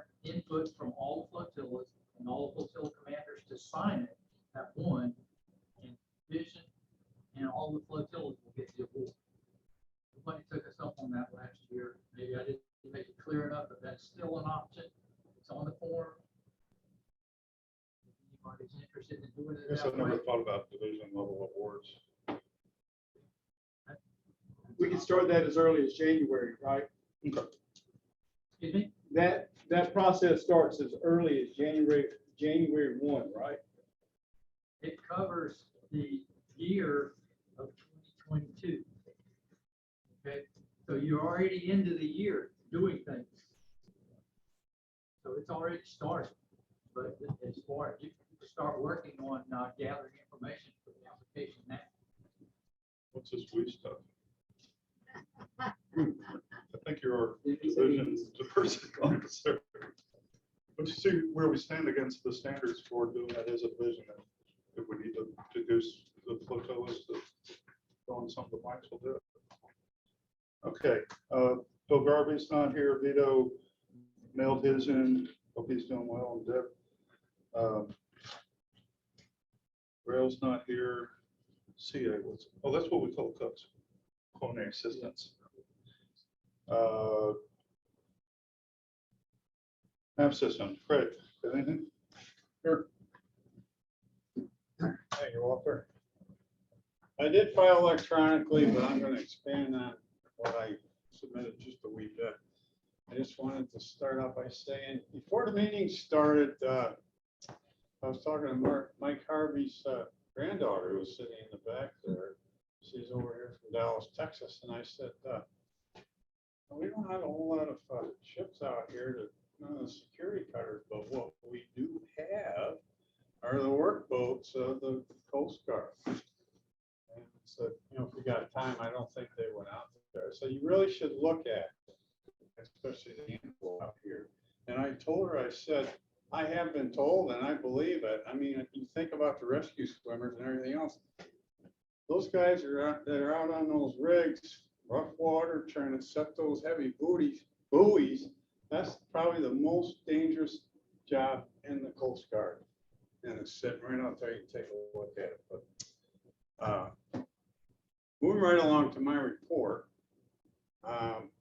Finally, for those of us that, I don't know, I feel like we're second-class citizens, those of us who are not Microsoft aficionados, those of us who like the Macintosh Apple systems, John Fresenato sent me about 3 weeks ago a program that finally they'll work on the OSX platform, and that and this is a result of and I think this is kind of cool. It's a collaboration between district level staff of District 7 and District 5 to come up with this program now that we can go up and put this program on Google Earth and up top the paytons. Pretty amazing. We've had that for a long time up at First Southern. Both John and I came from First Southern, and I'm very familiar with what goes on in First Northern too, because I spent a lot of time with those folks up in there, and it's a whole different world. Where John has been trying very hard to bring down from the north what we've had for decades up north. Yeah. The other thing that John pointed out to me, and I was just chatting with him a little bit before we got going with the second part of this meeting. I said, John, the training that we had at the beginning of the year, we couldn't get everybody in that wanted to take it for kind of refresher for those of us that are already certified as nav system folks and those who are interested in it. It was a 2-day training. I said, is that going to go on again? Because I said, we spent a whole year and next to nothing's been done here. He said, no, he said, I realized this when I came down here, because up in First Southern and First Northern, I mean, there are lots of bridges, or there are oodles of paytons. We're finding paytons every time we go out on patrols that aren't even in the database. They came down here and go, what's to do down here? And John says, we have too many people who are certified as navigation systems inspectors, and they're drawing enough age out there for all them use. So we're not really interested in trying to get more people in the program right now. We want to use the people we have, and we want to weed out the people who been doing it. It sounds like they are moving towards what we had at First Southern and First Northern is requiring a minimum number of inspections per year. Otherwise, you're not current anymore. And I was surprised to see that when I came down here. So that's kind of what's going on with that. The other little part of my report was that I was happy to report that I've gotten reports from the 2 local Charleston flotillas on what's going on, which has been nothing. But I've heard nothing out of the other 4 flotillas. If you've done anything, I don't know anything about it. I've heard nothing. Do all the flotillas have an MS officer? I believe, I think so. There might be one that doesn't. But anyway, I haven't heard anything out. Do you have any idea how many, did we verify a single aid last year? That's somewhere up, no, and we haven't, at least as far as I know, unless they sent it to John, there has not been a single aid or a bridge inspected in the whole division for this year. Well, it's official now, we got nowhere to go with that. Yeah, that's All right, right. we'll get some damn boats back on the water. Right. And go out and look at some buoys. And that was my other part of my report that I filed electronically, at least locally here, I'm aware the primary reason why this hasn't happened is because we haven't had facilities go out to it. Yeah, well, we're trying to get that sorted out. Thank you. Right, and that's the end of my report. Thank you. All right, Mike Harvey's gone, he's our land safety guy. Sue Hastings filed a report on IS, computer stuff. Do I understand that you went through that class too? I'm going through that class now. Is that an online Yes. situation? Okay, cool. Like a lot. Complete lot. You have a chance to walk away from all that, John. Somebody say cold on the dark side. I'm just beginning to believe that. All right, John Nipper did it, he's gone. Yeah. Did he have anything, anybody hear anything about public education? Are there any issues, flotilla commanders, public education, are we teaching? Can we get the classes registered? Yeah, people sign. We did one this spring. I mean, Okay. not a big deal. HR, not here. Program visitation, this is one of the open jobs for next year. Did Keith give me a recommendation on a replacement that you're aware of on it? Not that I'm aware of. Okay. Communications, we did the workshop to try and clear some folks out of the workshop doghouse, and Philippe was going to try and get that stuff magically reinstated. No idea where he is with that. Hopefully I'll see him later on today. So materials, Tommy, anything going on? I just have a little comment. I have a few state regulations, books they haven't created in 2 years. We're going to get the new books. So I contacted the DNR. They were waiting on some law changes before they created the new books. If anybody needs a few to be. Or you got them here today? I don't have to do it today. Oh, okay. I've not got it for them, but, All right, I need some federal I've got a ones. couple of cases that I could share. No, but anybody have some federal stuff in their trunk? I've got plenty of federal stuff too. I have the federal use of regulations, and I've got the, You don't have it here. I don't have it here, but I don't have any of this stuff. here. Okay, if you don't have them here, then I'm not worried about it. Okay. If they're not printing them, then we can get them. If somebody really needs it, I just put a ton up in our locker here. Federals? Federal. Could I hit you for like 50 of them? Because the guy that I'll go needs, get guy that needs them is in this room. Okay, Rodney, thank you as always for first class minutes. And Susan's on here with member training, so, oh, it's, we don't have a VE officer.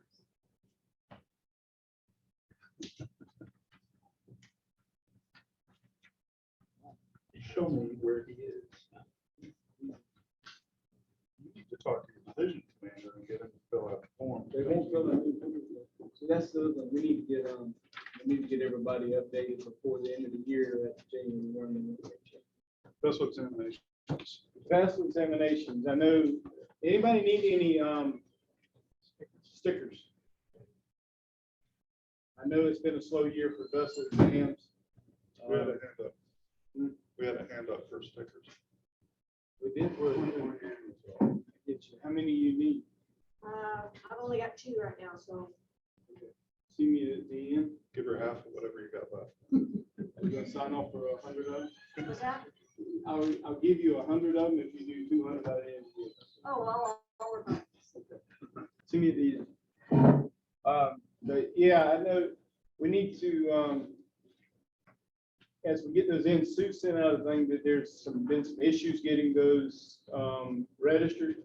If you've been turning them in and you don't have credit for them, let your IS officer go back through and check that process, because there's been some trouble with DV being registered and the VE. So if there's issues with that, go back through your IS officer. If it continues to be a problem, have them shoot it up the chain through Sue. But make sure you keep a record of what you have done.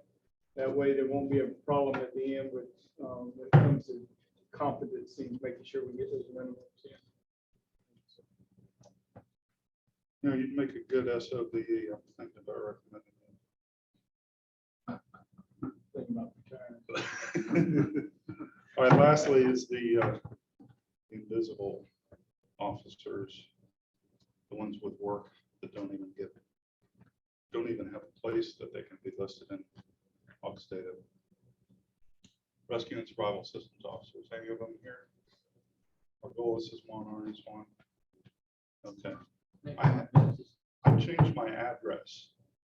One time, one place in the NOAA Beacon registration database. 30 new stickers, new pages, one for each. Registered with my name. There's still some confusion floating around out there about how the registration program is supposed to be managed, but what we're doing, in my case, I register them all to me and I use the comments blocks. The emergency contact for each beacon is whoever the person that was issued that beacon tells me they want it to be. Secondary contact is the Sector Command Center. So between next of kin and people paying for all this stuff, that's who's going to find out if the beacon goes off.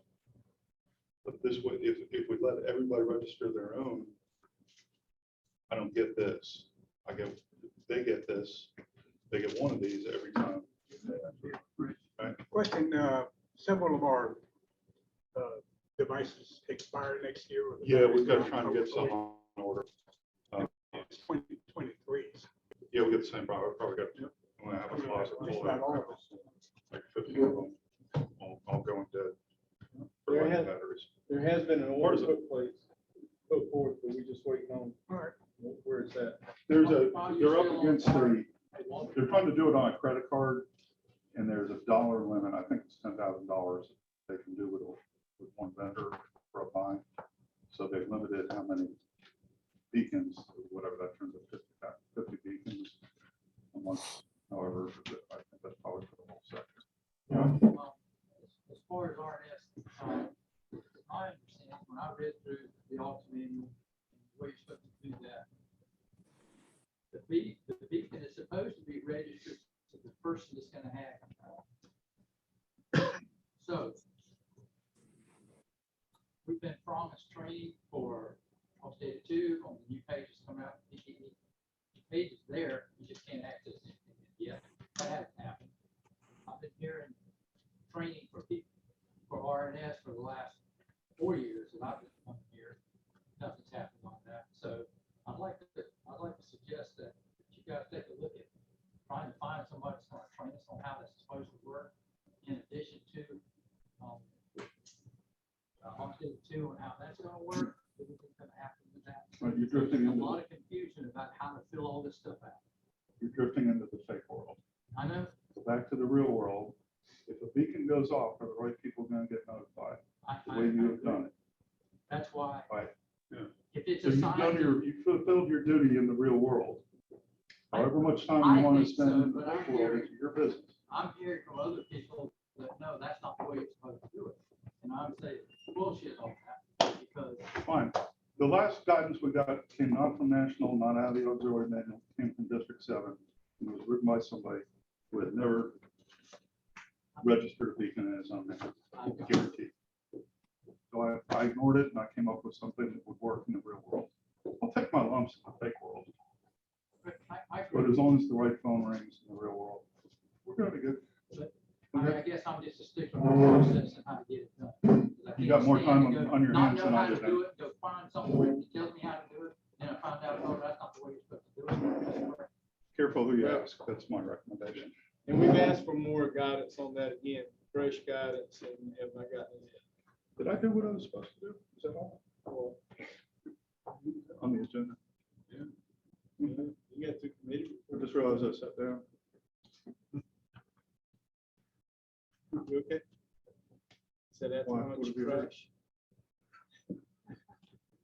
Let's roll on through. All right. We're going for a record here. This is the longest division meeting ever. Thank you for those inspiring reports.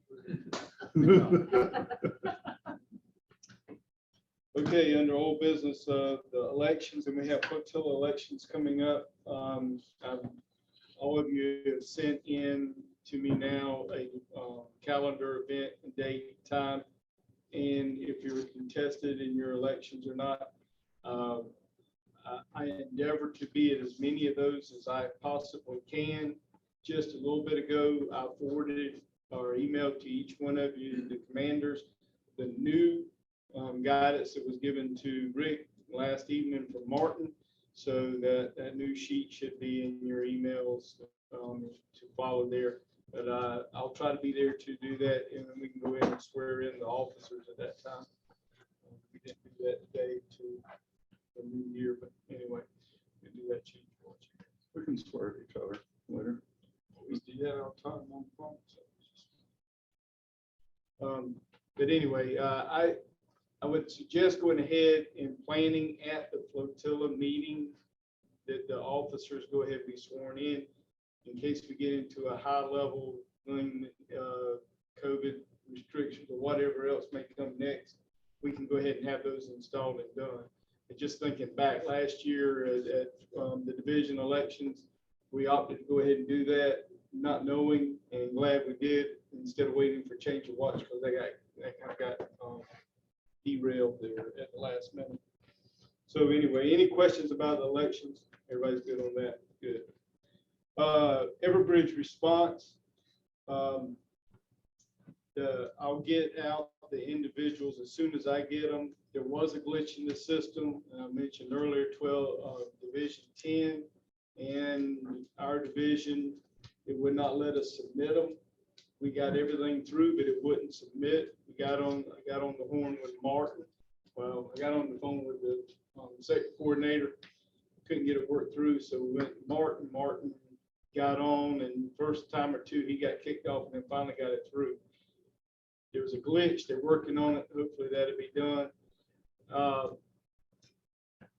We worked through some of these things. Try not to do a whole lot early on with, it seems like the membership gets really ticked off really easy with Everbridge for whatever reason.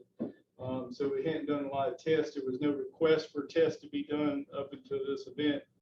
But anyway, we got 100% response back. I'll just kind of tell you the process real quick. That way you just know. The initial call out came that Saturday. On Saturday, by Sunday, there was we had 20 some that were non-respondents at that time. So we started trying to track those down. I called several and the commanders and where there was a problem. That went out a little premature based from the emergency management, as to SORA in Miami. That should have been delayed. Later on, come down, there was only 7 that had non-responded, and then by the end of the day, those were resolved. Both of those, one was out of state, resides out of state, and does not went in an impacted area. The other's out of country, and they were, that was a planned event way ahead. So anyway, we had 100% accountability, and this did two things. One, by doing the calling tree, it gave us a chance to engage with the members, talk with them, and you know, the ones I talked to in our flotilla, they were really, you know, oh man, thanks, and you know, we're good. Gave us a good time, just kind of just touch base and get, you know, renewed interest in just letting them know there was a care. But I think you touched on that too, Skip, just talking to the people health. But then the follow-ups, we were able to do that. Even though some of them that have not been in communication with any of the flotillas, they wound up responding, either answering the phone call or either responding into the system. And some of them have been very disenfranchised with the organization for a while. So it was very surprising that those individuals did that. But anyway, I'll get as soon as I can get a report to me, I can get it out to you. Currency requirements. Touched on that earlier, touched on it again. You know, as soon as operations opened back up, there was two issues. One got resolved last week with continuing resolution again on they signed more money for funding to keep the government going again for a little while. That was a concern. And the other was just the financial fiscal year end turnover, closing out the books and getting going again. As soon as we can get this, hopefully in the next week or so, get operations going again. But currency requirements, it has been brought up. I can't remember who I discussed it with earlier, but at D-Train, it was brought up several times. It was addressed with the DIROC's, director of DIROC's personally. Also the commander down in Miami that oversees the auxiliary program. How are we going to be held accountable when it's a catch-22? Had one mandate, those who were unvaccinated could not participate in face-to-face activities early in the year. Then it came that we could participate as long as the levels were low.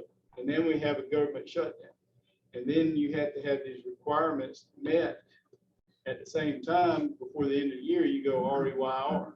Well, how can you be held accountable to something beyond your control you couldn't do based on another statute? So you got two opposing statutes to cause you to be in error either way you went. So they're supposed to be looking at that. I don't know what they're going to wind up doing, but there's also a problem with getting QEs. So how are you going to get your hours in to be able to QE on the operational side? And then you have financial shutdown, and then there's not enough QEs, and they don't QE in the month of December. So that window went from like, boom. I mean, you know, it's almost nothing because we got another month and a half now, and there's only so many QEs. So that's going to be a catch. We'll work through it best we can. It's just something it's out of our control. We're going to have to deal with. ID card. People going to work through to be qualified as QEs. The time commitment. They're scrounging for candidates. Yeah. And they're looking at other options. It was brought up several times about using active duty to augment that, because there's some active duty that are qualified that are willing to do that. The problem comes in then that the qualifications in the auxiliary level and the active duty level are a little bit different. The administrative process, they don't understand. The active duty doesn't understand the auxiliary differences, so they're trying to work out how they can have one of each and do it. But that's an administrative thing that they're trying to. I don't know what they're going to come up with. But that was brought up, and there was some potential solutions to that problem that were given, and one was using QEs or even qualified auxiliaries to do the paperwork on the administrative side and let them come do the QE. It takes two QEs on a mission, so if you have one that was active duty and one that was an auxiliary, that would make the burden on the auxiliary, you know, half as much, even if that one had to do all the paperwork. We probably should not have trouble here in town getting things done. Up the lakes, up in the hills, might be a little bit more of a challenge. Because you can always hoodwink some auxiliaries into driving a couple hundred miles on the same time, but different story to get an E4 Coxswain to go buy a hotel room in Hiawassee, Georgia, but go up there or something. Anyway. ID cards. I know that ID cards are still an ongoing issue. I know you, sir, I apologize for the whole auxiliary, for the whole thing, but this is. Under Homeland Security will do it. Ancient God, the Queen, everybody, we just do it, we just want to cover them all. But, I mean, that's unacceptable. I'm just saying, that's unacceptable. I understand that you were going to do some new picture today and get some stuff done. Is that still going? Okay, good. That way, and more. Net has something less than more. Because we're going to, that was brought up all the way up the chain, all the way to the top. And that was a recurring message at D-Train too. That went all the way through as high up as we could go. That was an embarrassment. Walter mentioned it. I've mentioned it. We beat that horse to death up there or down in Florida. That's unacceptable for that long time. And what you are doing in Capitol. There's other ones too. Not an excuse, but we're working through them. And it was just 3 months ago. It was not an official word, but the backdoor word was that the machine was broke. They were having problems. Then all of a sudden, I made that at a division meeting at Walters when he hosted us. That very weekend, I got mail. When I got back, I had ID cards sitting in the mail that had been way past due by months, and then the ones that were years past still hadn't got. So I don't have.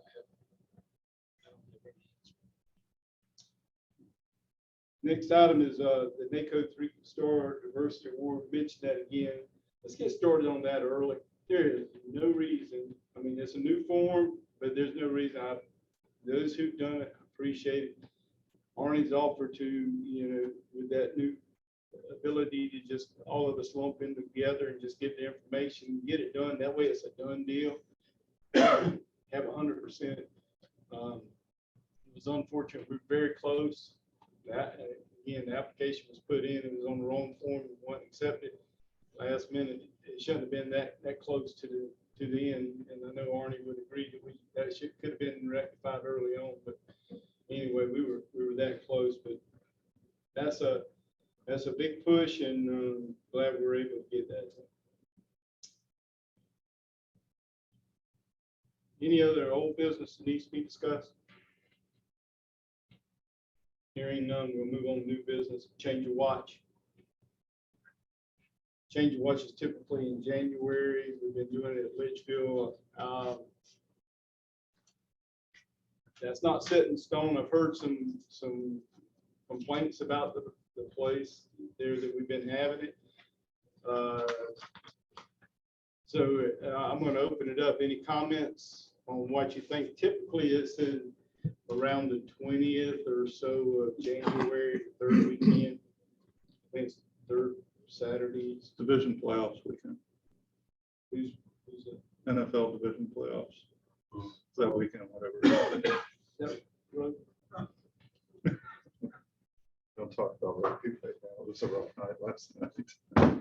So I'm entertaining thoughts. This is. Keep it where it is. It works just fine. Yeah, I'll own up to this one. Somebody complained to me about the location, and I can't remember who it was now. Now, I typically don't stay overnight there, so I show up. It's a meeting room. It's nicer than this one, not as nice as some other ones. We have dinner. The food's been okay. If I want to go have a good dinner, I'm probably not going to try and do it with 100 auxiliaries. I'll go down to all halls. So if nobody's got any better ideas, I think we should probably just continue doing what Some we're of them doing. still have money invested in the hotel. No. If they wouldn't refund the money, so we just kick it over to the next one. Next year. Well, Vito normally works on that. we'll go ahead and let him work on that. Y'all want to go ahead and then kind of set a, kind of choose a date that works. Do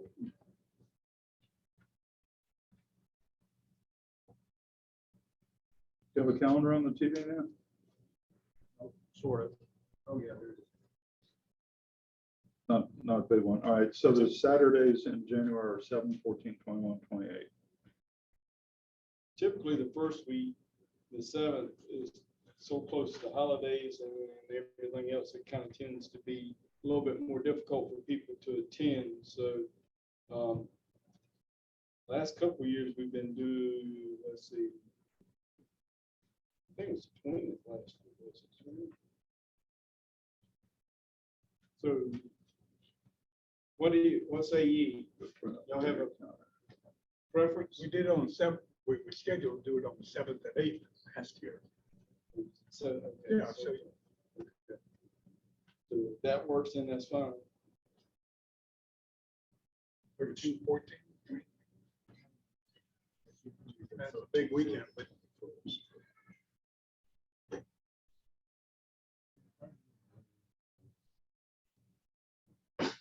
14th side. So, Yeah. In the 21st and 21st. You can't do either?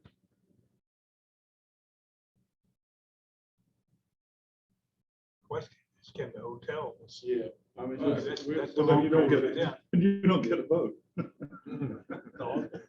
Typically, Senior we got- representative. typically we kind of come up with a thing and then we kind of give them, they're not like overly booked. Well, get Vito to ask him for rates Yeah. on Yeah. both of those dates Okay. and see if there's something, if there's something else going on. I'll do it. I've heard some other comments about that in years past, used to have a Friday night get together and then do something, then the meeting on Saturday and then the big dinner on Saturday night. Would y'all like to see about it? Entertain thoughts of an informal, like a little, I think we did. Here, when we used to be at the other end, what was that we did? Used to a flotilla would host kind of the Friday night little gathering for a short time, not really a dinner. We just had a little get together then. Cocktail hour. Yeah. Small Hospitality. dining, hospitality. Yeah. And we went to the bar. That was fun. We could see about doing that, kind of, that way, kind of have a little informal, just gathering, just kind of, just meeting, kind of. 14th and 21st, you're looking at. Right. Yeah, I think we're gonna get Vito to check out Yeah. pricing for both of those. And then we can kind of go from there, if that suits. Kind of figure that out. January 14th for those. Any other comments on the change of watch? Am I good with that? Disroomats, been working on several. Been working on some all year, still working on getting those off. Send them in as quick as possible, and that way we can start the process, because it always seems like it's not a one-step process, it's a multiple, go back and forth. And if you have to send out registered letters, they have to be sent out, and then they have to have time to respond, and then come back. They have to have the official little green copy of the green label from those sent back in. So anyway, we're working on that, trying to work with Angela Romero on those, and we're trying to get that done. And some of the retirements have gone through really quick. Jack put in 3 the other day, and one of them went through in 2 hours. Some of them have been. I guess they were glad to get rid of that guy. Huh? I guess Old Tutor was glad to get rid of that guy. And that was probably one of the newer ones. Got other ones, and it's on there for 2 years and stuff. Are there any HRs here or flotilla commanders that are not sure of the process? The process itself is on District 7 website, in the HR corner, okay? And it'll show you how to fill out those forms. And it's also got a form in there for your return of ID cards. Don't forget that.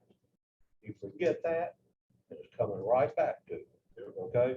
I have always filled mine out who I know that's up for disenrollment, the best thing you can, if you have Adobe Reader, okay, you can download from the HR site, okay? You can download your, what is it, your 7035 disenrollment form, download that to your document folder, okay? Open it with Adobe Reader. That stuff designed for Adobe Reader, comment section or whatever, and pre-fill it out. These guys, half of them, you're gonna try to disenroll, you don't even know what their ID number is, much less what facility they're in.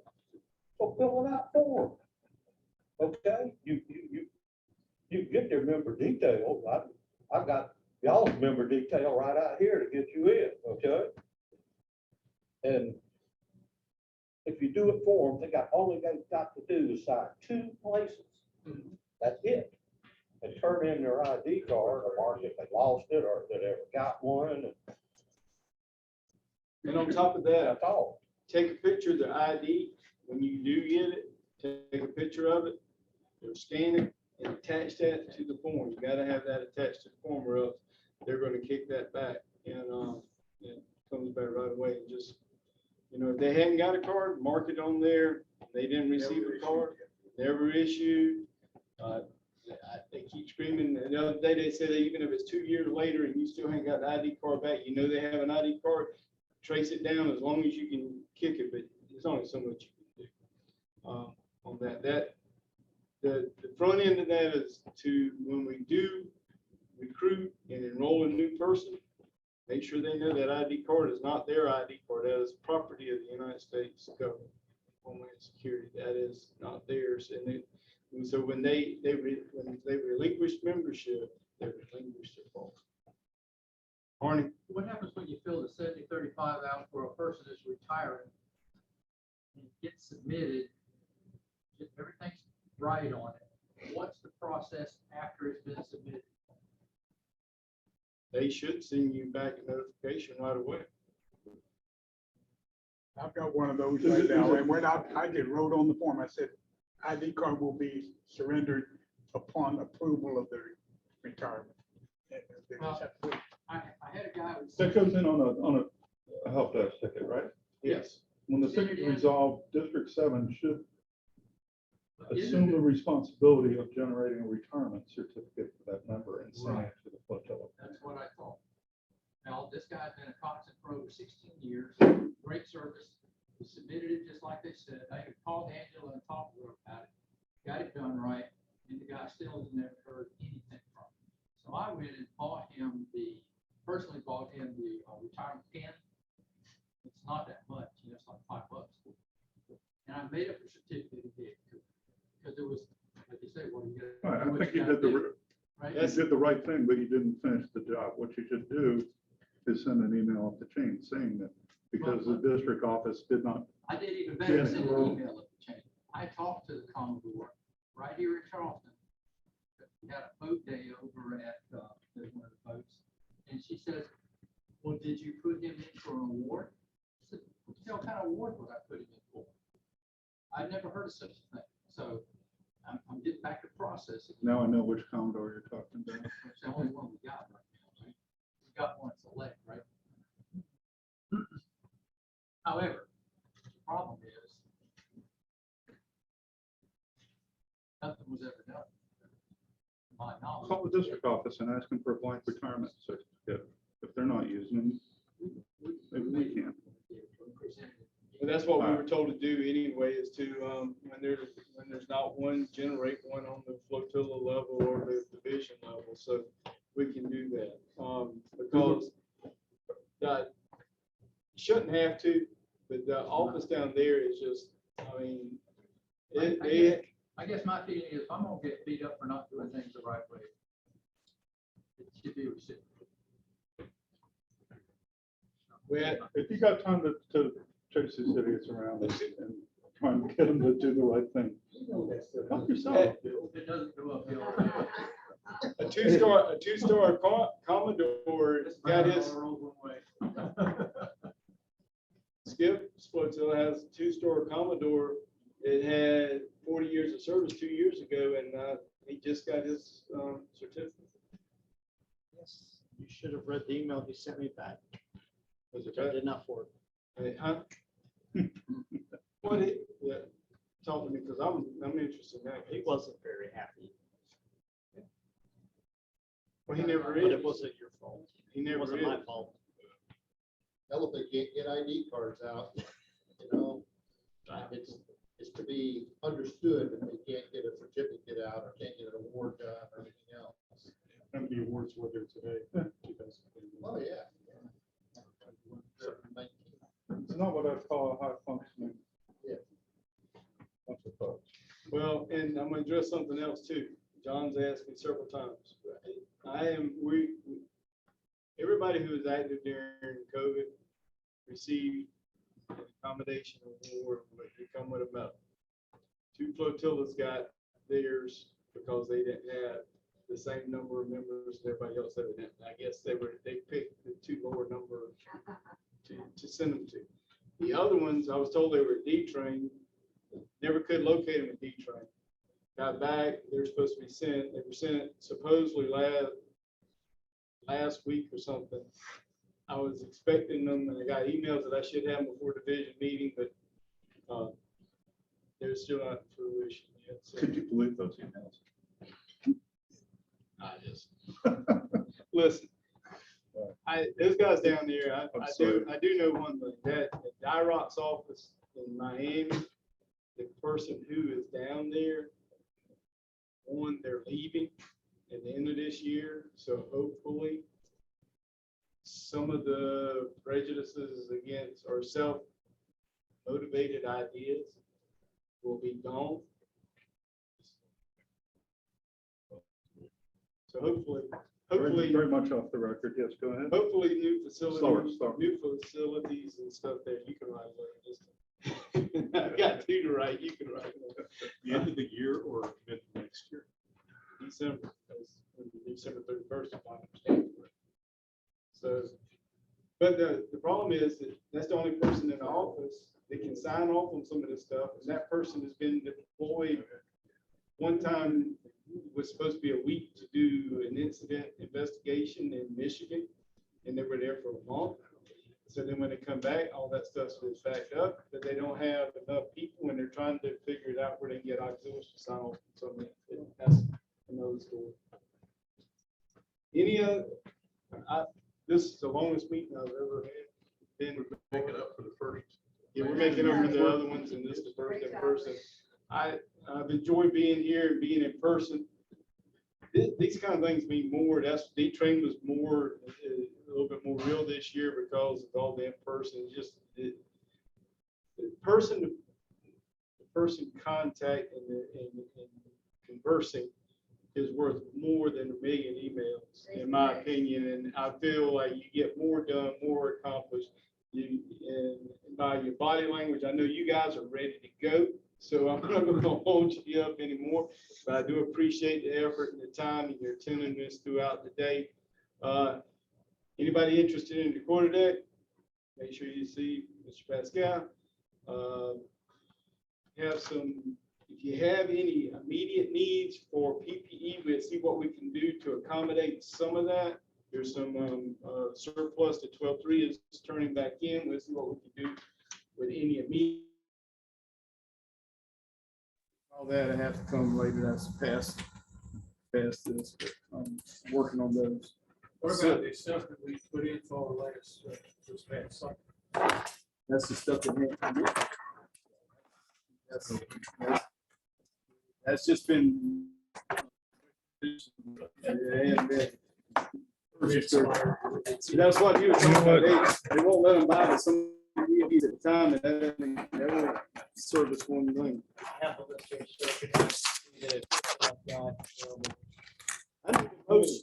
I need a motion if we got this. So we still have a quorum.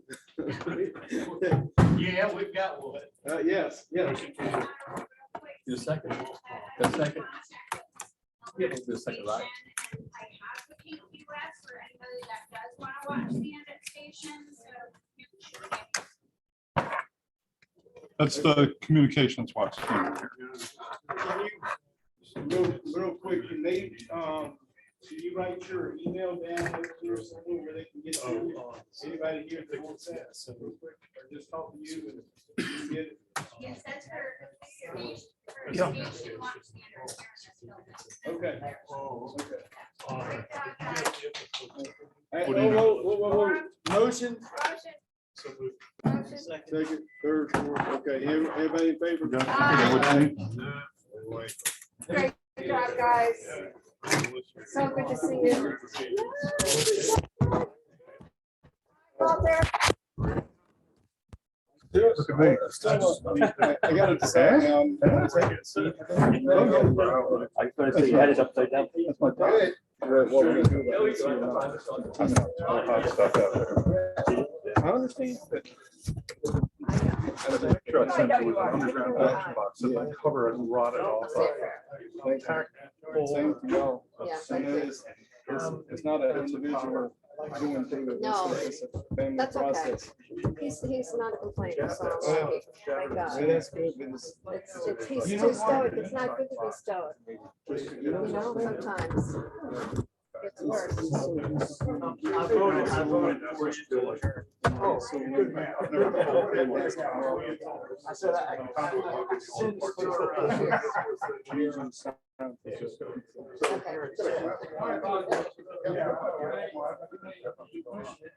just signed or something. Yeah. Huh? This is your first time meeting William? No, I've seen you before. Dawn, yeah. How many do you need? Oh, as many as you want to give me. I only got 2 now, so I'm gonna, yeah, so. I've carried this I around. still gotta get my 5. Yeah, still waiting on getting my 5, started. You still working on first 5? Yeah. I'm alone out there. So you have how many now? I just 2.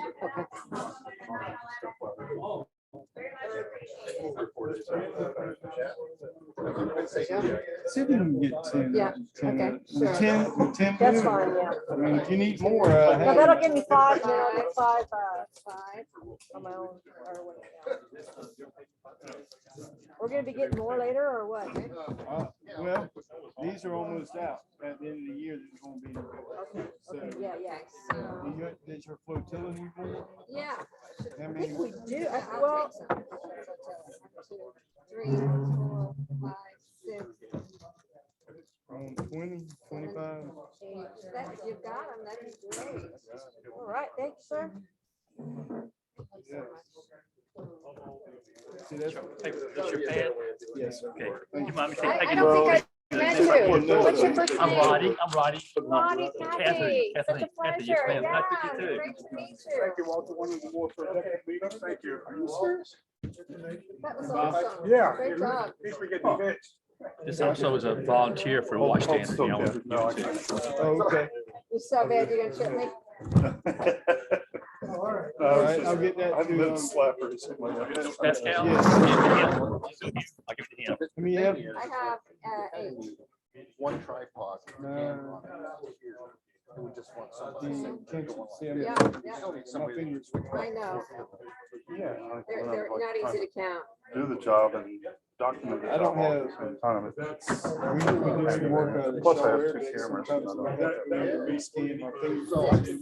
Oh. And I'm like, so I got. 7, 8. On my fingers. It's what do 11. work we do, it's where it's like, and, most of the time, sanitation. 17. 17.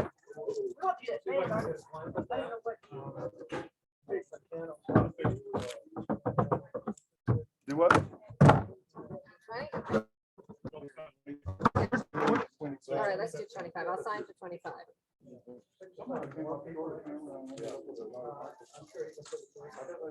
This is for Radio Washington. I'm sorry, William. I didn't realize either.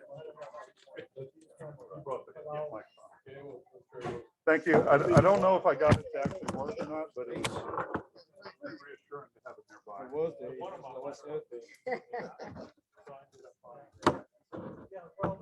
Perfect. Thank you. Liam, thank you.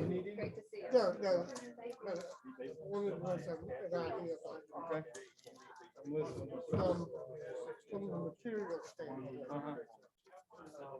What I'm thinking about is contacting one material and get a list of them, the equipment or uniforms that they have on hand. Like, when our members retire, they turn in all the uniforms. That's a whole lot of stuff. No. You get one, me and mine, Okay. and that's $300. You use twice a year, maybe 3 times. Yeah, I don't have any, I think I do have no float. It's as good as anything. So you got a float. Okay, I don't have any floaters at all. But what I'm thinking is like, maybe the new builders come in. Well, if you had a list that said, oh, well, 12-4 has extra large underused pants, 34, 32, you know, then they could look through the list and we could say our new members, $200 a year for it. If we get rid of stuff, because I can't stop the room store. There's something with it. Some quite frankly, they welcome the idea of not having to pay a couple $100 to get started, and then maybe 6 months down the road they don't like it. It's a lot to get into, and they're not be into it. Yeah, that's a good idea. And we're gonna have a new, our 12-1's gonna have a new officer. Ron retired. Yeah, I just talked to Bob Logan. Yeah, Bob. I just talked to Bob about Okay, that. good. So I think he's taking, I think he's gonna hold. He's rotating now, so he may keep on as until the commander. He's rotating now, so so he might. okay. Yeah, that's good. And what's that? I'll copy you to it. And I'll send it out to them. Thank you for what you're doing. Y'all guys got it going on down there, don't you? Radio Watchtower, that's you.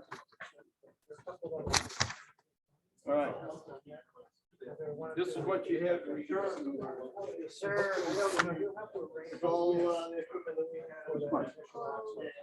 It's my bag. Oh, did I take the bag? No. Well, you might have. I think it's a lady's bag. Is that it? That's Williams? No. How was D Oh, training? here it is. It was pretty cool. Was good? You know, it sounds like. So. I. Oh. You got everything? Congratulations. You what? Is that a dummy? Yeah, it's nice to meet you. Well done. But as I said, the first person gets qualified. They have qualifications. They know where every pipe goes, you know, and what goes through it, what's it for. Right. Alarm go off and they see it in, you know, frame number this, and it's on the port side, and it's, you know, it's like they know exactly what the space is, and they know which repair locker. Don, I'm getting close.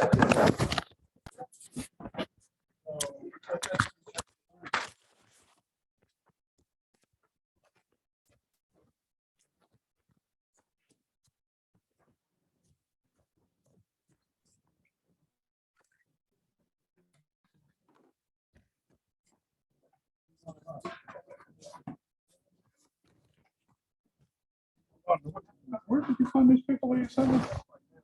You said they were from some. Mission Day. Oh, that was the Here. open house thing. Yes. What was this called, open house thing?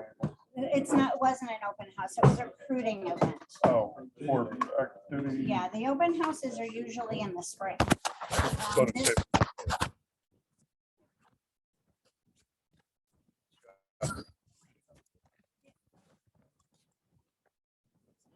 think that was, It was the first one. Before, so.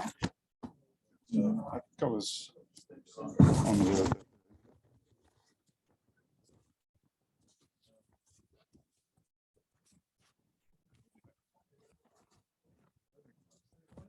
That was long and somehow necessary.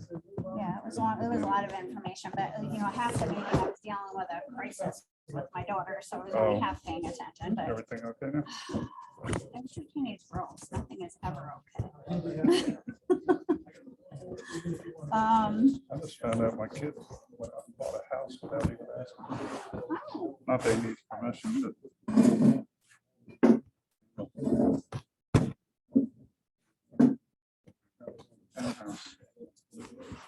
So, yeah, When they grow up, isn't it? yeah, well. He's, it's a decision. The thing that surprised me the most about it was he had a job change that he wasn't happy about. And he started talking about looking for another job somewhere else. Okay, So to have him say that and then turn around and buy it. right, yeah.